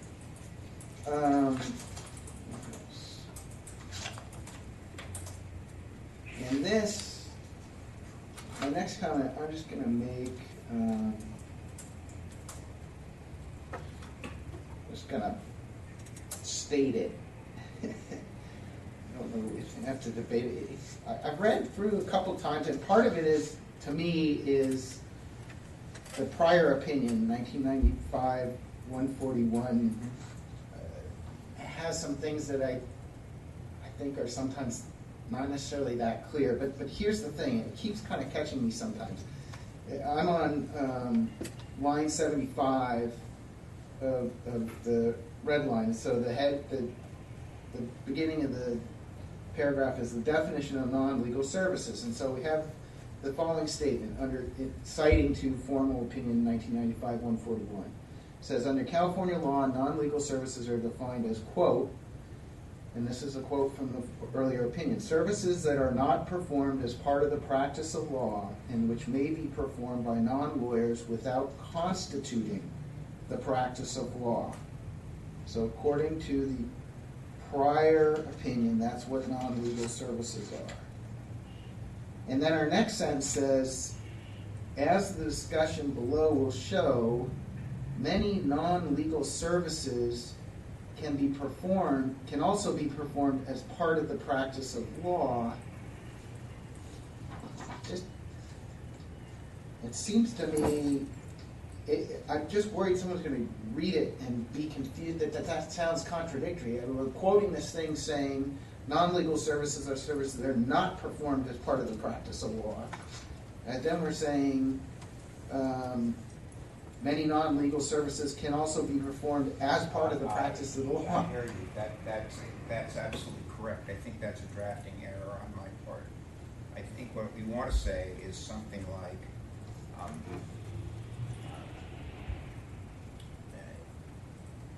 I don't know quite how I want to say it, but the idea that I was trying to capture and failed to capture in that sense is really a central idea in this whole area, which is what's going on here in a lot of cases is that we're splitting out things that have been part of traditional law firm practice, whether it's discovery, right, services, document management, all that stuff, or whether it's back office services. We're pulling them out. And because those things can be performed by lay persons, or at least we're not saying that, but to the extent that they can be performed by lay persons and not constitute the practice of law, right? They escape the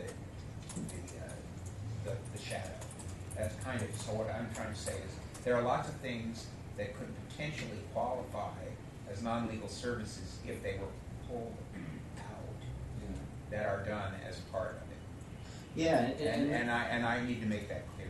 And the way I was thinking about it, which I think is kind of the same thing, is like when you talk about photocopying stuff like that, to me, those are services that may be performed during the practice of law, but I don't consider them part of the practice of law, sort of in a substantive sense. You know what I mean? I was thinking if you put them in a law office, right? If you put them right, it feels like they're so close to the practice of law that they really are, as a practical matter, they're going to be subject to regulation of professional rules.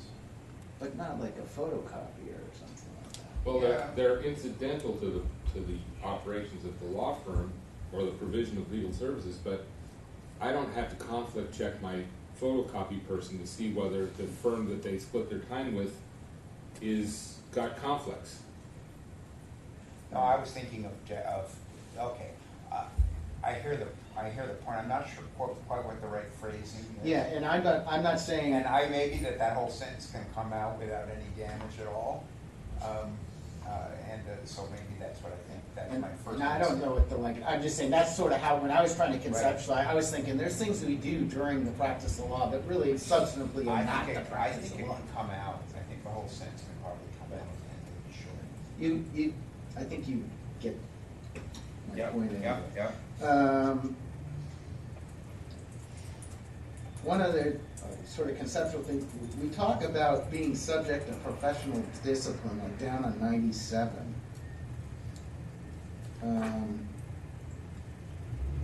In addition, some non-legal services are potentially subject to professional discipline. I mean, I guess again... Could simply say to regulation. That's what I said, or regulation, question mark. I'm just not sure discipline I think regulation is fine. Kinda. Regulation is fine. Professional regulation services. Just regulation. Yeah, regulation. That's what I Okay. Just to build on your point there, is it really right to say that the services are subject to discipline, or is it the lawyers? Well, that kind of gets back to the... While performing certain non-legal services may be subject to regulation. Are some regulations by their terms, some regulation by some statutes, for 6106 being one, by their terms say that they apply to the context of malpractice or not. So a lawyer can be subject to regulation, certainly when it expressly says so within that rule. And the other thing I was wondering is if it's important to incorporate the notion of the expectations of the client. So, for example, let's say an attorney is acting as something that is closely associated with the practice of law, maybe as a stockbroker or a real estate agent or something, where the expectation of the client might be that they're receiving legal services as well as other professional services, unless the lawyer is very clear in the retainer agreement in some other way. Those expectations could create a lawyer-client relationship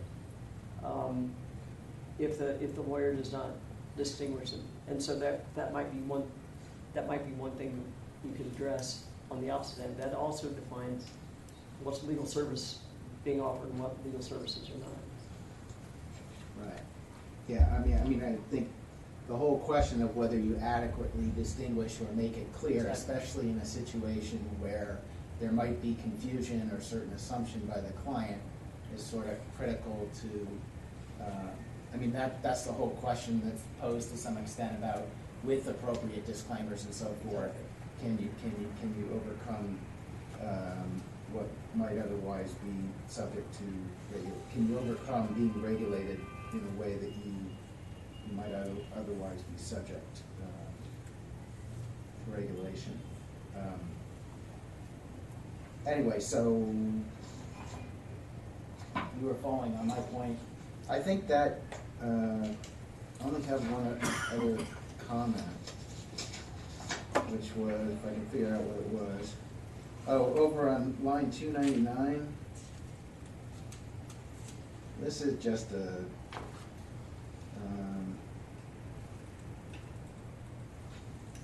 this is Oh, yeah, I couldn't resist. You think it's a little too rhetorical? I don't, this is picky, I don't, I just found myself smithing, doesn't appear to be any good reason. It's a little editorial. I mean, if we want, I don't know.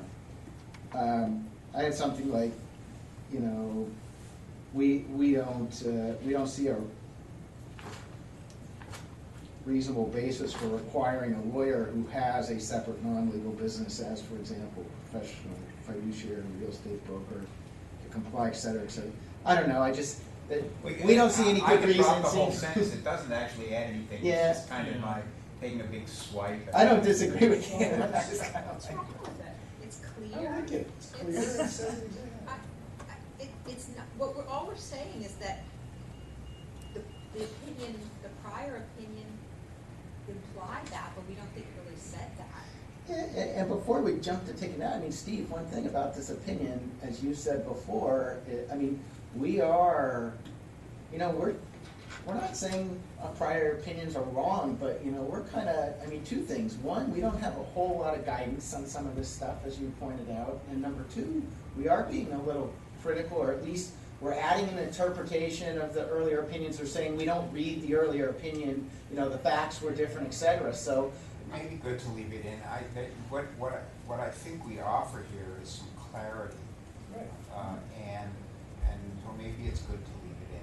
The part that I want to mention, Andrew shared with me in his new role as Mr. Access. He shared with the members of the committee a report that Professor Henderson at the University of Indiana Law School has done on access and on the need for a change in professional regulation. And I think that this is actually an important access to justice opinion, because until we straighten out, right, the rules like the rules about non-lawyer investment and so forth and so on, which can take a while, the way that we're going to get lower cost legal services for people is by having law firms spit out the parts that can be characterized as not the practice of law, right, into settings where they can take advantage of non-lawyer investment and non-lawyer partnerships and so forth and so on to deliver things more efficiently. That's the golden road to better access right now, and we can't say anything about what would count as not the practice, but we can show that if you can get outside that, you can adopt this better, more efficient way of delivering services. So maybe it's good to leave it, just be clear. So you don't have to change the sentence in this manner. One thing I'll just ask to consider, that's the last phrase of the sentence. It's kind of is a critical part in all this. And for me, and yes, I wear my bar hat, and that's, you know, probably overly sensitive to it. As long as everyone involved in put on notice is buried with all this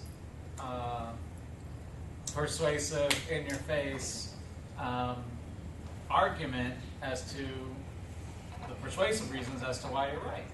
And for an ethics opinion, again, just to consider, I would think it might be worthwhile to think about putting that concept somewhere near the front.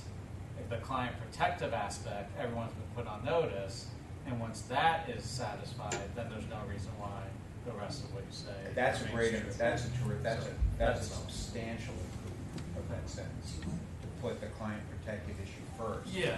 Right, And I then think it that's also absolutely gives right. a little better, again, not to be political and diplomatic about all this, but someone says, well, look, you're just looking out for lawyers. Like, no, we're looking out for the client.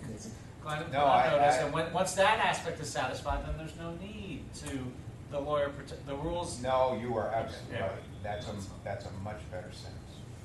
Any good reason? It's like, No, well, there yeah. is good reason. The good reason is Right. once you're on Got it. notice. No, as to whether that's a substantial.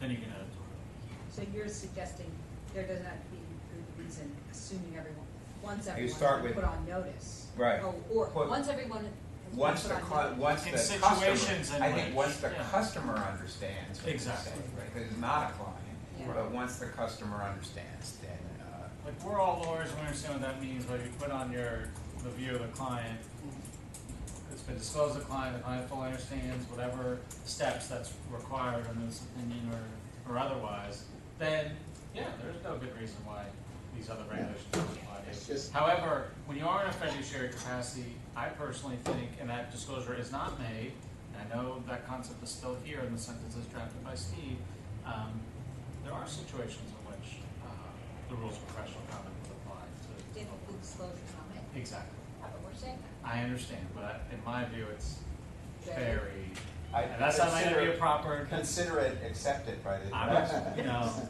regulatory bureaucrat. I recognize all those slings and arrows you'd send my way, No, it's much but I would better. just put that concept up to the client protective aspect. Good. Okay, so others on the subcommittee? No, I don't No? Okay, any, rest of the committee? Anybody have any additional comments? All right. Wow, you might go out to. That's cool. All right, I'll do that for next meeting. That's really exciting. Thank you. Okay, so, Richard, Cool, great. do the Wonderful. laptop. So, two things. I don't want to include any comments you have, but I have two things I'd like to start with. Which guide, which page? 16002, and it's at pages, starting at 111 to The 125. red line starts on 119. There you go.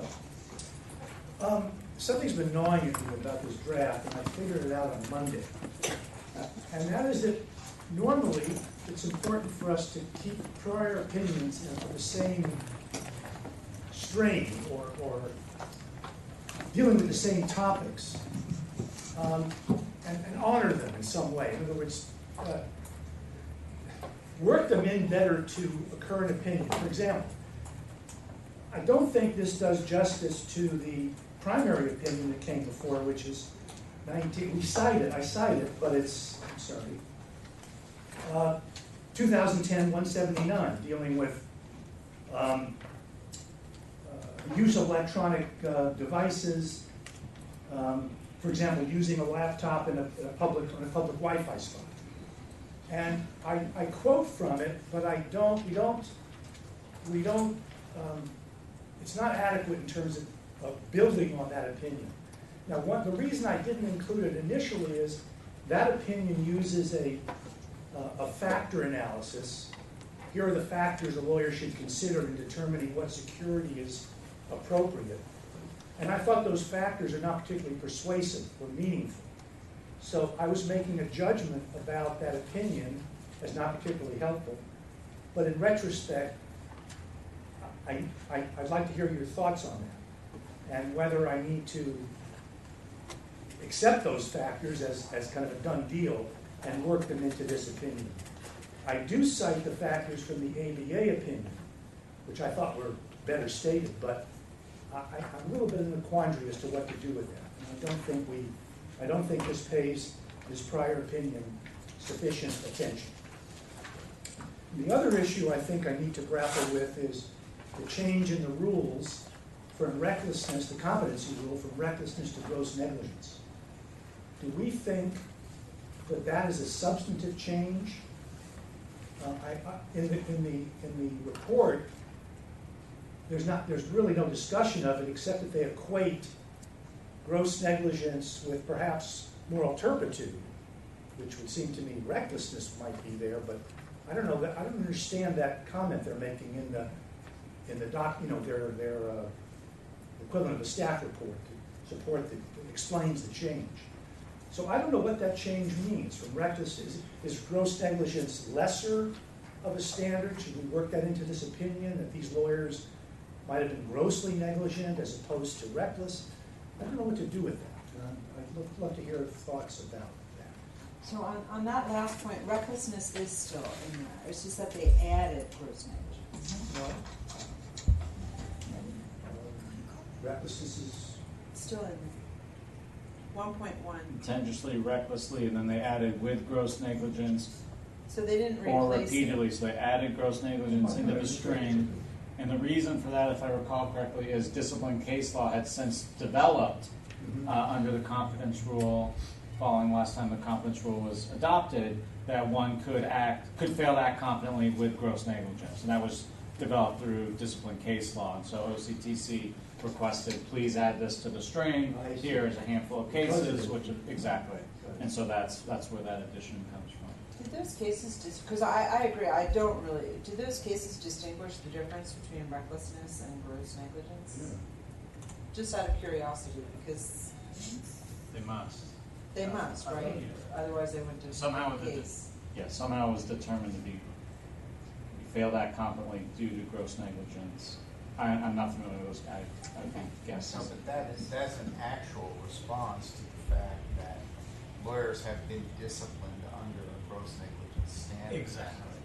So you might as well put it into the rules if you aren't doing it, right? Okay. Exactly. Angry report. What's wrong? What's right here? All right. Well, should it be discussed in more detail in this? I mean, we've got facts which suggest the lawyers are certainly are really negligent. Is it gross negligence? That's, I guess, the real issue. Or is it reckless, given the nature of the data on this laptop that is unprotected? I want to say, I don't think that there's a certain unreality in this hypothetical, I think, in the sense that it's hard for me to imagine a law firm of any size that actually wouldn't have a way of at least cutting off the laptop itself and from the rest of the world if it were reported lost. Right? I mean, that's sort of 101. And I feel like it's more important to identify the circumstances in which, rather than spell out whether it's gross negligence or can be disciplined, it's more important to specify the conditions under which clients have to be notified. That is the biggest single thing, right? We're not going to set the standard of care here in any credible way with respect to the question of how to do this. It's a constantly evolving thing. I think we can identify the factors that we think bear on it, right? But I think we wouldn't want to get into the question of where the line between negligence and gross negligence is, or even where the line between competence and negligence is.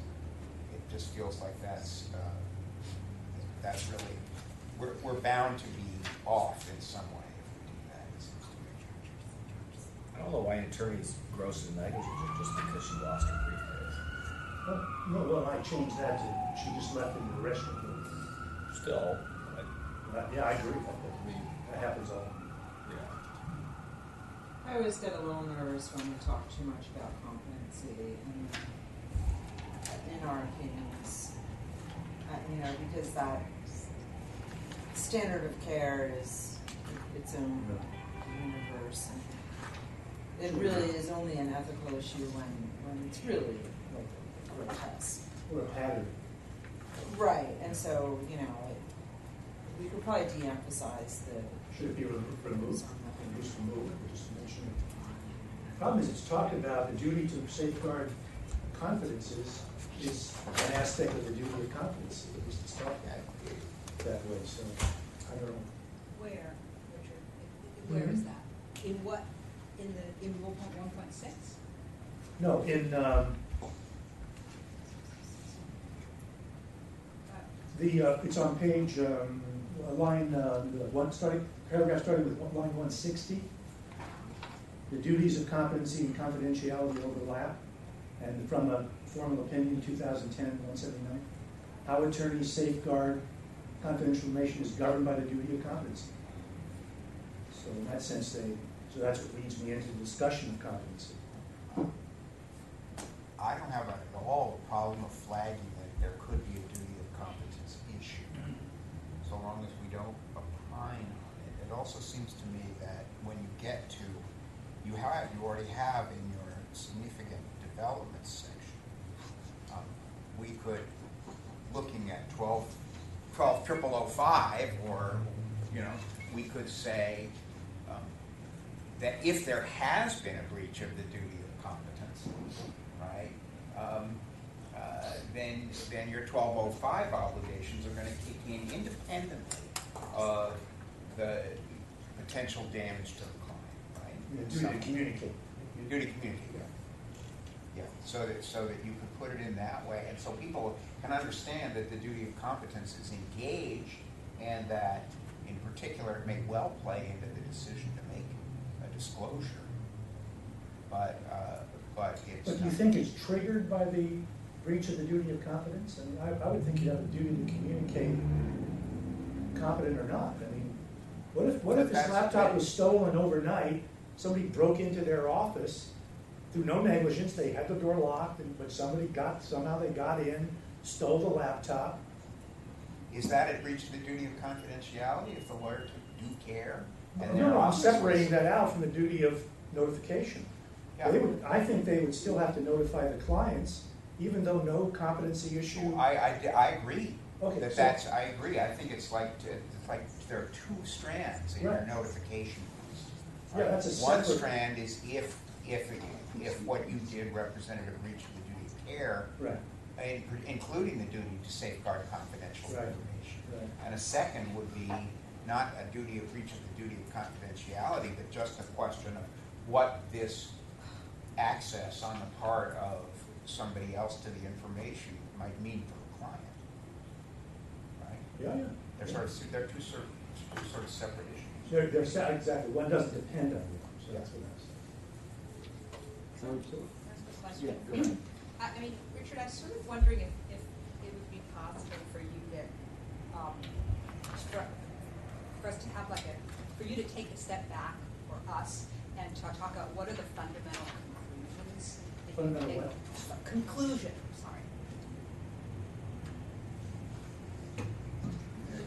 What are the key conclusions that we're reaching here or trying to reach? Well, I inherited this with the notion that we're trying to warn lawyers that when you're dealing with sensitive data that's in a condition where it could be easily accessed, you're in grave danger. So take precautions. And here are the ethical rules which require you to take those precautions. That's kind of what I was starting from, based on the outline that Bob had either developed or passed on. So I think it's kind of a warning to lawyers. I think that's why the facts might have been set up to be so obvious, kind of even unrealistic. Let's take the worst case dummy lawyer kind of thing, and let's build on that, and then point out the different ways that you can put clients' confidential information at risk and the consequences. That's where I'm starting. In that sense, I think something like this could provide a good service. Many lawyers will read, I would hope most lawyers would read it and say, this is old news. I knew that. But that's not who it's aimed at. I mean, that's the sense I got from the hypothetical. But I'm not wedded to it. If we want to make it harder, we can We can certainly do that.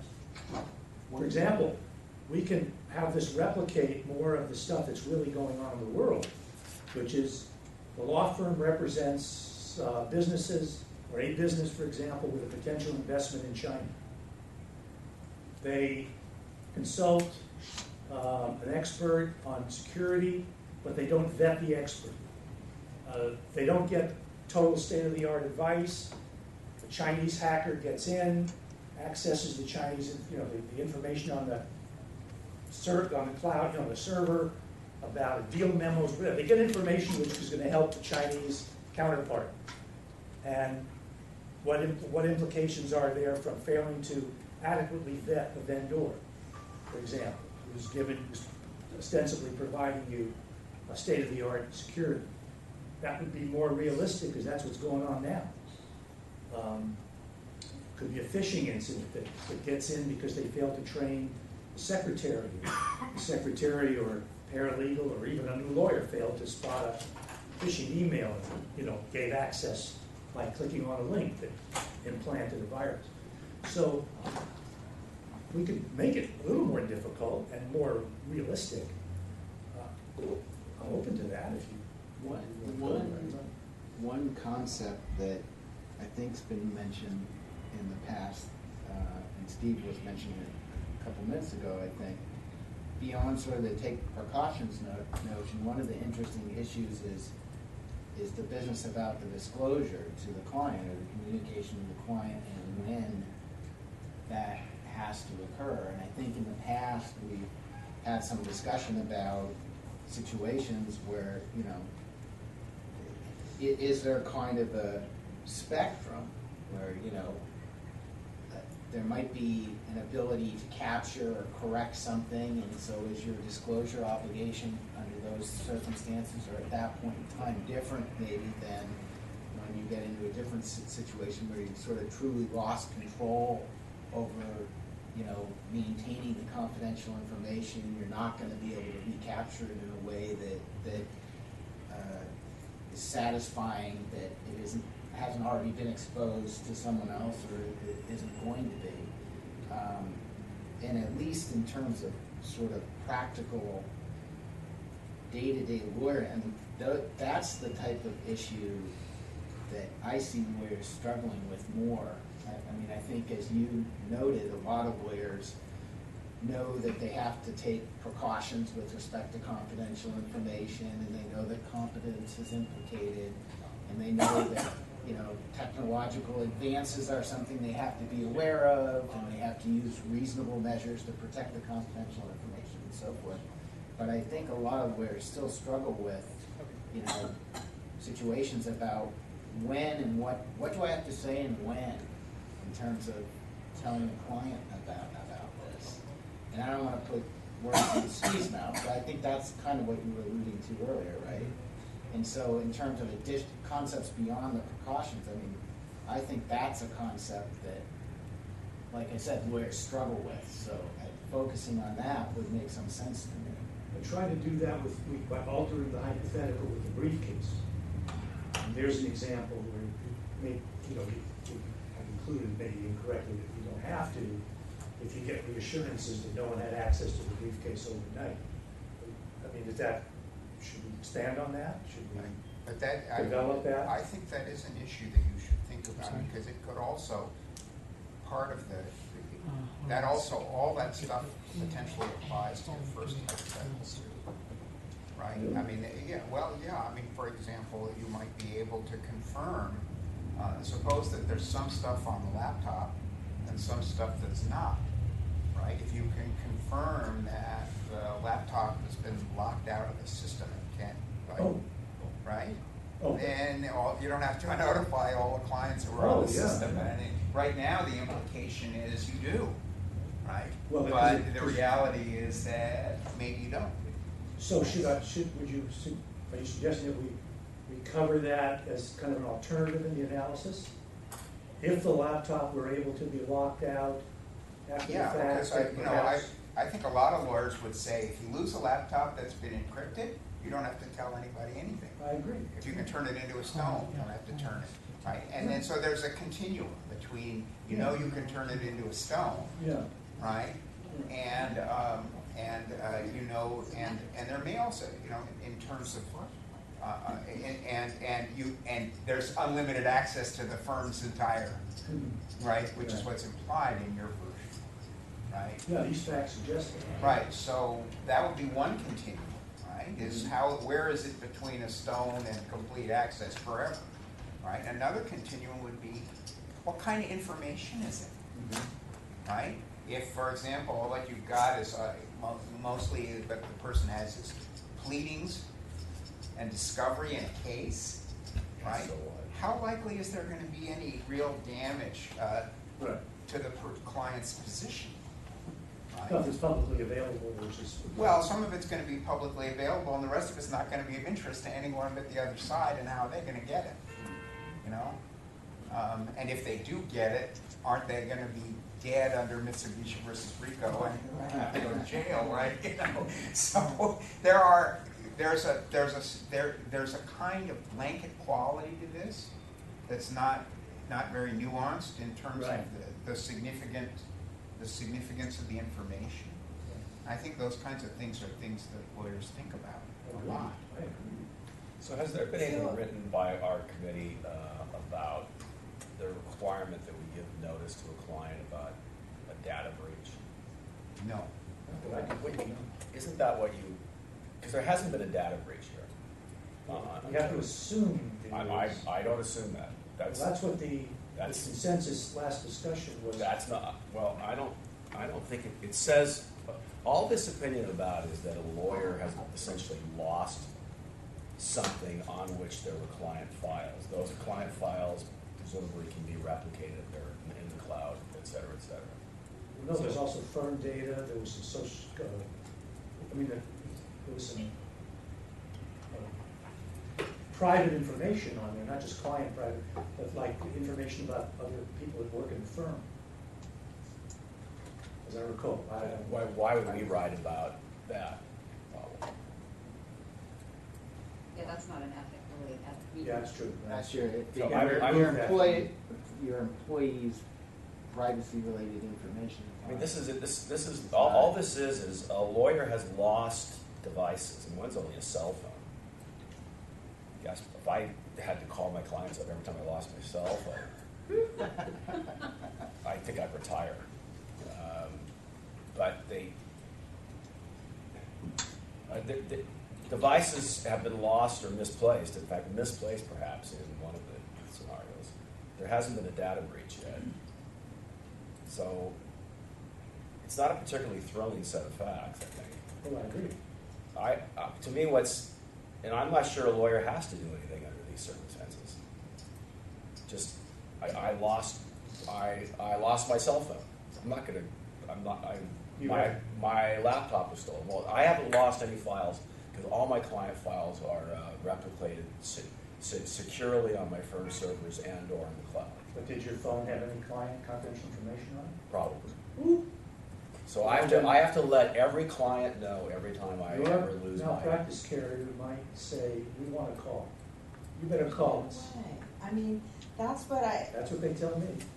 The thing, I really think, and I think that's where Matt's going, I think what would make this opinion a little more, like something that you could sink your teeth into is some combination of, really the ethical issue is what do you have to tell your clients and when, and what do you have to say? And that seems to be a better focus.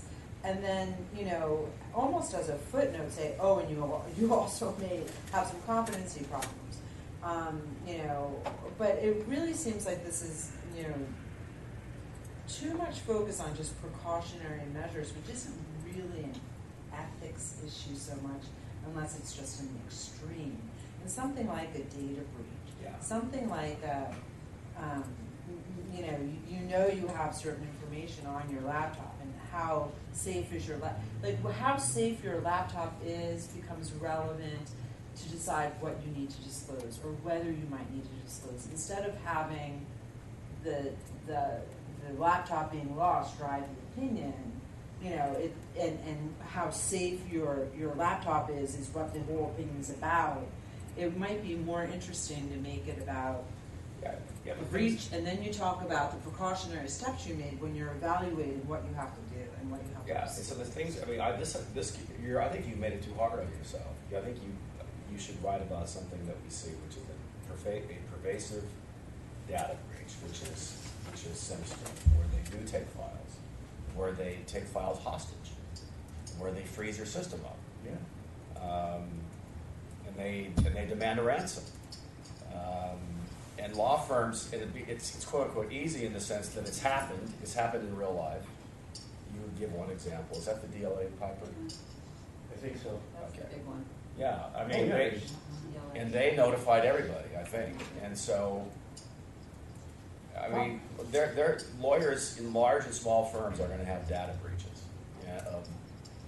and some are just phishing experiences that cause no harm, that you know of, but some are going to be, represent an existential threat to the security of client confidential information. Clearly, that's the easier article to write. Excuse me, the easier opinion to write.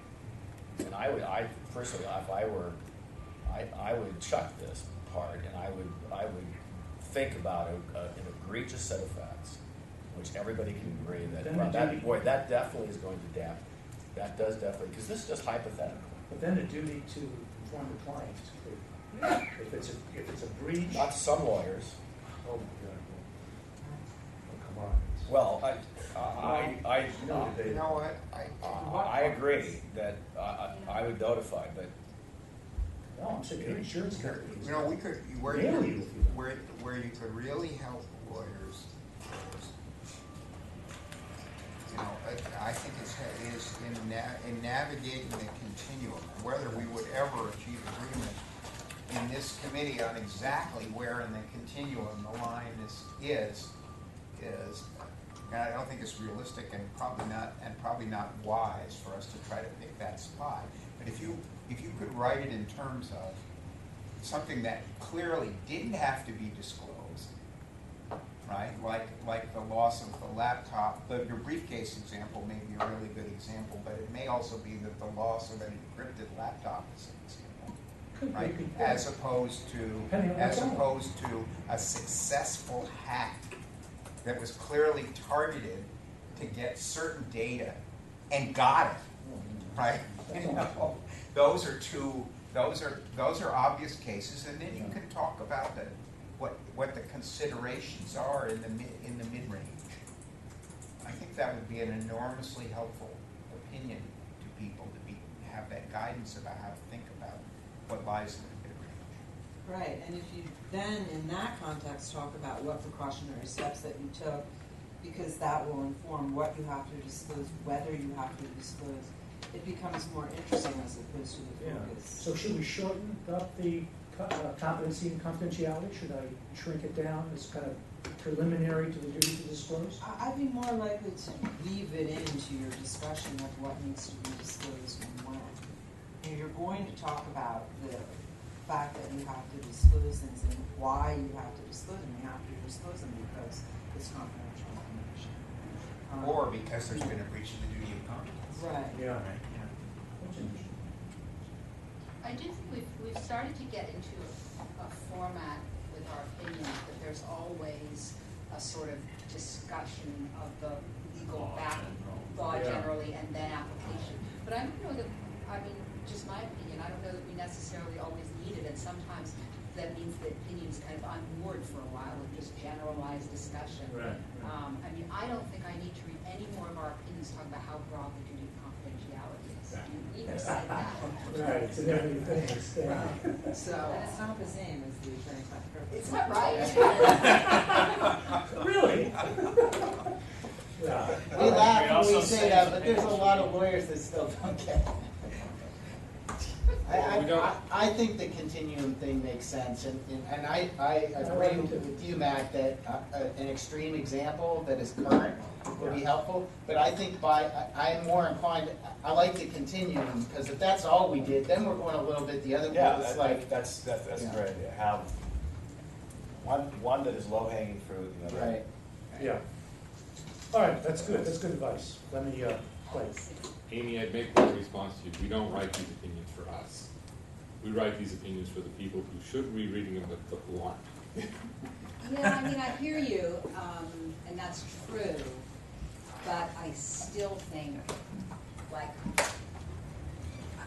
I think our opinions have become less readable when they're really long with all We the. should get bulletin boards we should buy some billboards by all the leading courthouses in the state.